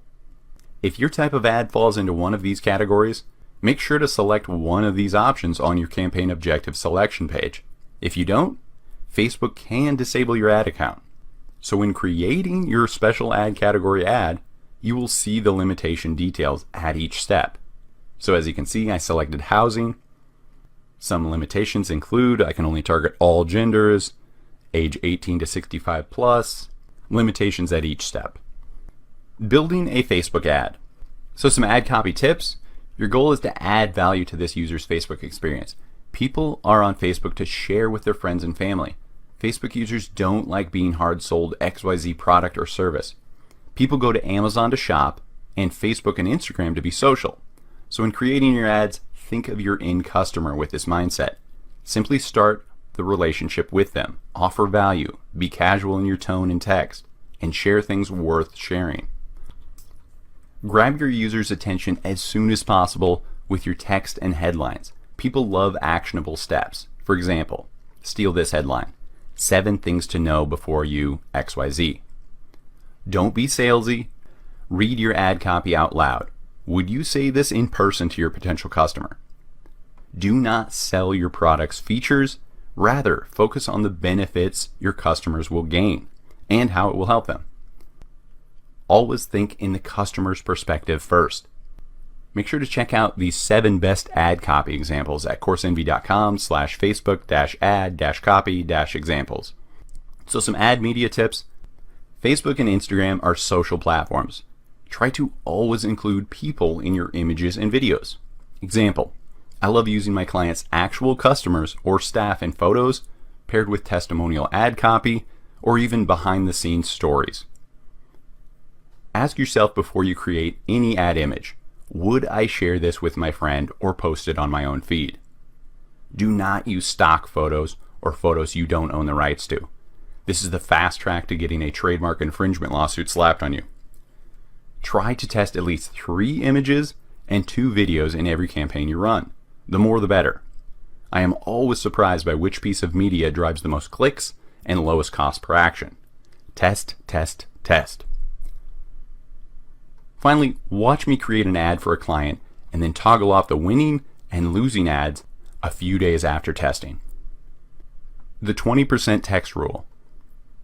Facebook's advertising guidelines include a 20% text rule in media. This means that the text on the ad photos or videos cannot take up more than 20% of the photo or video area. The image itself should tell the story, or at minimum, grab the user's attention enough to read the ad copy and/or headline. Pro tip, test a bright attention-grabbing color and frame around your image for a split test. Take some time to play around with all these fields on the ad level, as it takes some time to see which field changes which part of the ad itself. For image editing, I suggest canva.com. Not only can you edit social media images at Canva, but they also have a nice selection of templates, graphics, buttons, and much more to use for free. Video ad tips. I see some of my highest ROMI ads come from video ads, specifically using videos in awareness and conversion objective campaigns. Pro tip, over 80% of Facebook video views happen with the sound turned off. So this not only tells you the importance of enabling and completing your captions for every video ad you create, but also how important visually engaging content is, since you should never rely on your voice or script alone to make a sale. Make sure to check out this link, how to create a viral video, at coursenvy.com/how-to-create-a-viral-video. So how do we caption videos? Once you upload a video at the ad level, click the Edit Video button. Captions display text on your video when the sound is off. This is perfect since 80% of videos are played this way. You can generate captions automatically or upload your own SRT caption files. Make sure to select or create and upload a video thumbnail image that is not only attention grabbing, but also adheres to the 20% or less text rule. Make sure to check out this link of the top 20 thumbnail tips. canva.com/learn/YouTube-thumbnail. How to reverse engineer ads. Go to facebook.com/ads/library and search for your competitor's Facebook page or any major brand, as they have a team of marketing employees creating their ads. So their examples are prime for borrowing for your own ads. Review that company's current active Facebook ads. Facebook ads budgets, bidding, and schedules. Facebook enables you to adjust your Facebook ads budget, bids, schedule, and delivery all via your ads manager. Your Facebook ad budget is the amount of money you want to spend on showing people your ads, while your bidding helps control your cost per result. When creating your ad, first select your campaign objective, then scroll down to Campaign Budget Optimization. Set your campaign budget to either daily or lifetime. Campaign Budget Optimization distributes your budget across ad sets to get more results depending on your delivery optimization choices and bid strategy. To learn more about these in depth, make sure to navigate to these links in the attached PDF. So how does this work? Campaign Budget Optimization enables advertisers to allow Facebook to distribute their budget across ad sets so they get the best results for their campaign. So without Campaign Budget Optimization, your budget will split equally. With Campaign Budget Optimization, Facebook will do some built-in testing for you and then deliver the most budget to the winning ad set. Facebook uses Campaign Budget Optimization to optimize and distribute more of the campaign budget to the highest performing ad sets. To get the most out of Campaign Budget Optimization, we will need to add ad sets to our initial campaign. So go to Ads Manager, toggle the checkmark next to the campaign name you want to add an ad set to. Click the Ad Set Level tab, then click the green Create button. So here we go, navigate to Ads Manager. We'll click that check mark next to the campaign we want to add an ad set to. Click on that Ad Set tab, then click the Create button. Now you will create a new ad set to split test within this existing campaign. Remember, target one variable per ad set. This is so you can tell which variable or ad set is driving the best results. So budget types, there's the daily budget, the average amount you're willing to spend on a campaign every day, and lifetime budget, the amount you're willing to spend over the entire duration of a campaign. We typically choose daily budget, and then we toggle off campaigns as we see winners and losers appear. Daily budgets have two schedule options you can select on the ad set level. Run my ad set continuously starting today, or set a start and end date. So unless I'm running a promo or helping a forgetful client build ads, I will run continuously. Why? Because, like I said, we're constantly A/B split testing ad sets and ads, so I either daily come in and check and toggle off the losers, or scale up the budget for the winners, the ones that are converting. Split test everything to force Facebook ad spend for each variable.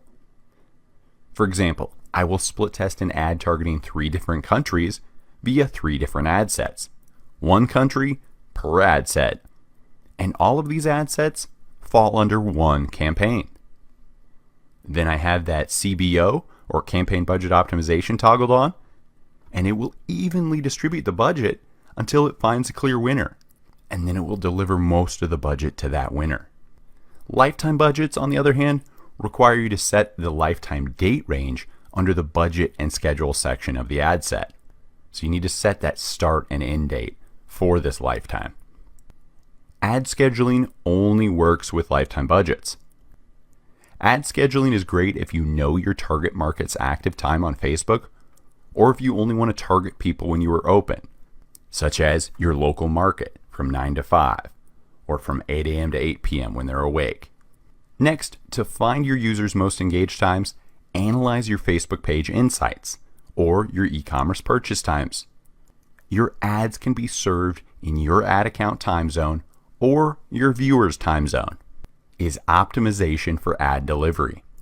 In the optimization for ad delivery section, you will choose how you want Facebook to deliver ads to people based on what you're trying to achieve. Your selection affects who sees your ads.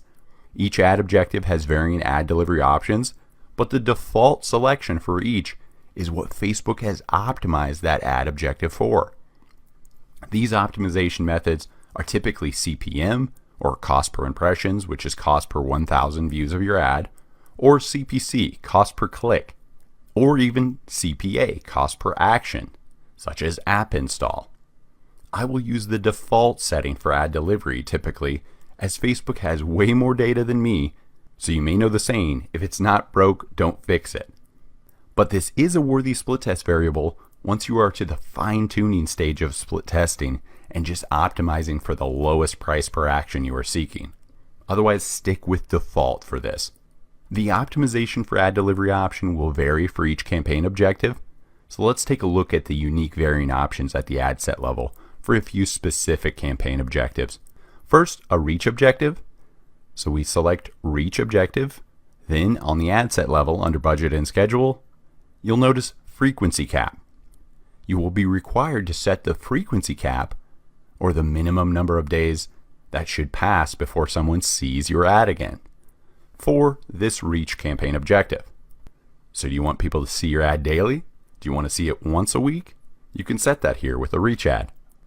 As for a video views objective, again, video views, ad set, budget and schedule section, for the optimization for ad delivery, through play is the default optimization and billing option for video views campaign objective. Through play allows advertisers to optimize and choose to pay only for ads that are played to completion. This is great for short videos, or at least 15 seconds for longer videos. I see the best return on my client's ad spend selecting this optimization option, through play. Next is a conversions objective. On the ad set level under conversion, you'll first select your conversion event. We chose purchase for this screenshot. Then you'll be required to select your conversion window. I like to track conversions from both clicks and views, people who just viewed my ad, via the 7 days click or 1 day window option. Facebook ad bidding. The first thing you need to understand to master bidding on Facebook ads is that your ads are all part of an auction.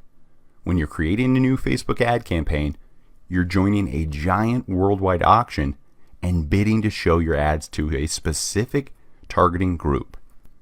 Facebook ad bidding strategy is often debated online. Should I use auto bidding or bid myself? Sadly, there's no right or wrong answer here, but my philosophy comes down to three things.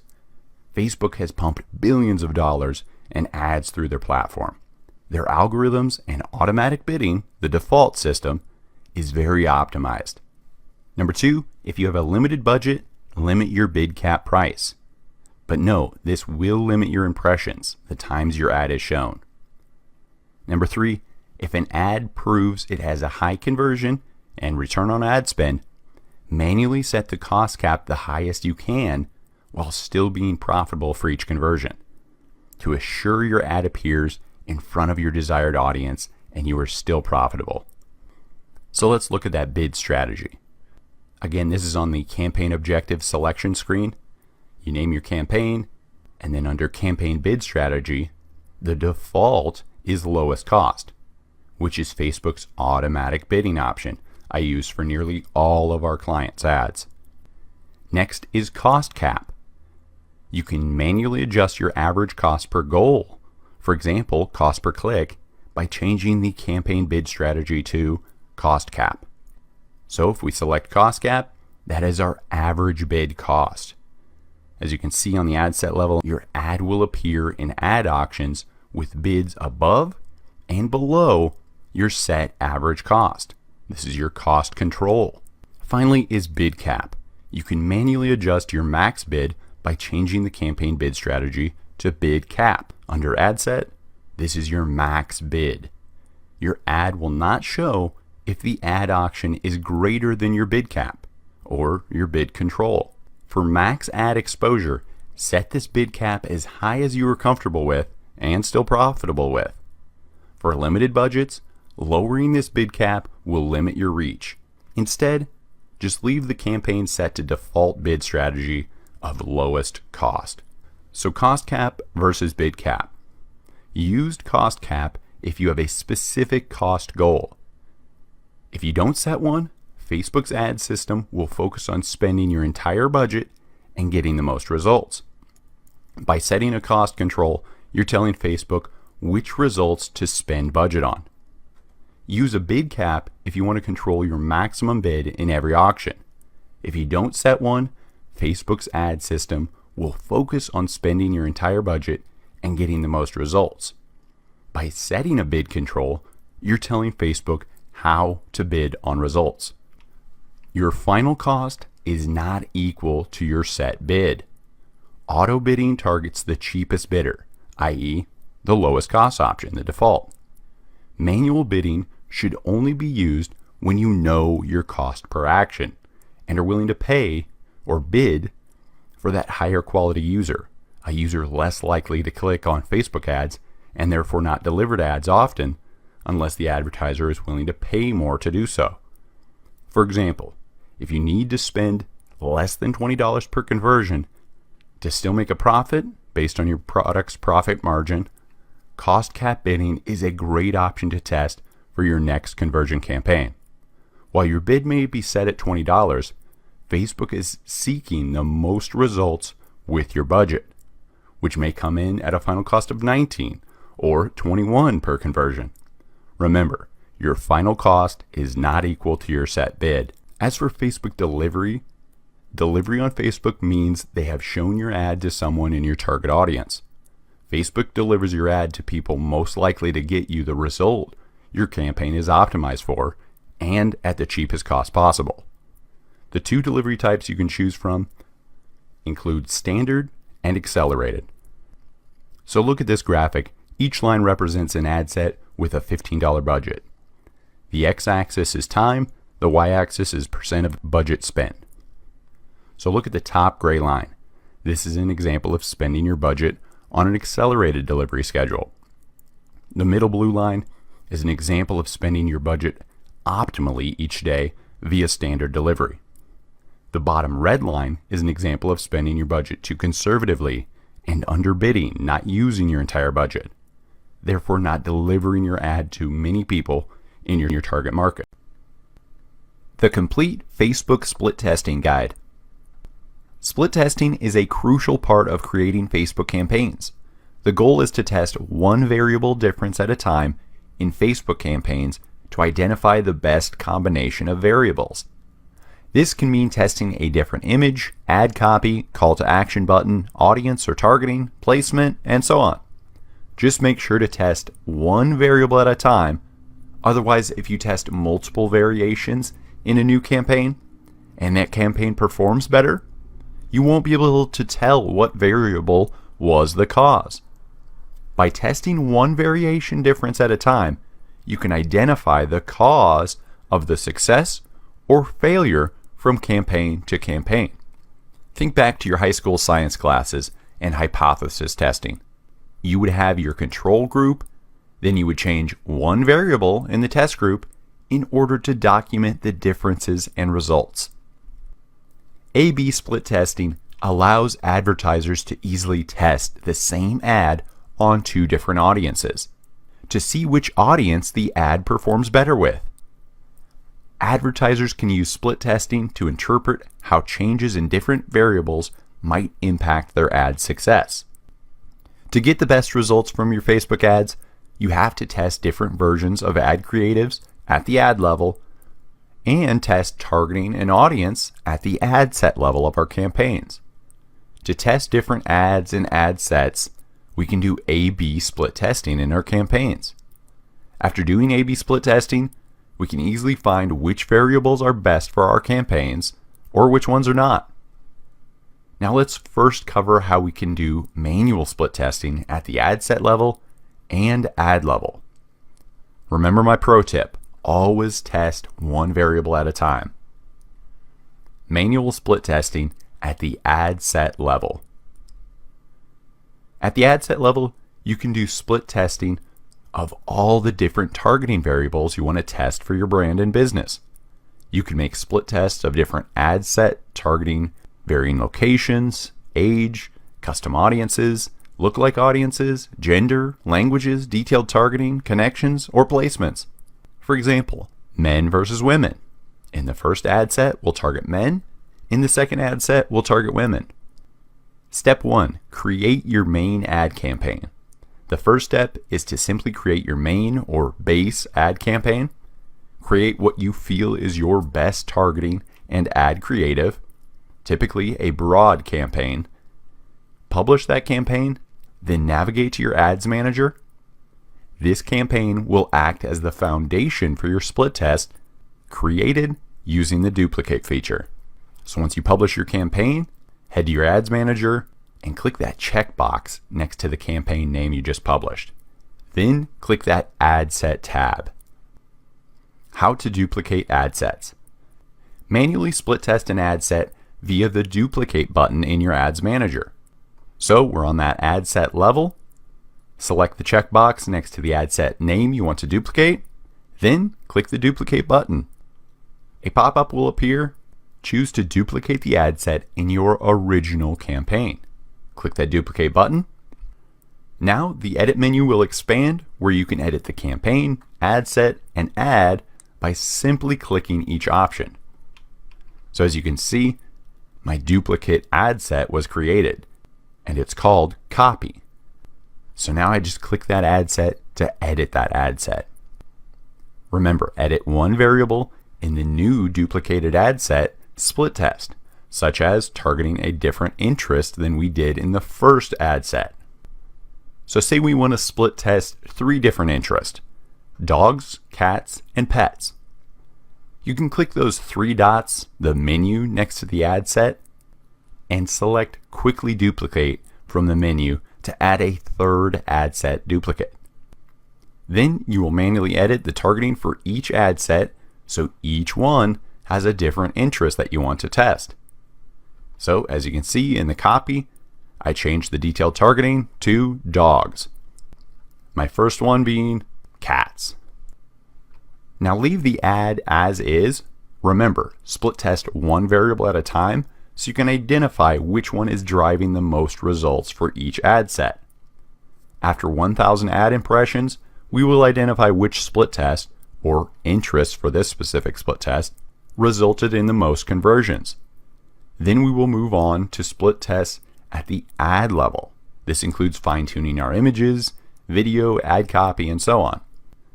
So now that I have my split test created, my first one targeting cats, my copy targeting dogs, I'm ready to publish this ad set.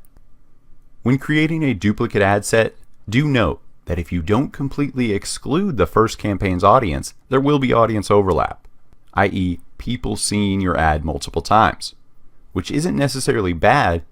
It just increases your ad frequency, which can lead to possible audience fatigue and wasted ad spend. This can be prevented via excluding audiences at the ad set level. Let me show you an example.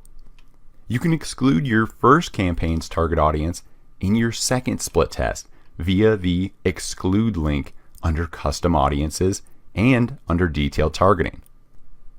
So from our example earlier, I targeted cats as the include interest in ad set number 1 and used a photo of pet toys for ad number 1.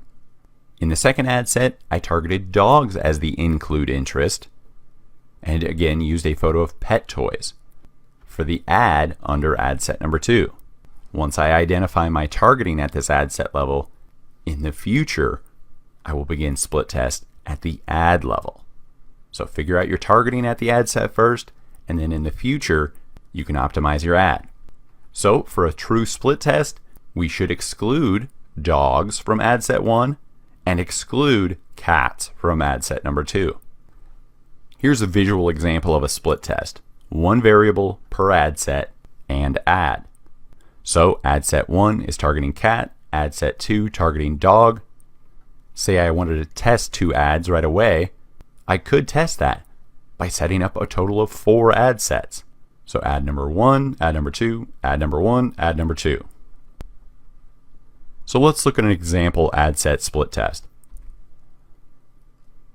First, choose your objective and name your campaign. Always name your ad set so you can easily understand the variables just by reading the name in your ads manager. So if I'm testing dogs in the US for ages 18 to 24, I would go US 18 to 24 dogs. For this first ad set, I have selected to split test age. This ad set will target users in the age group 18 to 24 in the United States. On the ad level, select the Facebook page and Instagram account, then select the format for your ad. Note that we are only testing age at the ad set level for this campaign, so we will not be changing the ad for each ad set. We will simply duplicate and split test. Remember, one variable total for each campaign duplicate, so you can clearly identify which variables are equating results. So finish creating this campaign and publish it. Now go back to your ads manager and click the checkbox for this newly created campaign name. Once selected, click that Ad Sets tab. Click the checkbox next to your ad set name, then click that Duplicate button. In this duplicate ad set, we will split test our campaign targeting at a different age. So again, choose the original campaign option and set the number of copies to 1 in the pop-up, then click the Duplicate button. Your total number of copies depends on how many variables you want to test.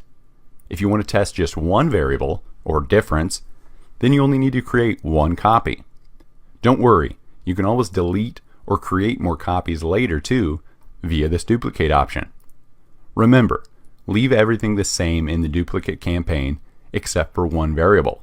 This single variable is the difference you are testing.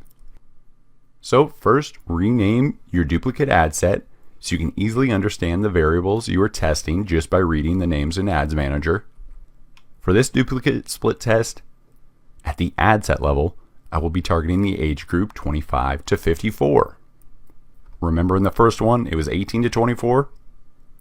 So this one, I'll name USA 25 to 54. Then I will adjust the duplicate ad sets at the targeting level of age to 25 to 54. Once ready, click the Publish button.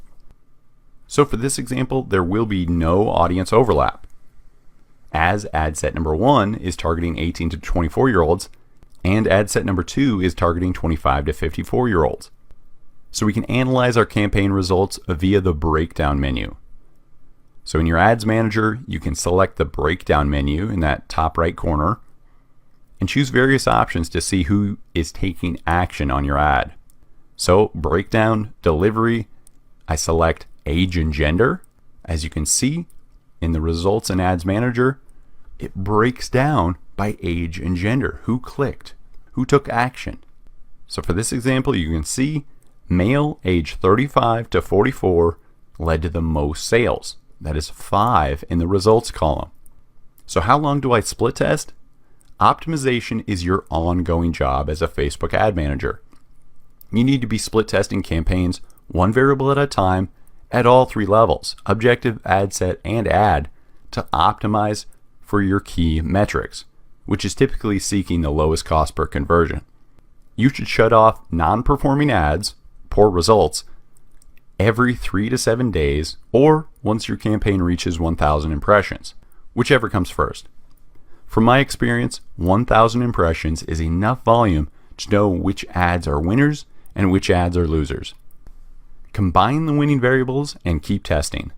Once you start to identify your best audience and best ad creatives, combine them into new campaigns to confirm they indeed are the best variables. If not, keep split testing.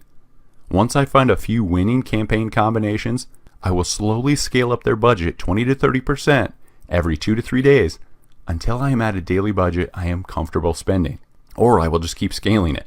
I am constantly testing ads to find more audiences and to obtain cheaper results. Once you get a few of these winning ads, they truly can become evergreen or lifelong ads for you. If it's profitable, I'll keep scaling it. Again, the variables you test can be anything you want. If you aren't certain who your target market is, split test to find out. Split test locations, age, gender, languages, interest, placements, connections, custom audiences, lookalike audiences. The list goes on and on. Just keep creating duplicate campaigns and edit each version one variable at a time.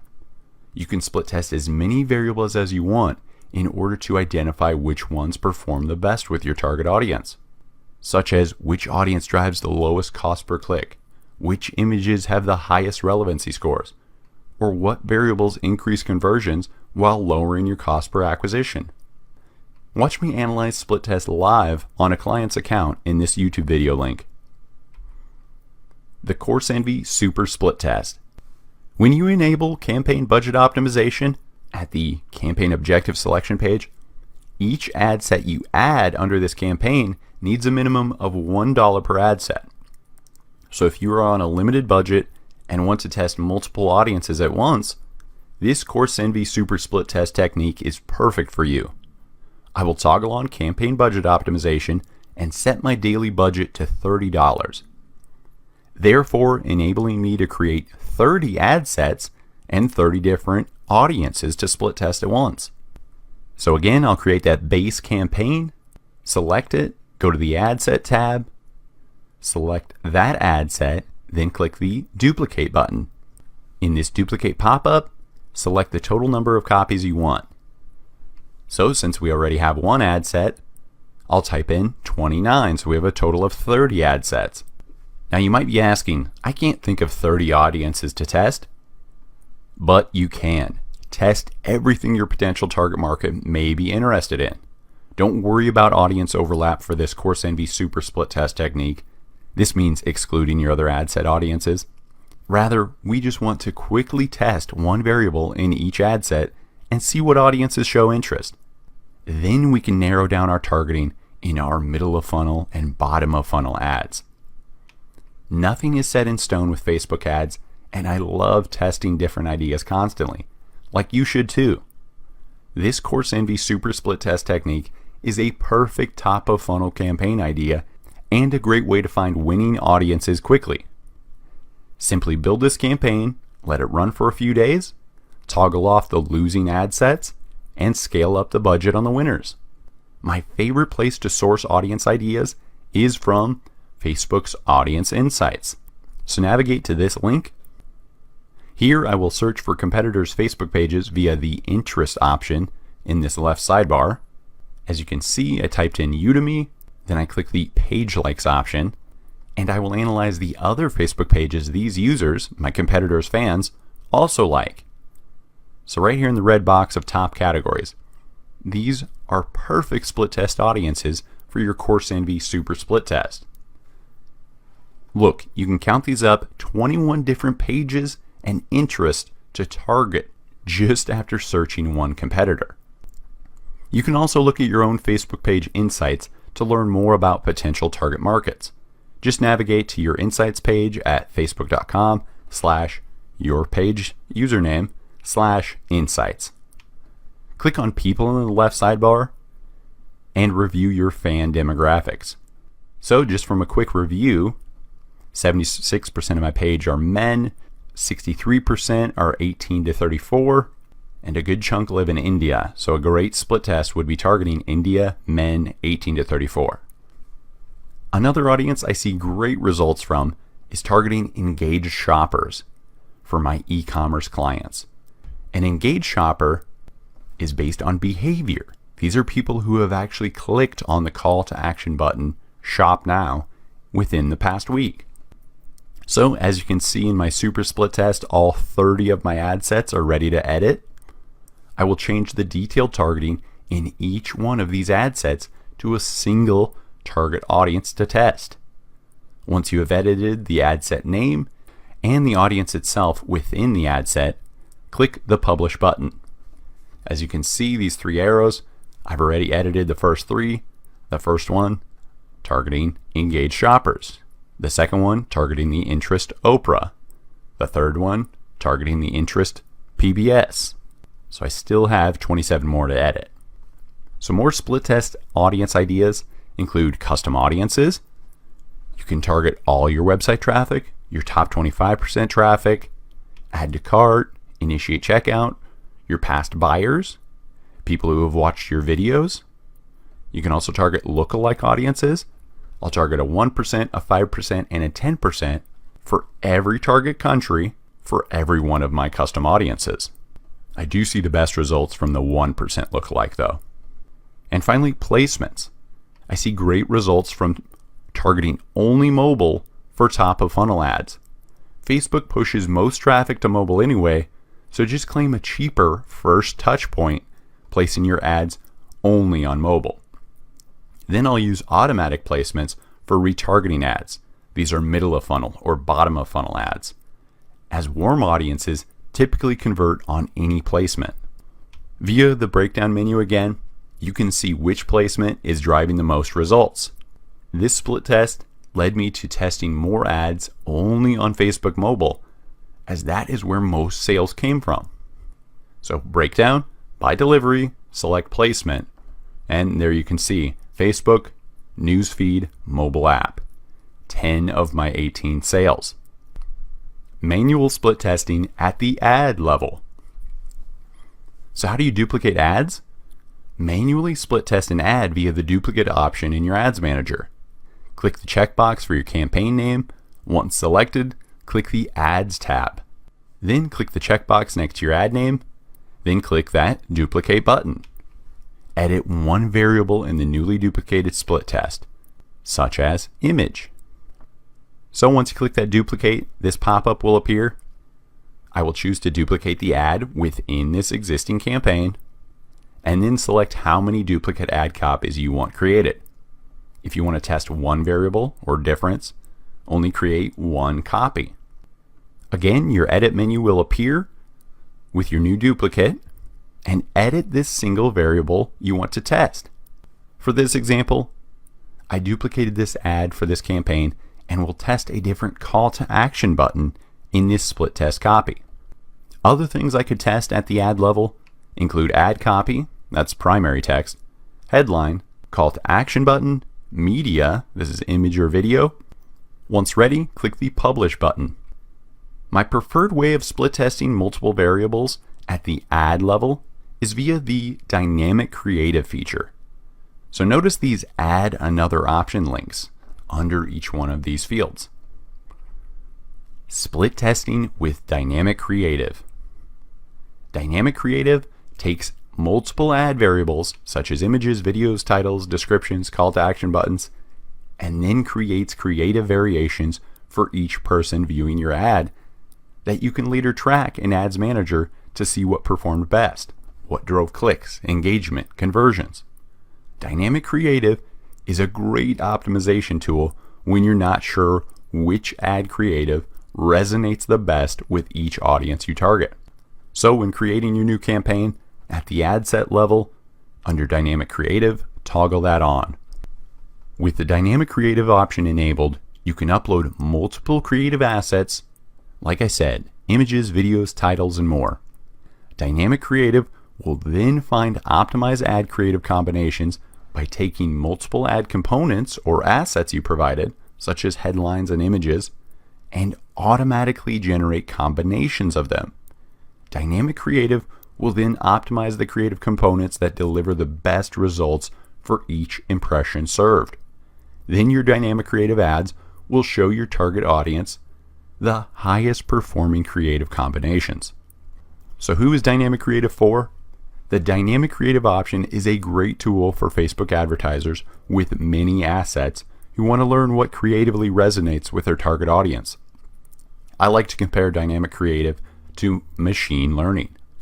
It is a Facebook tool that helps me identify my best ad level creative assets. Then I use the winning creatives in my new ad set level split test campaigns. Once I have my ad sets optimized, then I can scale up my budget on the winners and shut off the losers. So pro tip, dynamic creative is not a substitute for split testing. I will only use dynamic creative to find my top performing creatives from hundreds of options, including hundreds of images, titles, and so on. Then I will use these winning ad creative assets derived from my dynamic creative ad into my new split test campaigns where I am testing targeting at the ad set level. Again, one variable at a time to see what audience drives the best results. Let's take a look at an example. So let's say I find 2 winning ad combinations after running a dynamic creative campaign. 2 of them equally performed the best. Now, if I'm testing 2 audiences, 2 different ad sets, that means I will have a total of 4 ad sets to properly split test this data further. So audience number 1 is in ad set 1, and then my first dynamic creative combination is ad number 1. And the same goes for ad set 2, ad number 2. So make sure to navigate to this link for the best practices for dynamic creative ads. To use dynamic creative, again, toggle it on at the ad set level. Note, dynamic creative is not available for all campaign objectives. Now at the ad level, you will add all the dynamic creative assets you want to test. There are 5 test options, including text, images and videos up to 10 total, headlines, descriptions, and call to action buttons. I love split testing at least 3 images per campaign.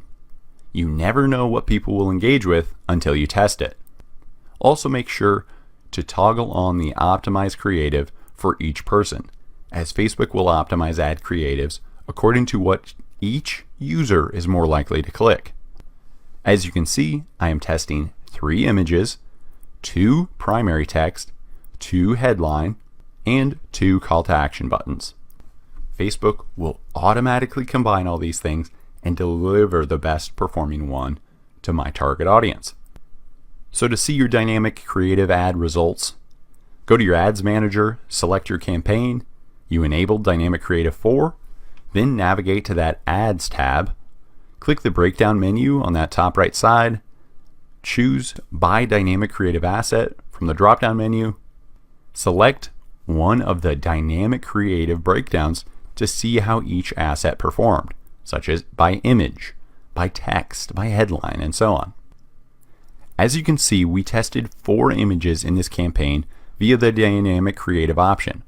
One image was a clear winner that we will now use in future campaigns alone, since this split test was so definitive. 129 link clicks for the winning image versus 3 clicks for the second place image. After getting your audience targeting optimized, split testing images and videos is the most important ad creative variable I have found. It can make or break your ads, as you can see here.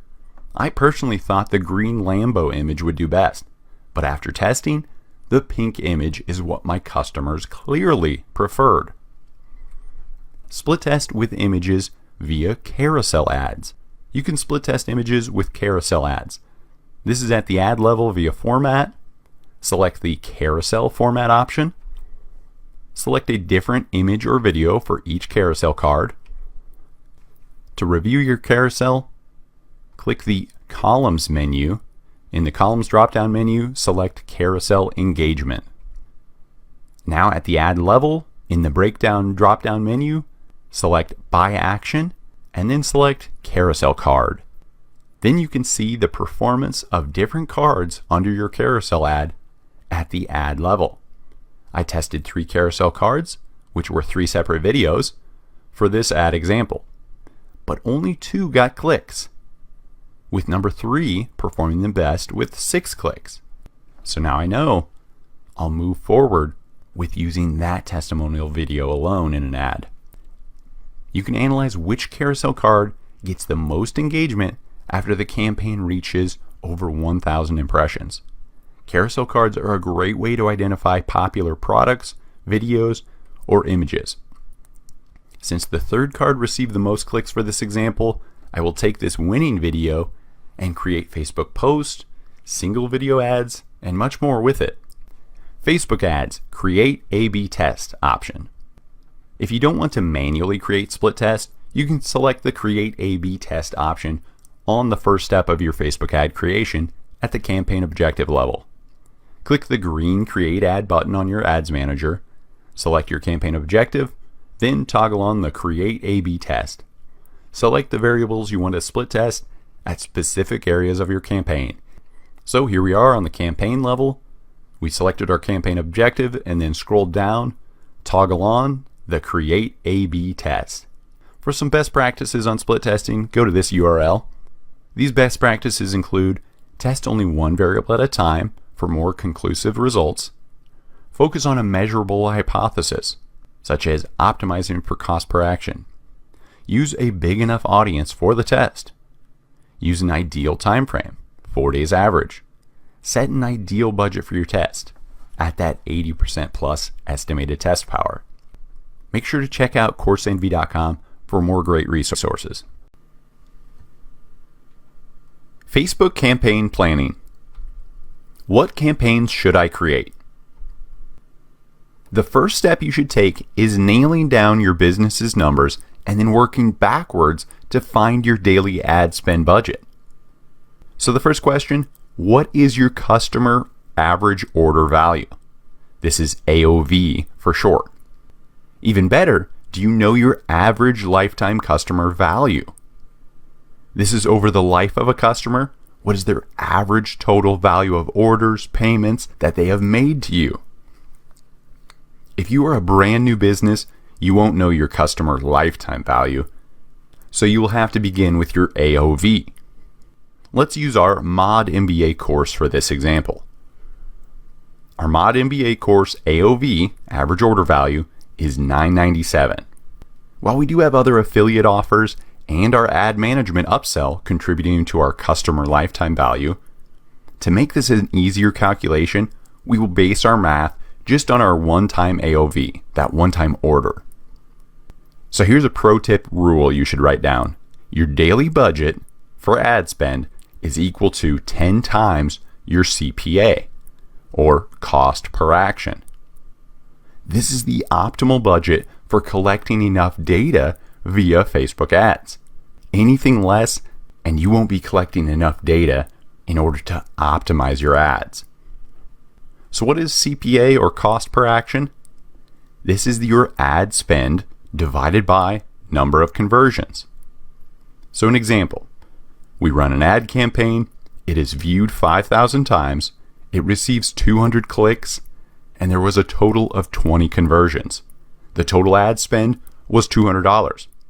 So how do we calculate the CPA? Ad spend divided by number of conversions, so 200 divided by 20 equals $10 cost per action. So if you're just starting out, you haven't run any ads, you've never sold your product, you won't know your CPA yet. So we need to start, and we need to start testing. But at minimum, you do know your product and services cost. What does it cost to make? What are your expenses? So again, our Mod MBA example, our AOV equals $9.97, the average order value. Our expenses and cost of goods per order equals $9.47. So our average order value minus our expenses equals our profit per order, $50.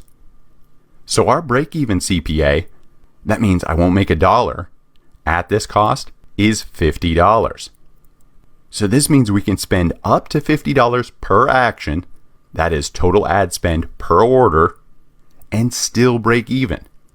This means we can profit on any CPA up to $49.99. It may be only 1 penny, but it still is profit.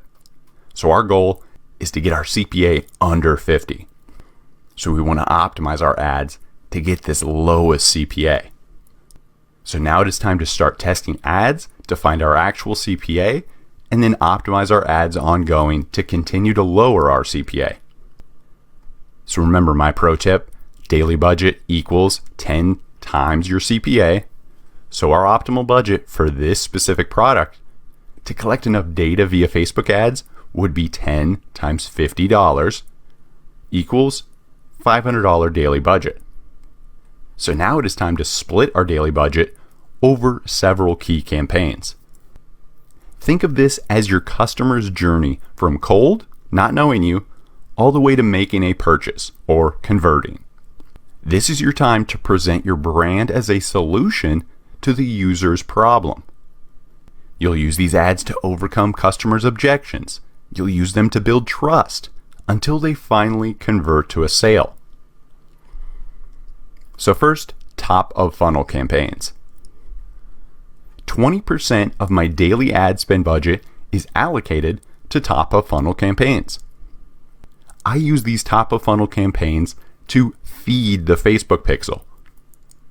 You need more data so you can keep growing bigger, better, and warmer custom audiences and lookalike audiences. Top of funnel campaigns are for you to identify users interested in what you are offering. People who click, people who watch, people who engage with your ad. These are those people saying, hey, I'm interested. These people will populate your custom audience for future retargeting, i.e. a warm audience. Then we'll use this custom audience data to create high quality lookalike audiences. So if you aren't sure of your exact target market, that is okay. That is what these top of funnel campaigns are for, targeting broad audiences that are typically 1 million plus. For example, to target all potential business owners in a region, I will target 18 plus, my region being USA, and then for detailed targeting, under behaviors, I'll search business page admins. That is a very broad audience that is targeting everybody who has a Facebook business page, but a great top of funnel ad. You are testing your content with a cold audience and seeing who says, hey, that's interesting. This is the time for audience development and testing ads. At an ad's basic level, you are identifying XYZ problem and offering a solution via your product or service. Rarely will a top of funnel ad directing people straight to your offer or product sales page convert to a sale. You need to first make your audience aware they indeed have that problem that you are solving. Think of any infomercial you have ever seen. You need to remind people of a problem they have and then offer your product as a solution. Get them saying, yes, I need that. So our goal is to find your perfect target market first.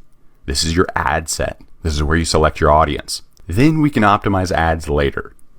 So this means split testing at the ad set level, one variable at a time. I will split test my top of funnel budget, remember 20% of my total daily budget, over the following 3 top of funnel campaign objectives: traffic, video views, and post engagement. So remember, 500 total daily budget times 20%, so 100 is allocated for my top of funnel campaigns. So I could break that down: 33 to traffic campaigns, 33 to video views, 33 to post engagement. Now, I don't want you to write down that last slide and scribe it into stone. This is not a set rule. You could do $100 all towards a traffic campaign.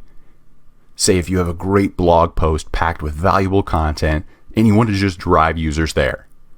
But in that same note, we could include that blog post URL in a Facebook page post and then use a post engagement campaign to drive people to that great blog post. Or we could create a video version of that same blog post and then use a video views campaign to get people to see that content right on their Facebook feed.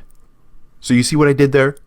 There's 3 ways for people to consume the same piece of content. I'm just testing to see what form of content works best with my target audience. Sometimes I'll get a cheaper cost per click via post engagement than a traffic campaign. And sometimes people want to stay on Facebook or Instagram and watch that native video right in their feed. So I can create that blog post as an engaging half text, half photo, 30-second video, and then target that video audience later. So long story short, I am amazed by the varying results I get from different niches on Facebook and different target markets. Sometimes I get cheaper link clicks from post engagement campaigns. Sometimes video views convert to sales at top of funnel. I just always suggest split testing content and ads to see what drives the highest relevancy and lowest cost per action for your brand. And I also highly suggest creating at least 1 to 2 videos so you can start building those video engagement custom audiences. Facebook highly favors video content in their feed. Like I said, this is native. This is a video uploaded to their feed. People don't leave Facebook, they stay on Facebook to watch it. So take advantage of this. I see some of my best returns on ad spend from driving people directly to my video or webinar via a video view campaign. Then I retarget that video engagement custom audience with a conversion campaign and a purchase event. So my top of funnel campaign is a video view, then my middle of funnel is a conversion campaign with the purchase event. This is a 2-step funnel that gets people to convert and buy again and again. So once you create a top of funnel campaign, toggle on the CBO or campaign budget optimization option at the objection selection level. So one rule, allocate at minimum $1 per ad set. Obviously that's just the low. It will be a lot higher because, for my example, I'm allocating 100 daily budget just for this top of funnel. So as for split test, I suggest testing 10 ad sets. So this is a single campaign, say a traffic objective, and then under that objective, there'll be 10 ad sets, and then the same dynamic creative ad under each one of those ad sets. So make sure to watch our lecture, How to Split Test Facebook Ad Sets with Campaign Budget Optimization, to see how to duplicate ad sets and split test with CBO. So as for those 10 split test ad sets, here's how I break them down. For 6 out of 10 ad sets, I will select lookalike audiences of people who have taken action, such as leads, purchases, the top 25% of viewers on my website, video views, and so on.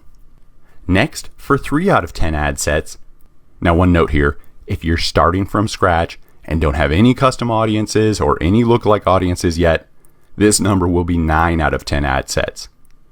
You can see how I favor lookalike audiences. They just perform better than targeting a straight cold interest. But, like I said, if you're just starting out, we got to start somewhere, right? So I will target a cold audience, single interest, single demographic, gender, age, location, or behavior in each ad set. Remember, 1 variable per ad set, so it is a true split test. One pro tip is to sit down and create an avatar of your perfect customer. What do they do? What are their interests? What are their age? Where do they live? What are their behaviors? This is a great way to create different audiences to split test. Now remember, top of funnel, go broad. Here are some examples. Women, 18 plus, USA. That's a pretty broad audience, right? Or ages 25 to 44, USA. Or 18 plus, USA, dogs via detailed targeting. Or ages 13 to 18, USA, manual placements, and then I select iOS devices only. This is a perfect broad audience for my client with an iOS mobile game specifically for teens. So we go very broad at top of funnel so we can start building our custom audiences with people saying, hey, I'm interested. Now for my final 1 out of 10 ad sets, we'll set this to the max broad audience, targeting one country, ages 18 to 65 plus, all gender, all language. This is the fail-safe ad set in case you are targeting the completely wrong types of people in the first 9 ad sets. Your relevant ad content will grab the attention of the correct users in this broad audience. So every 3 days or 1,000 impressions per ad set, I will review these ad sets and toggle off the losers. But remember, top of funnel is for testing. So don't just leave the remaining 9 ad sets after you toggle off one loser. Instead, add a new ad set to this top of funnel campaign to test new interests, or maybe a lookalike at a different percent, i.e. 10% lookalike instead of the 1% lookalike I started with, and so on. One of my best performing split test ideas is to duplicate winning ad sets. and then just adjust the segmenting on the new test. For example, maybe I'll target men only in the duplicate, or maybe an age segment of the duplicate, or people in X state only. This segment test helps you narrow in on your perfect audience even further in these winning ad sets. So if you have a huge budget, you can start with, say, 50 ad sets targeting one audience each. But if you can only afford that 100 to 500 per day for this top of funnel campaign, I suggest only using these 10 ad sets and toggling off losers every 3 days and then adding new test audiences. I want to always have 10 active ad sets in this top of funnel testing campaign. So as you can see, we are split testing a single audience in each ad set. So I'm at the ad set level tab, and then along the left side here, you can see I named each ad set with the specific interest or lookalike I am targeting. So at the bottom, there's my broad audience, then there's a lookalike audience of my buyers, then there's the entrepreneurship, all the way to the top where you can see the clear winning audience, Entrepreneur Magazine. That's the detailed targeting. So to further optimize, I will duplicate this winning ad set, then adjust the audience to a smaller segment, such as men only. So you can see why I decided that based on the breakdown menu. So click the breakdown menu in the top right on your ads manager, and then select age and gender, and then I looked at my results. So a promising split test segment to consider would be obviously men, and if I wanted to go even further, I could choose just 25 to 34 for age. My favorite lookalike audiences. So take a screenshot of this slide because these are my go-to favorite lookalikes. Now, a warm custom audience is always best. This is someone who's already engaged with your post, your website, a video, and so on. But my second best favorite audience to target is a lookalike. Facebook uses hundreds of data points to find users that look and act online nearly the exact same as your custom audience. So take advantage of this giant data hold that Facebook has. Rather than targeting a broad interest, why not let Facebook create a lookalike of people who have already engaged with your product? So one of my favorites, website custom audience, visitors by time spent, top 25%. This removes users who bounce from your site right away. I don't want people who see my site or read for 2 seconds and then leave. I want to be focused on the people who are reading those long blog posts, engaging with videos, content, spending the most time on my site. Next, Facebook page custom audience, everyone who engaged with your page. Then there's the Instagram business profile custom audience, everyone who engaged with your business. Next, video engagement custom audience, people who either completed or viewed at least 15 seconds of your video. This is called a through play.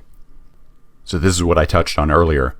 We can collect an audience of people who watch our entire video or a good portion of it and then retarget them on Facebook. But then the second best is creating a lookalike of this video engagement. Then your obvious fail-safes are your website custom audiences of add to cart, initiate checkout, all website visitors. I like to create a custom audience for different time segments. 7 days, 14 days, 30 days, 60, 90, 180. This way you can be collecting different sizes and different temperatures of audiences. Somebody who added to cart in the last 7 days is pretty warm. They're ready to make a purchase. Maybe just something in their life came up and they couldn't finish the purchase. So retarget this hot audience of 7 or 14 days. But again, these are some great lookalikes. People who add to cart. I want more people like that, right? So let Facebook go find people similar to people who initiated checkout, added to your cart, visited specific web pages, such as a landing page or a specific product page. And finally, are the customer list custom audiences. So don't just upload your entire email list here. Rather, segment the list by email subscribers, various leads from your varying lead gen, and finally, buyers. I will also segment buyers by multiple purchase or single purchase. But if you're just starting out, don't have too many, you can just create one big bucket of all buyers for this customer list. This is a great thing to tell Facebook to go create a lookalike of. Hey, these people have bought. Go find more people like this. So eventually you want to replace nearly all of your cold traffic targeting, i.e. cold interest, demo, behavior, with lookalike audiences. Like I said, 6 out of 10 top of funnel ad set audience targeting should be lookalike audiences. Facebook builds the best lookalike audience with custom audiences of 1,000 or more users. I'll say that again. A custom audience should be 1,000 or more users before you create a lookalike. So while I could target a custom audience with a single person in it, you creating a lookalike audience of that single person custom audience is not going to be great. Facebook needs a lot of data, typically 1,000 or more users, before they can create a great lookalike audience. So just note that. We can start retargeting custom audiences the first day. Somebody lands on my website, they are in my custom audience, I can retarget them. But I can't properly create a lookalike audience of that custom audience until it reaches 1,000 users. This is because you will eventually have custom audiences of thousands of users that have done that XYZ thing, visited your site, clicked your ad, made a purchase. So by using Facebook's data, we can let them find users similar to our past converting custom audiences. Now, as I mentioned, we can always split test cold traffic for top of funnel testing campaigns. But from our extensive research running ads for clients, we see lookalike audiences perform the best for top of funnel targeting. So one of my favorite top of funnel ads is a post engagement campaign.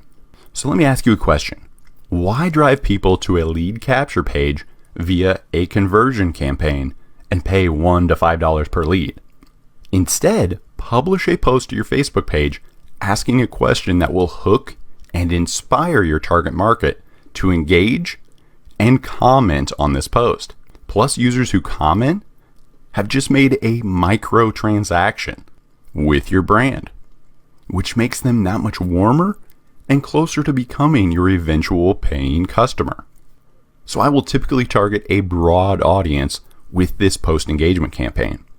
My goal is to split test varying posts with questions that will get my target market to engage, and specifically get comments on the post, i.e. answers to the question, for less than 25 cents per comment.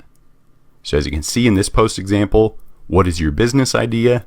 What business have you wanted to launch, but have yet to take action on? Your opinion matters. Comment your business idea below for feedback. We split test a few of these different posts, a few of these different questions, ran a post engagement campaign behind each one, and found a clear winner. These people who comment just raised their hand and said, hey, I've been wanting to start a business idea. That would have cost $1 to $5 per lead if I was driving people to my website and capturing their email. Yes, I'm only on Facebook with them, but I can message them, I can comment back. This is a way cheaper way of collecting audiences. Plus, we could integrate this with other software such as ManyChat. We'll touch on that later. So think of these 25-cent leads that we can retarget via the custom audience, Facebook page custom audience, people who have engaged with any post or ad. So like I said, instead of paying up to $5 for this email lead, I now have them in a custom audience I can retarget later on, or directly reach out to them via message and comment. So an added benefit of using a post engagement campaign is you can build up social proof on a post, likes, comments, shares, which leads to natural virality. People prefer to share or comment on a post that already has a ton of engagement. So pro tip here, a post with higher social proof will lead to more organic reach from shares and cheaper cost per engagement with your post engagement campaign.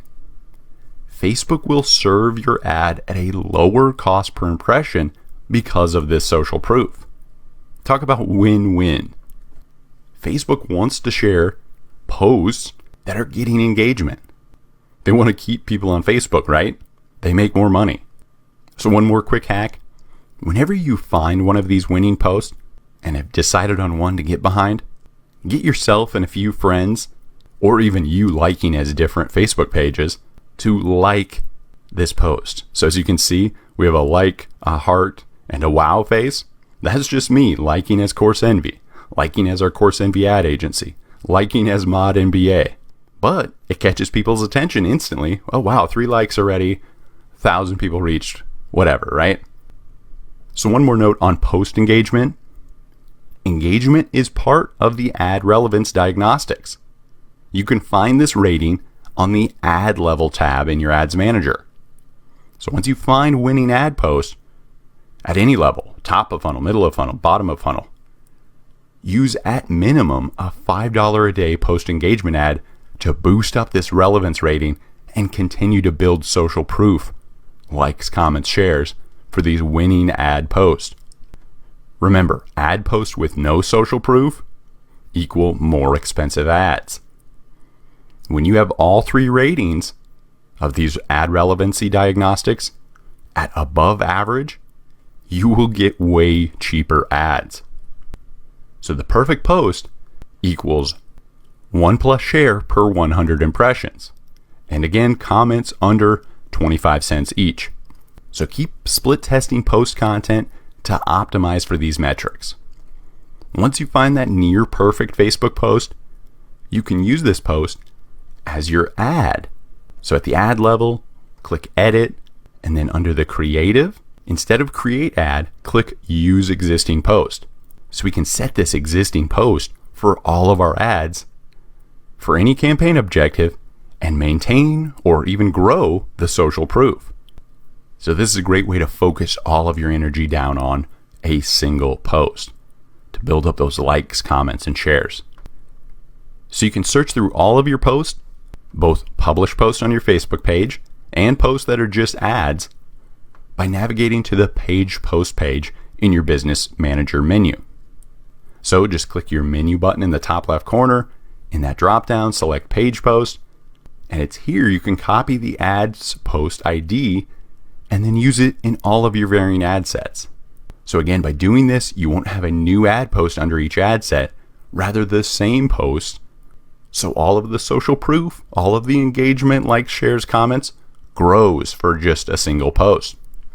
So just copy that winning ad, the one with the most engagement, post ID here on the page post page.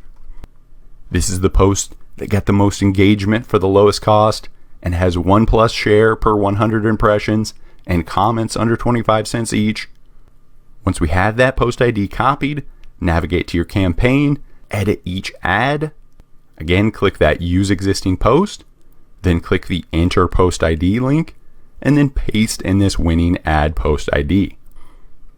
So here's a post engagement hack for you. After you spend all that money on ad campaigns, click the likes for that post on your Facebook page or page post page. In this pop-up, click the invite button next to the Facebook user's name to invite them to like your page.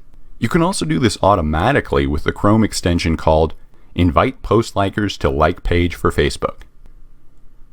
So here's my final testing ad creative setup. This works for top of funnel, middle of funnel, or bottom of funnel.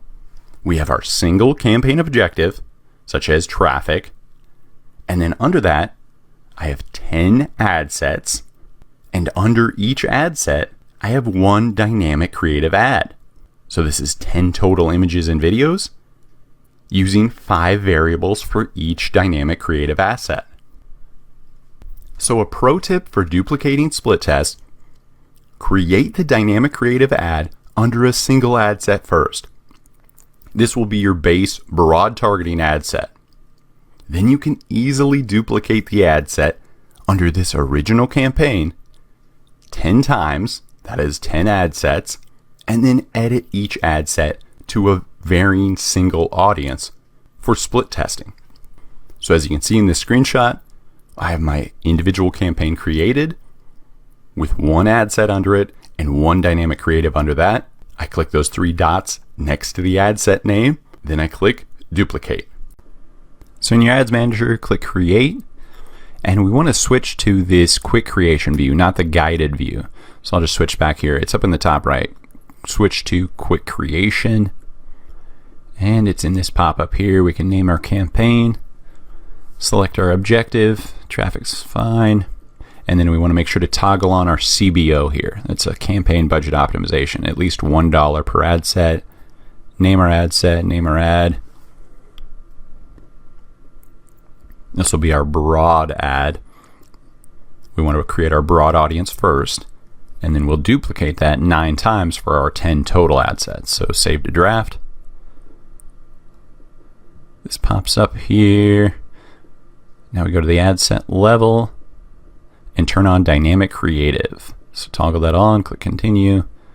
And now on the ad level, we can fill out all these dynamic creative assets. Select our page, scroll down here. There we go. Select images, select videos, select up to 10 total. So I usually like to split it. 5 images, 5 videos. So I'll just select a few here for this example. Okay. And then select videos. Okay, there's our 10 total variables there. Now we want to fill out our dynamic creative assets below here. So add another, all these add another options here. First I'll fill out the website. So there we go. We want add another option for each one of these dynamic creative options. Primary text, headline. Obviously this is just filler, placeholder for you. But this is where you test all 5. We have 2 of 5 here. Test all those variations you can think of. And Facebook will dynamically test each one of these assets and create combinations of ads and tell you which ones are resulting in the highest clicks, in the highest engagement. So test all of these. Try to test 5 variables each. So there we go. We have this created. We have our broad audience here. We're on the audience, the ad set level, United States, living in, 18 to 65. That's as broad as we can get, right? So these 3 dots, click that, action menu, and duplicate.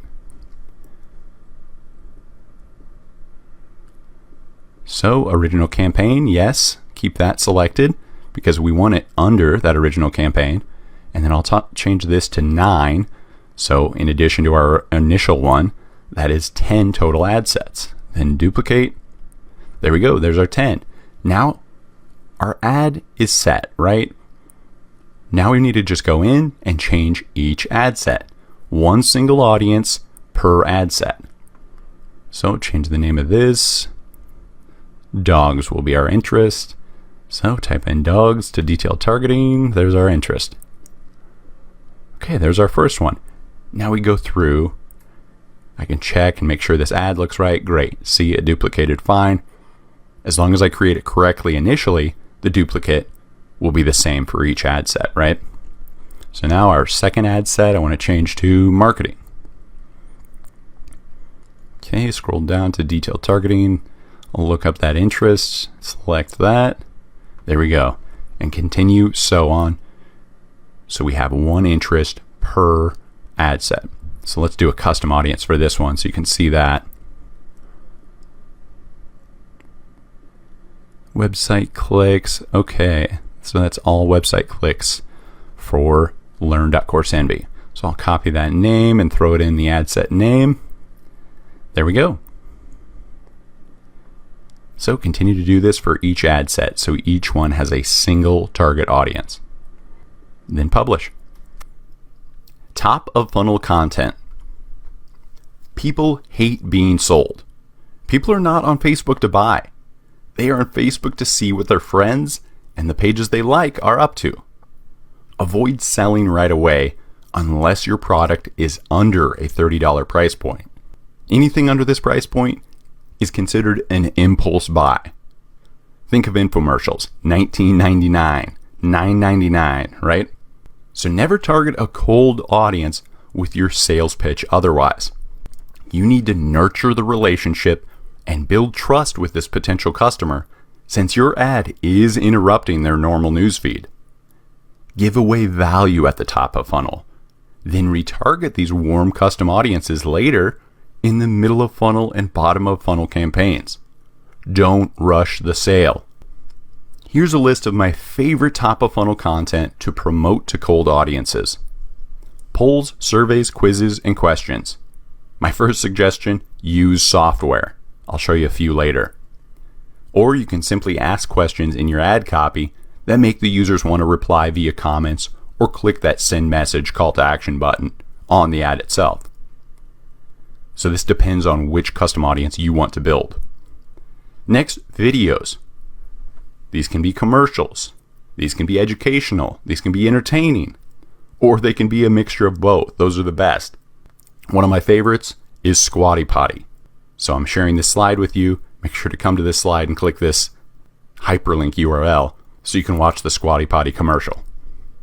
Next are lists, i.e. top 10 ways to do XYZ, the 7 best products for XYZ. These can be blog post lists. These can be videos of those blog post lists. Just offer free value relevant to your target market. You want your relevant target market to raise their hand saying, oh, that's similar to something I need. Contests and giveaways. I do warn, these can attract freebie seekers that aren't easy to sell to later on. So think of win-win giveaways if you are going to create contests or giveaways. For example, my restaurant clients. An offer I'll do is a free slice of pie or free ice cream with any order. You're getting the customer in the door and still making some money. And finally, lead magnets. This can be a free course, free ebook, free tutorial, a video, a coupon, a free product, anything. Come to my website and get this X thing for free.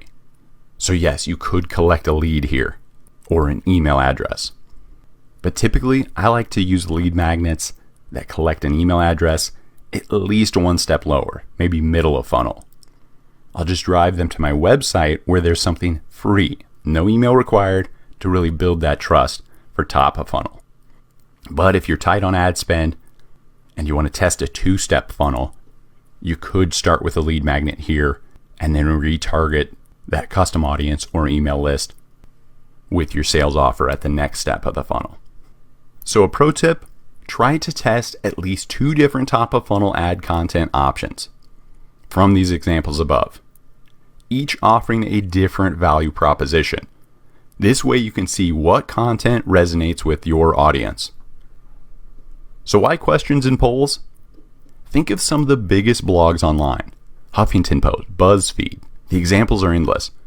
Go and look at their trending, most popular content. One of the top posts will most likely be a quiz or a poll. So why? People love themselves, and they love sharing the results on social. This means built-in organic reach, because they're sharing it with their friends. People want to answer questions and polls about their favorite topic. Me, myself, and I.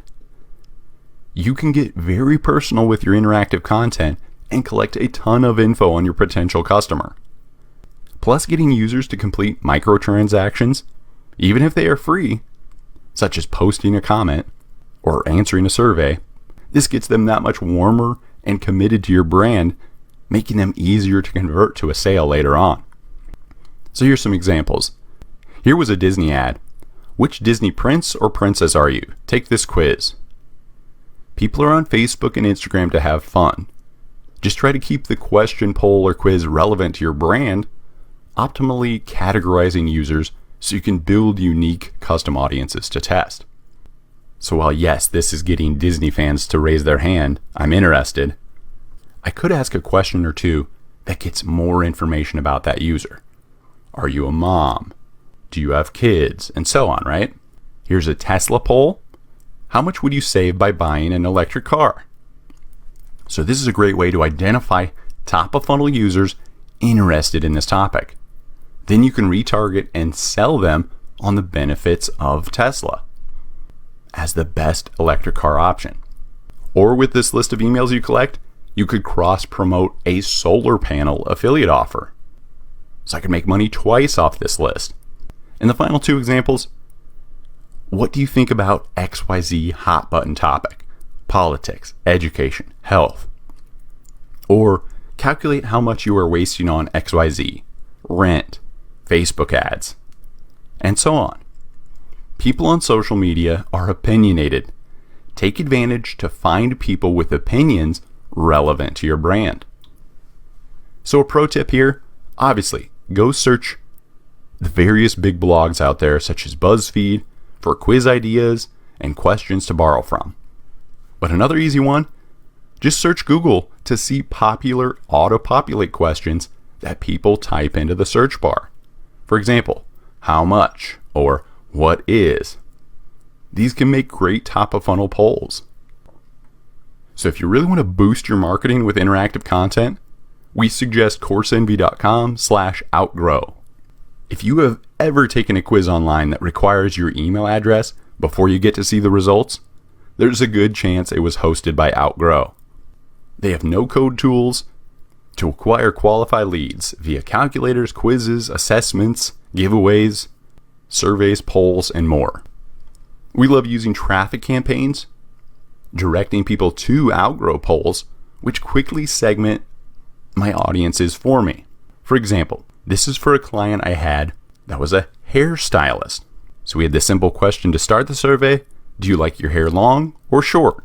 This instantly segmented people and tagged them accordingly and directed these users to different sales offers or value propositions that are unique to each one. So for the one, it directed them to a blog post, the top 10 long hair care products, while the other was 20 actresses with short hairstyles you can copy. Each one of them intertwined with links to my client's products and appointment booking links. So this poll and survey enabled them to warm up their audience, build their custom audiences, and serve them all with super relevant, personalized content that you would have never known unless you asked. Nor would you be able to retarget via ads later on. You will now have a list of people that you know are short hair and a list of people you know are long haired. Plus, again, answering these questions are small microtransactions. Remember, this is getting them in their mind saying yes to your brand. This in turn increases sales conversions in these later BOF campaigns or bottom of funnel. Now, another way to grow your email list is via viral giveaways. So avoid those token iPad giveaways. Those will only find freebie seekers. Create a win-win brand awareness play by giving away your own brand's products. We use King Sumo. King Sumo has built-in virality that allows people who enter your contest to earn more entries by sharing your contest on their own social media. Following your social media, clicking a link, watching a video.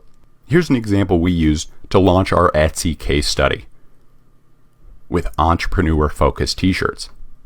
So as you can see, once a user enters the contest, they are given the option to get more entries into the contest by completing these actions. And most are based on viral actions, such as sharing.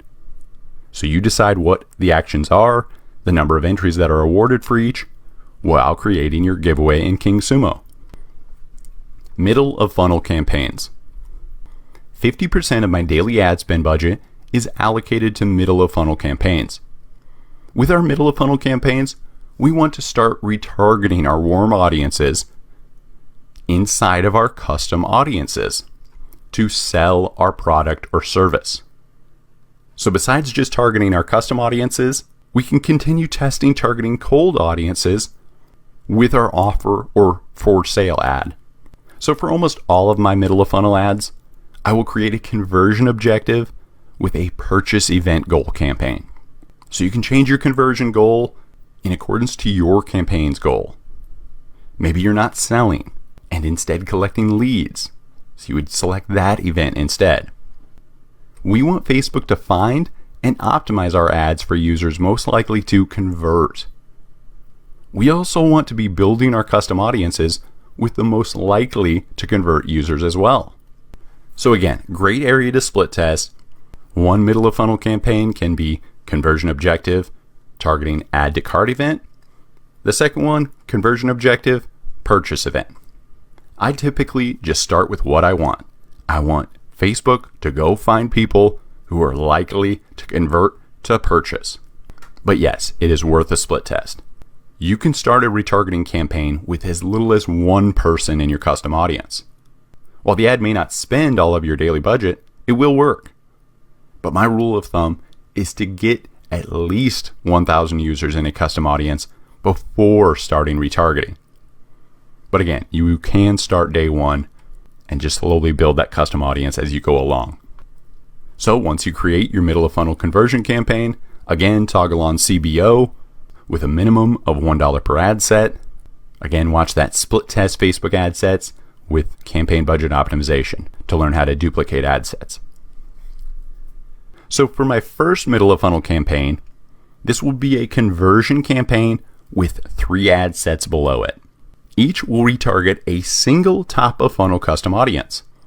These will be our first ads retargeting a user that is warm. So select custom audiences of people who viewed your top of funnel content, such as view content, a specific website traffic, video views, post engagement. These 3 ad sets will be targeting our top of funnel custom audiences. So one note here, make sure to create all your custom audiences up front, or at minimum while creating your top of funnel campaigns. So these can be building and collecting users from day one and ready once you begin creating retargeting campaigns. Again, these middle of funnel campaigns will consist of ads driving people to our sales page. Top of funnel, creating awareness, offering value, building the relationship. Middle of funnel, now it's time to sell. You're retargeting people who have seen your brand, seen your content, and said, hey, I'm interested. Now it's time to sell them. Or at minimum, get them further down the funnel. Get them to add it to a cart. Get them to look at your content longer. And then we can close the sale in our bottom of funnel ad. That said, I do get a lot of conversions at middle of funnel campaigns. So sometimes I don't need that bottom of funnel. But I keep that on for the people who don't convert at middle of funnel. Just make sure to exclude past buyers from your middle of funnel campaigns and exclude them from your bottom of funnel campaigns. You don't want to waste ad spend on past buyers. So my second campaign in my middle of funnel will also be a conversion campaign, and it will have at least 7 ad sets under it. So these 7 ad sets will target a mixture of lookalike audiences. Again, reference the slide in our top of funnel section titled My Favorite Lookalike Audiences, and cold audiences. These can be those single interests, demographics, gender, age, location, behavior. 1 per ad set. So one of my most successful targeting options is a 1% lookalike audience of the top of funnel content. For example, a lookalike audience of the custom audience collecting my top of funnel blog post website traffic. So I'm telling Facebook to go find people similar to the people who took action at the top of funnel. So why am I still targeting cold audiences in my middle of funnel? I am always surprised by the amount of cold users that don't engage with my top of funnel value offer, right? But they do make an impulse purchase from my middle of funnel campaign, which is promoting the sale of my product or service.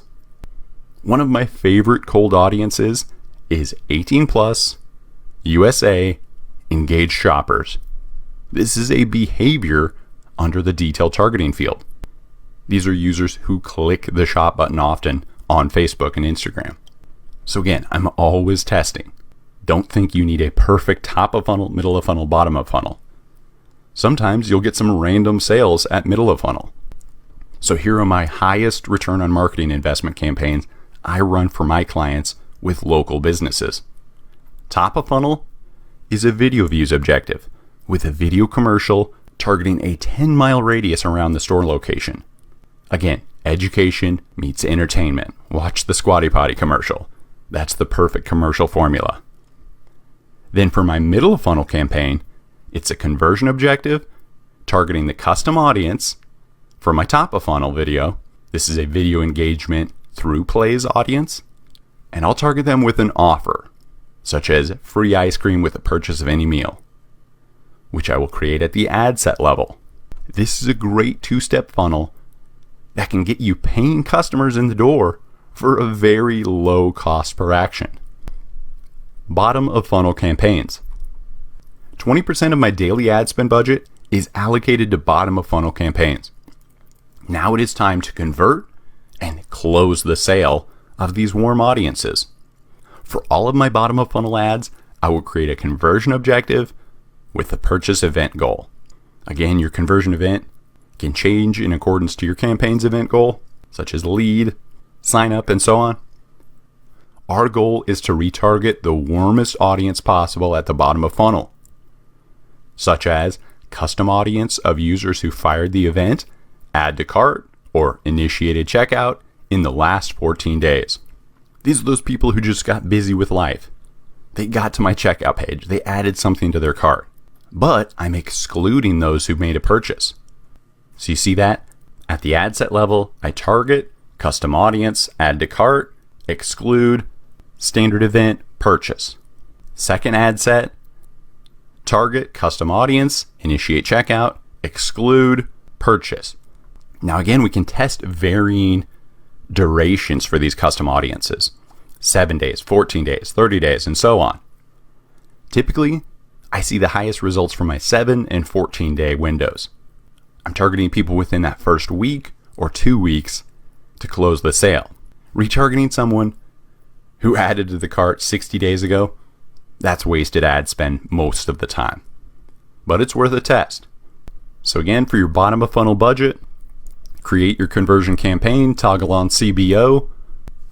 Like I mentioned, now is the time to convert this audience.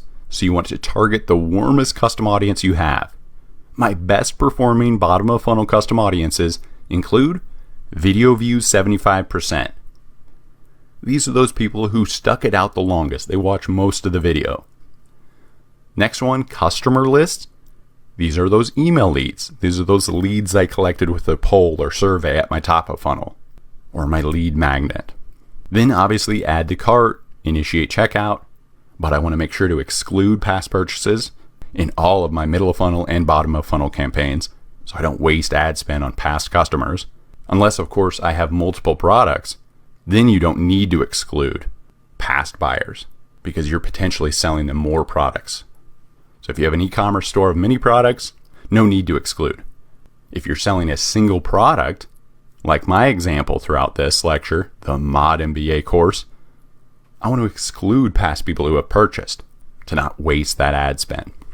Next, middle of funnel view content. These are those middle of funnel custom audiences, such as website traffic to XYZ product page. Next, one of my favorites, website visitors by time spent, top 25%. This eliminates all that bounce traffic and only focuses on the people who have been reading reviews, reading my about page, reading all of my website content, and spending the most time there. These people are close. You typically just need to overcome an objection to close the sale with these people. And then finally, Facebook page custom audience, people who engaged with any post or ad. So here are my bottom of funnel rules.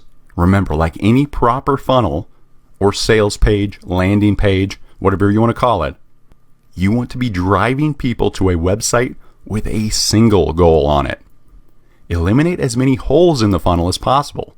By holes, I mean links to other pages on your sales page, or you offering too many options on the sales page, or you asking for varying results on one page, such as, here's my newsletter sign up, here's my Facebook like button, oh yeah, here's my add to cart button. An ad should never direct people to your generic homepage, such as Coursenvy.com.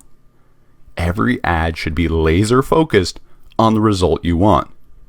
A traffic objective to a blog post, video views for a video, conversions on a product page, email signups on a lead capture page. So I suggest everybody take my free course, The Ultimate Guide to Landing Pages, Coursenvy.com/what-is-a-landing-page. Buyer retargeting. Finally, 10% of my daily ad spend budget is allocated to buyer retargeting campaigns. When I start working with a new client, almost 100% of the time, they have zero ads retargeting their past customers. They want new customers only. So by doing this, you are leaving so much money on the table. Plus, it is so much harder to obtain new customers rather than selling to a past customer. Past customers are what I call hot audiences. They know your brand. They trust you. The work is done. Now you just need to keep providing value and increase their customer lifetime value. Remember at the beginning of this lecture, average order value? That is a one order. We are working on building their lifetime value. Keep selling to them. A common rebuttal I get from clients about ad spend targeting past customers is, why don't we just email them? Well, yes, of course, you will email them newsletters, promos, upsells. But look at your email open rate. Is it 10%, 20%, 30, 40? If you're lucky. With Facebook reach campaigns, I can guarantee you will reach almost your entire buyer customer list custom audience. This 10% of your daily budget targeting past buyers will be the best money you ever spend. Trust me. Your goal is to build retention and loyalty with past customers. Take Amazon, for example. They have mastered this with Amazon Prime program. They have retained the customers via a paid subscription so they get that ongoing recurring income and establish loyalty with their exclusive 2-day shipping they offer only to Prime members. So think about it for your business. What exclusive offers can you reserve for returning customers only? For example, when I launch a new product, I will create an ad targeting past customers, offering it to them only and clearly letting them know that in the ad copy. People love exclusivity. Research other companies with VIP programs, reward programs, or customer loyalty programs, such as Starbucks Rewards, Marriott Rewards, any grocery store discount card. They are all offered to increase their customer lifetime value. Testimonials and user-generated content. A great idea for retargeting your past buyers is to collect testimonials and user-generated content. Selling is so much easier when you have great reviews and great photos, great videos of real customers using your product or service. Test creating a contest to get past customers to create content for you. For example, I will create a post-engagement campaign targeting past buyers saying, hey, free $25 gift card to use at our store for the best photo of you using XYZ product. Email us your pics, info@coursenvy.com. Winners will be announced on this post next week. So one pro tip here, ask for testimonials from multiple purchase customers to ensure the best reviews. Or at minimum, from single purchase customers after 30 days, because a return will typically happen in the first 30 days. Reach campaigns for past buyers. Facebook Conversions campaign goal is to seek users more likely to make a conversion for the event you selected, whether that's purchase, sign up, and so on. That said, this is the highest CPM, cost per impression, ad on the Facebook ad platform. So why spend more money on ad spend using a conversion campaign to retarget past buyers when we already know they converted? This is why we use reach campaigns to retarget our past buyer customer list custom audience. Omni-channel marketing. From our extensive research with clients, retargeting past customers via Facebook ads converts at a much higher rate than retargeting past customers via email marketing. Now, I'm not saying to stop emailing your past customers. Still do the promotions to your customer list. Still follow up after purchases with a thank you. Keep doing email marketing, but also create retargeting ads to ensure you reach your customers on the platforms they use daily. Create retargeting ads on Facebook, Instagram, Pinterest, Twitter, Google, and so on. Omni-channel marketing is crucial to ensure you reach people wherever they are online.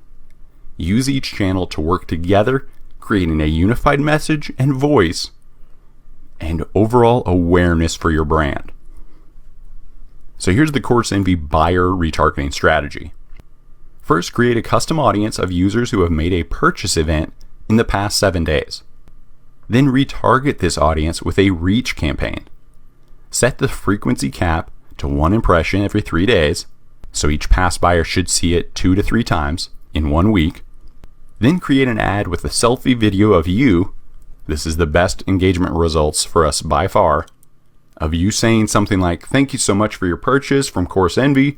We're so excited to have you as part of our community. If you need anything, please feel free to reach out to us. Thanks again." While many of my clients say, "Wow, this is wasted ad spend," I'm telling you, the shares I get from this, the direct messages from new clients that my past customers shared it with, people love appreciation. So appreciate them via this simple, cheap retargeting campaign. My next buyer retargeting strategy: create 2 custom audiences of users who have made a purchase event, first in the past 30 days and second in the past 60 days. This lets customers use your product or service for 30 days before asking for a review via email. Remember, this usually eliminates the users that are unhappy or already claim that refund or return in the first 30 days. So I will gamify, create a contest, the creation of user-generated content, such as testimonials, review videos, and photos of customers with our product. I will create a reach campaign targeting my purchase in past 60 days custom audience and exclude my purchase in past 30 days audience. Therefore, I'm targeting buyers in the past 31 to 60 days. So my ad copy will be something like, "We're giving away a $100 gift card, obviously for our store. You want to make all giveaways win-win, bringing them back to your store. For one lucky customer. To enter, simply email us a selfie testimonial video with our product. Winner announced XYZ date." So pro tip, create a new custom audience of customers who have made more than one purchase and or customers who have spent over a certain amount. And this custom audience will be called your VIP audience, which you can target with your VIP ads, letting the customer know they are exclusive VIP members and you offer exclusive products, pre-launches, anything exclusive to them first. Once these VIP custom audiences grow to 1,000 plus in size, create lookalike audiences of them. This is one of my highest return on investment lookalike audiences. Because think of it, I'm asking Facebook to go find people that are similar to my past buyers who have bought more than one time. Talk about the perfect list. So as you can see in this screenshot here, the create a website custom audience, we select purchase for the event, past 30 days, and then select frequency is greater than or equal to 2.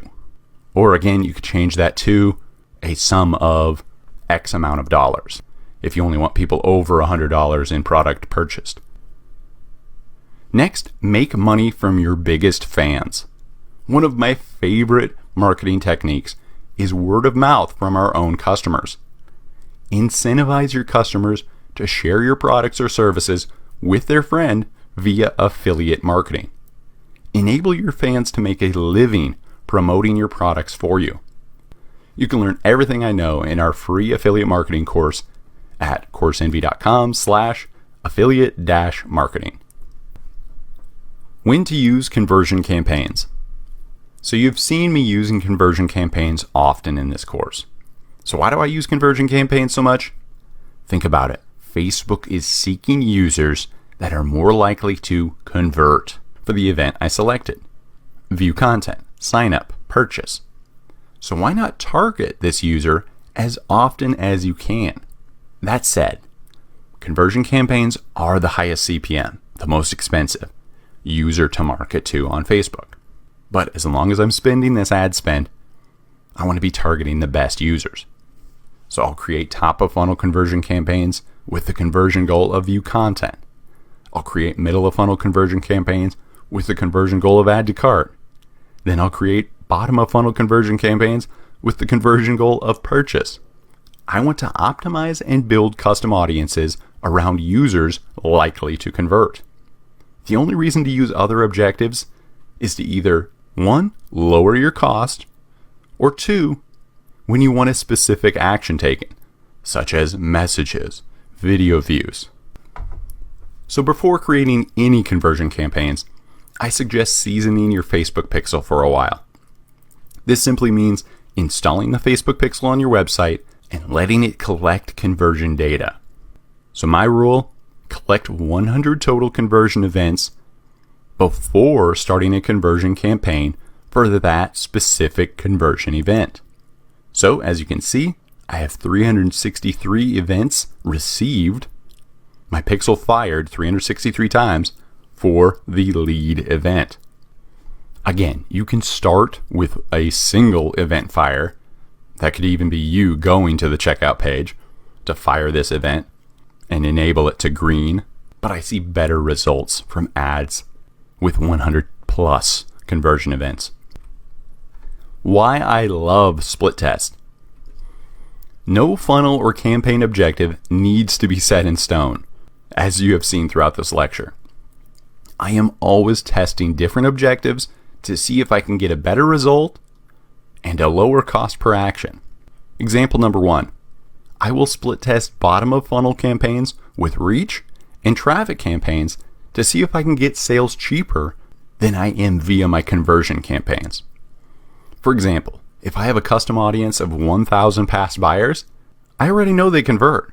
So why use the most expensive ad campaign objective of conversion, the highest CPM campaign type, when I can get cheaper conversions retargeting this audience via a reach objective?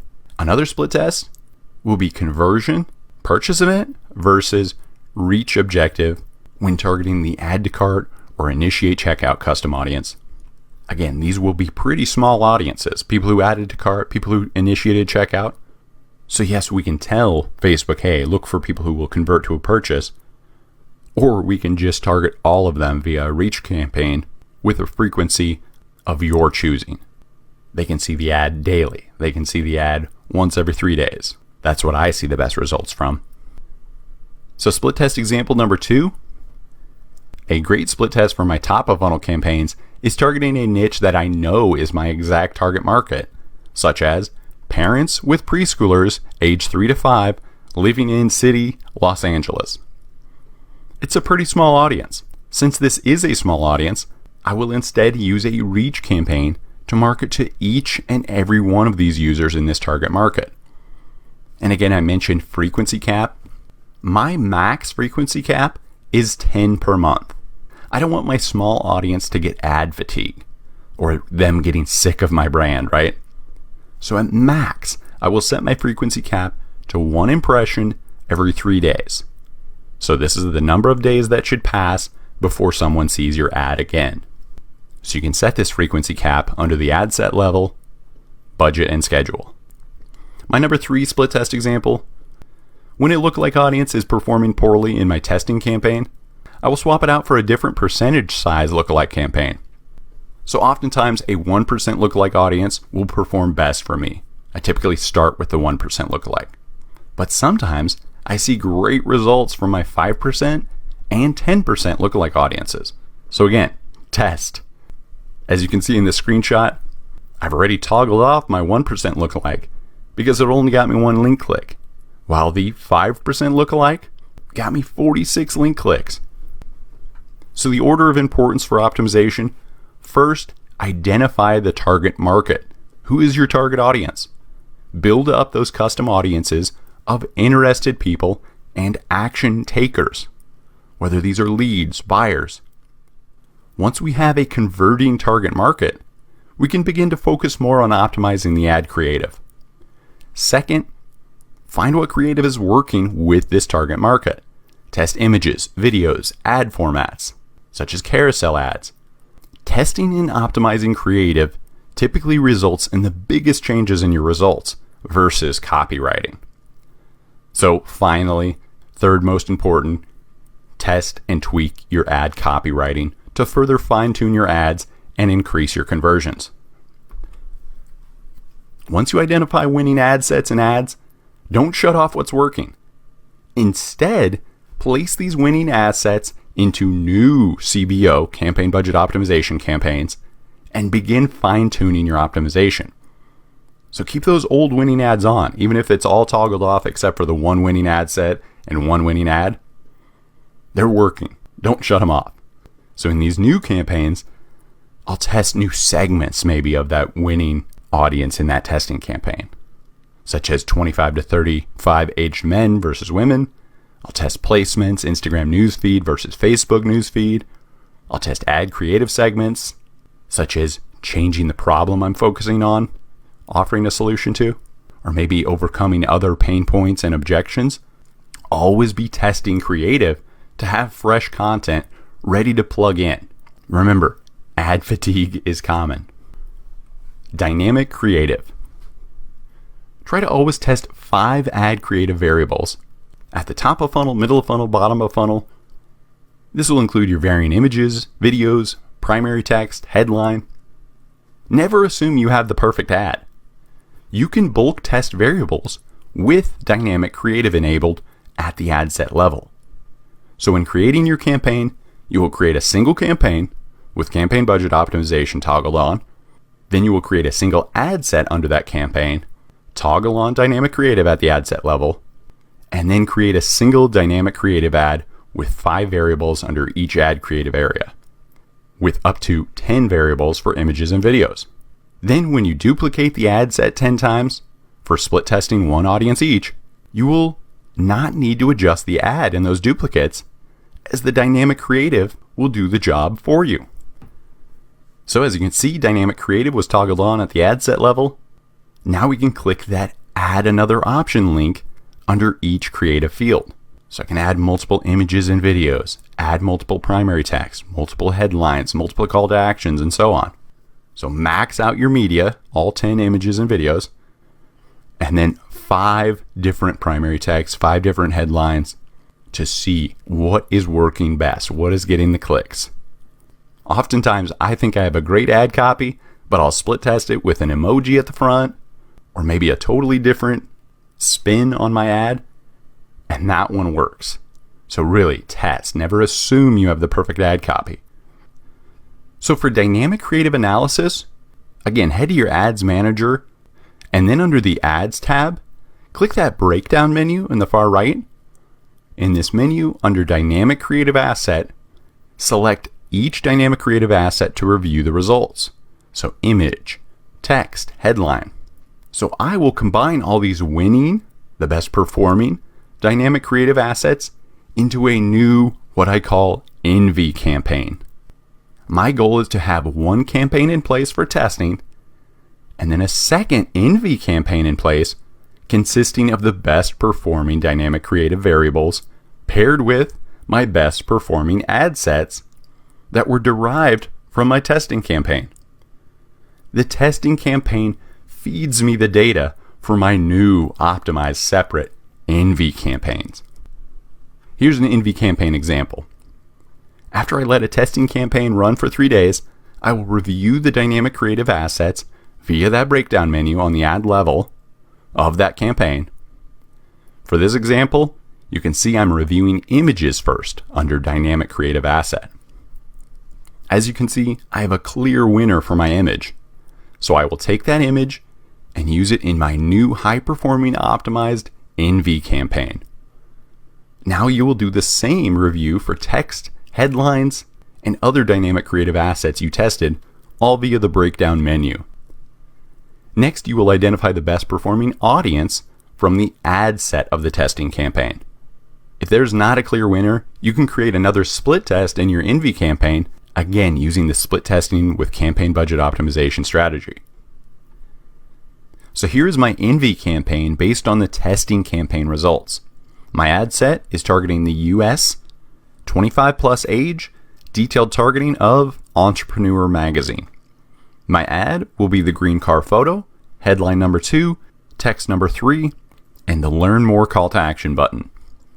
So a pro tip, leave your testing campaign running. Sometimes these winning variables you used in your new Envy campaign work better in the original campaign. Who knows? Facebook is very finicky, as I'm sure you all know. So keep swapping out the poor performing variables with new ones in this testing campaign. You want to constantly be testing to find new target markets, new creatives, and more. Ad fatigue is common when you use the same image or video for months on end.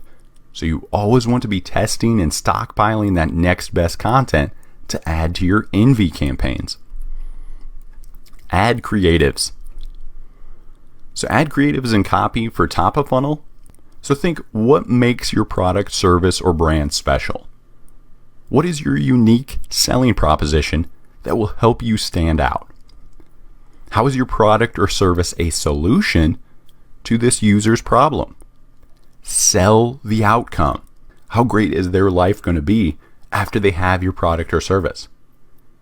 Test different ways to convey this message via your creatives. For example, a video of you talking into the camera, stating the problem, then stating how XYZ customer or even yourself solved that problem with your product. Then I'll finish my video by piquing their interest with a call to action, such as, to learn his secret, click the button below. Split test a traffic objective to a blog post listing the top 5 XYZ. This list should be relevant to your audience. So for clickbait ideas of these top lists, make sure to check out BuzzFeed. So besides a traffic objective, sending people to this blog post, we can also split and create a video that is a video format of this blog post. This can be as simple as a screen recording of a PowerPoint, just like this. Just intersplice it with photos of your product or photos of your customers, and then promote it as a video views campaign. Get people saying yes, whether if it is a question in your ad copy or a free no-brainer offer. Getting them to say yes is a microtransaction or commitment that will warm them up to saying yes to buying later on. Add creative and copy for middle of funnel campaigns. Middle of funnel campaigns are for answering objections that customers may have about your product, so they have no excuse but to buy. So think of what objections they may have. Share why your product is worth their time. Sell the outcome with your own customer testimonials. Tell them your money back guarantee. Tell them about your lifetime access. Stamp out their objections with these ads. You can also test scarcity and social fear of missing out with your ad creative, such as a testimonial video of someone sharing their success after buying your product or service. Next, test various ad copy to see what objection debunking results in sales. This can even help shape new top of funnel ad copy, which can include answers to these customers' common objections.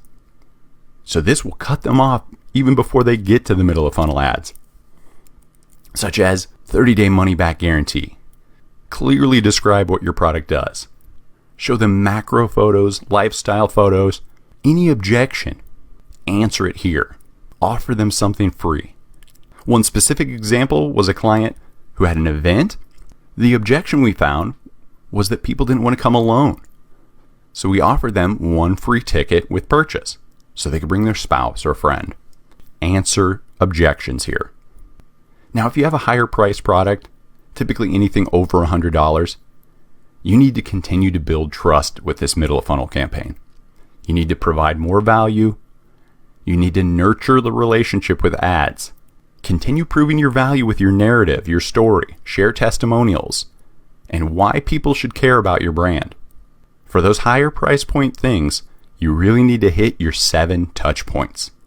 That's people seeing and learning more about your brand at least 7 times before they are ready to buy. Now finally, add creative and copy for bottom of funnel. User-generated content is king for us. Video testimonials, customer reviews, which you can create a slideshow of or a video of, or even images of customers with the product. Carousel ads work great for us, especially testimonial videos in each carousel card. You can also build credibility with bottom of funnel. Why should they trust you? What awards have you won? What are your total customers? Create ads relevant to the audience you are retargeting. For example, when retargeting an add to cart audience, remind the user they left something in their cart and didn't check out.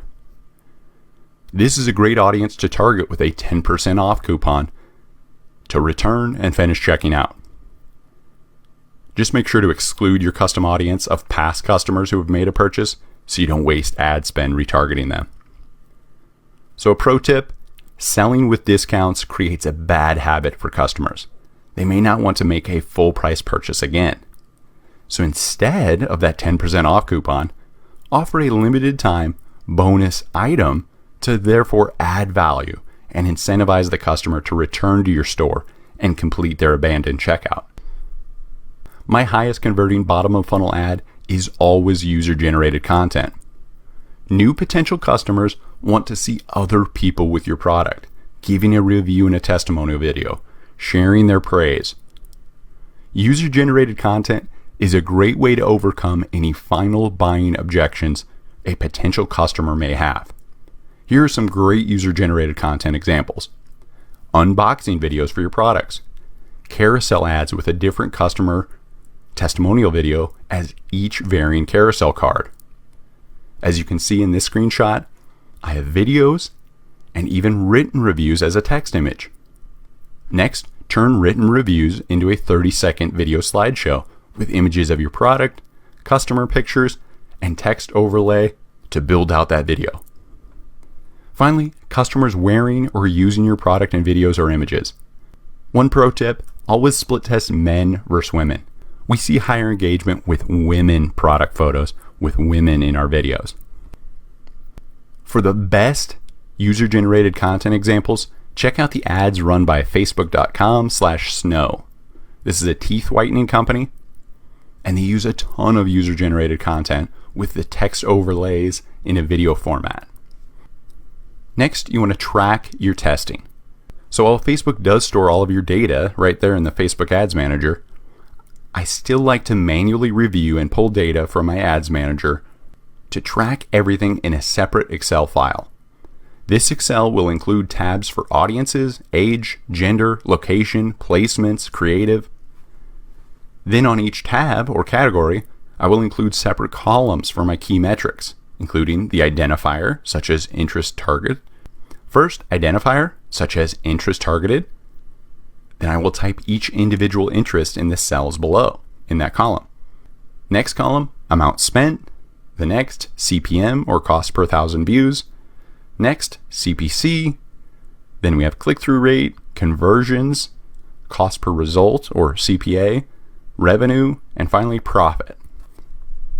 Tracking your own data becomes very valuable so you can streamline future ad creation without wasted ad spend testing. You will know what audiences, images, ad copies, videos, demographics drive the highest return on marketing investment. For example, after collecting data for many clients, we now know the average CPM for a t-shirt company will be around $10, while the average CPM for an info product company is around $20. As you can see in this screenshot, for us, our best top of funnel audience is the interest Gary Vaynerchuk. Make sure to check out our Coursenvy.com blog for more relevant content.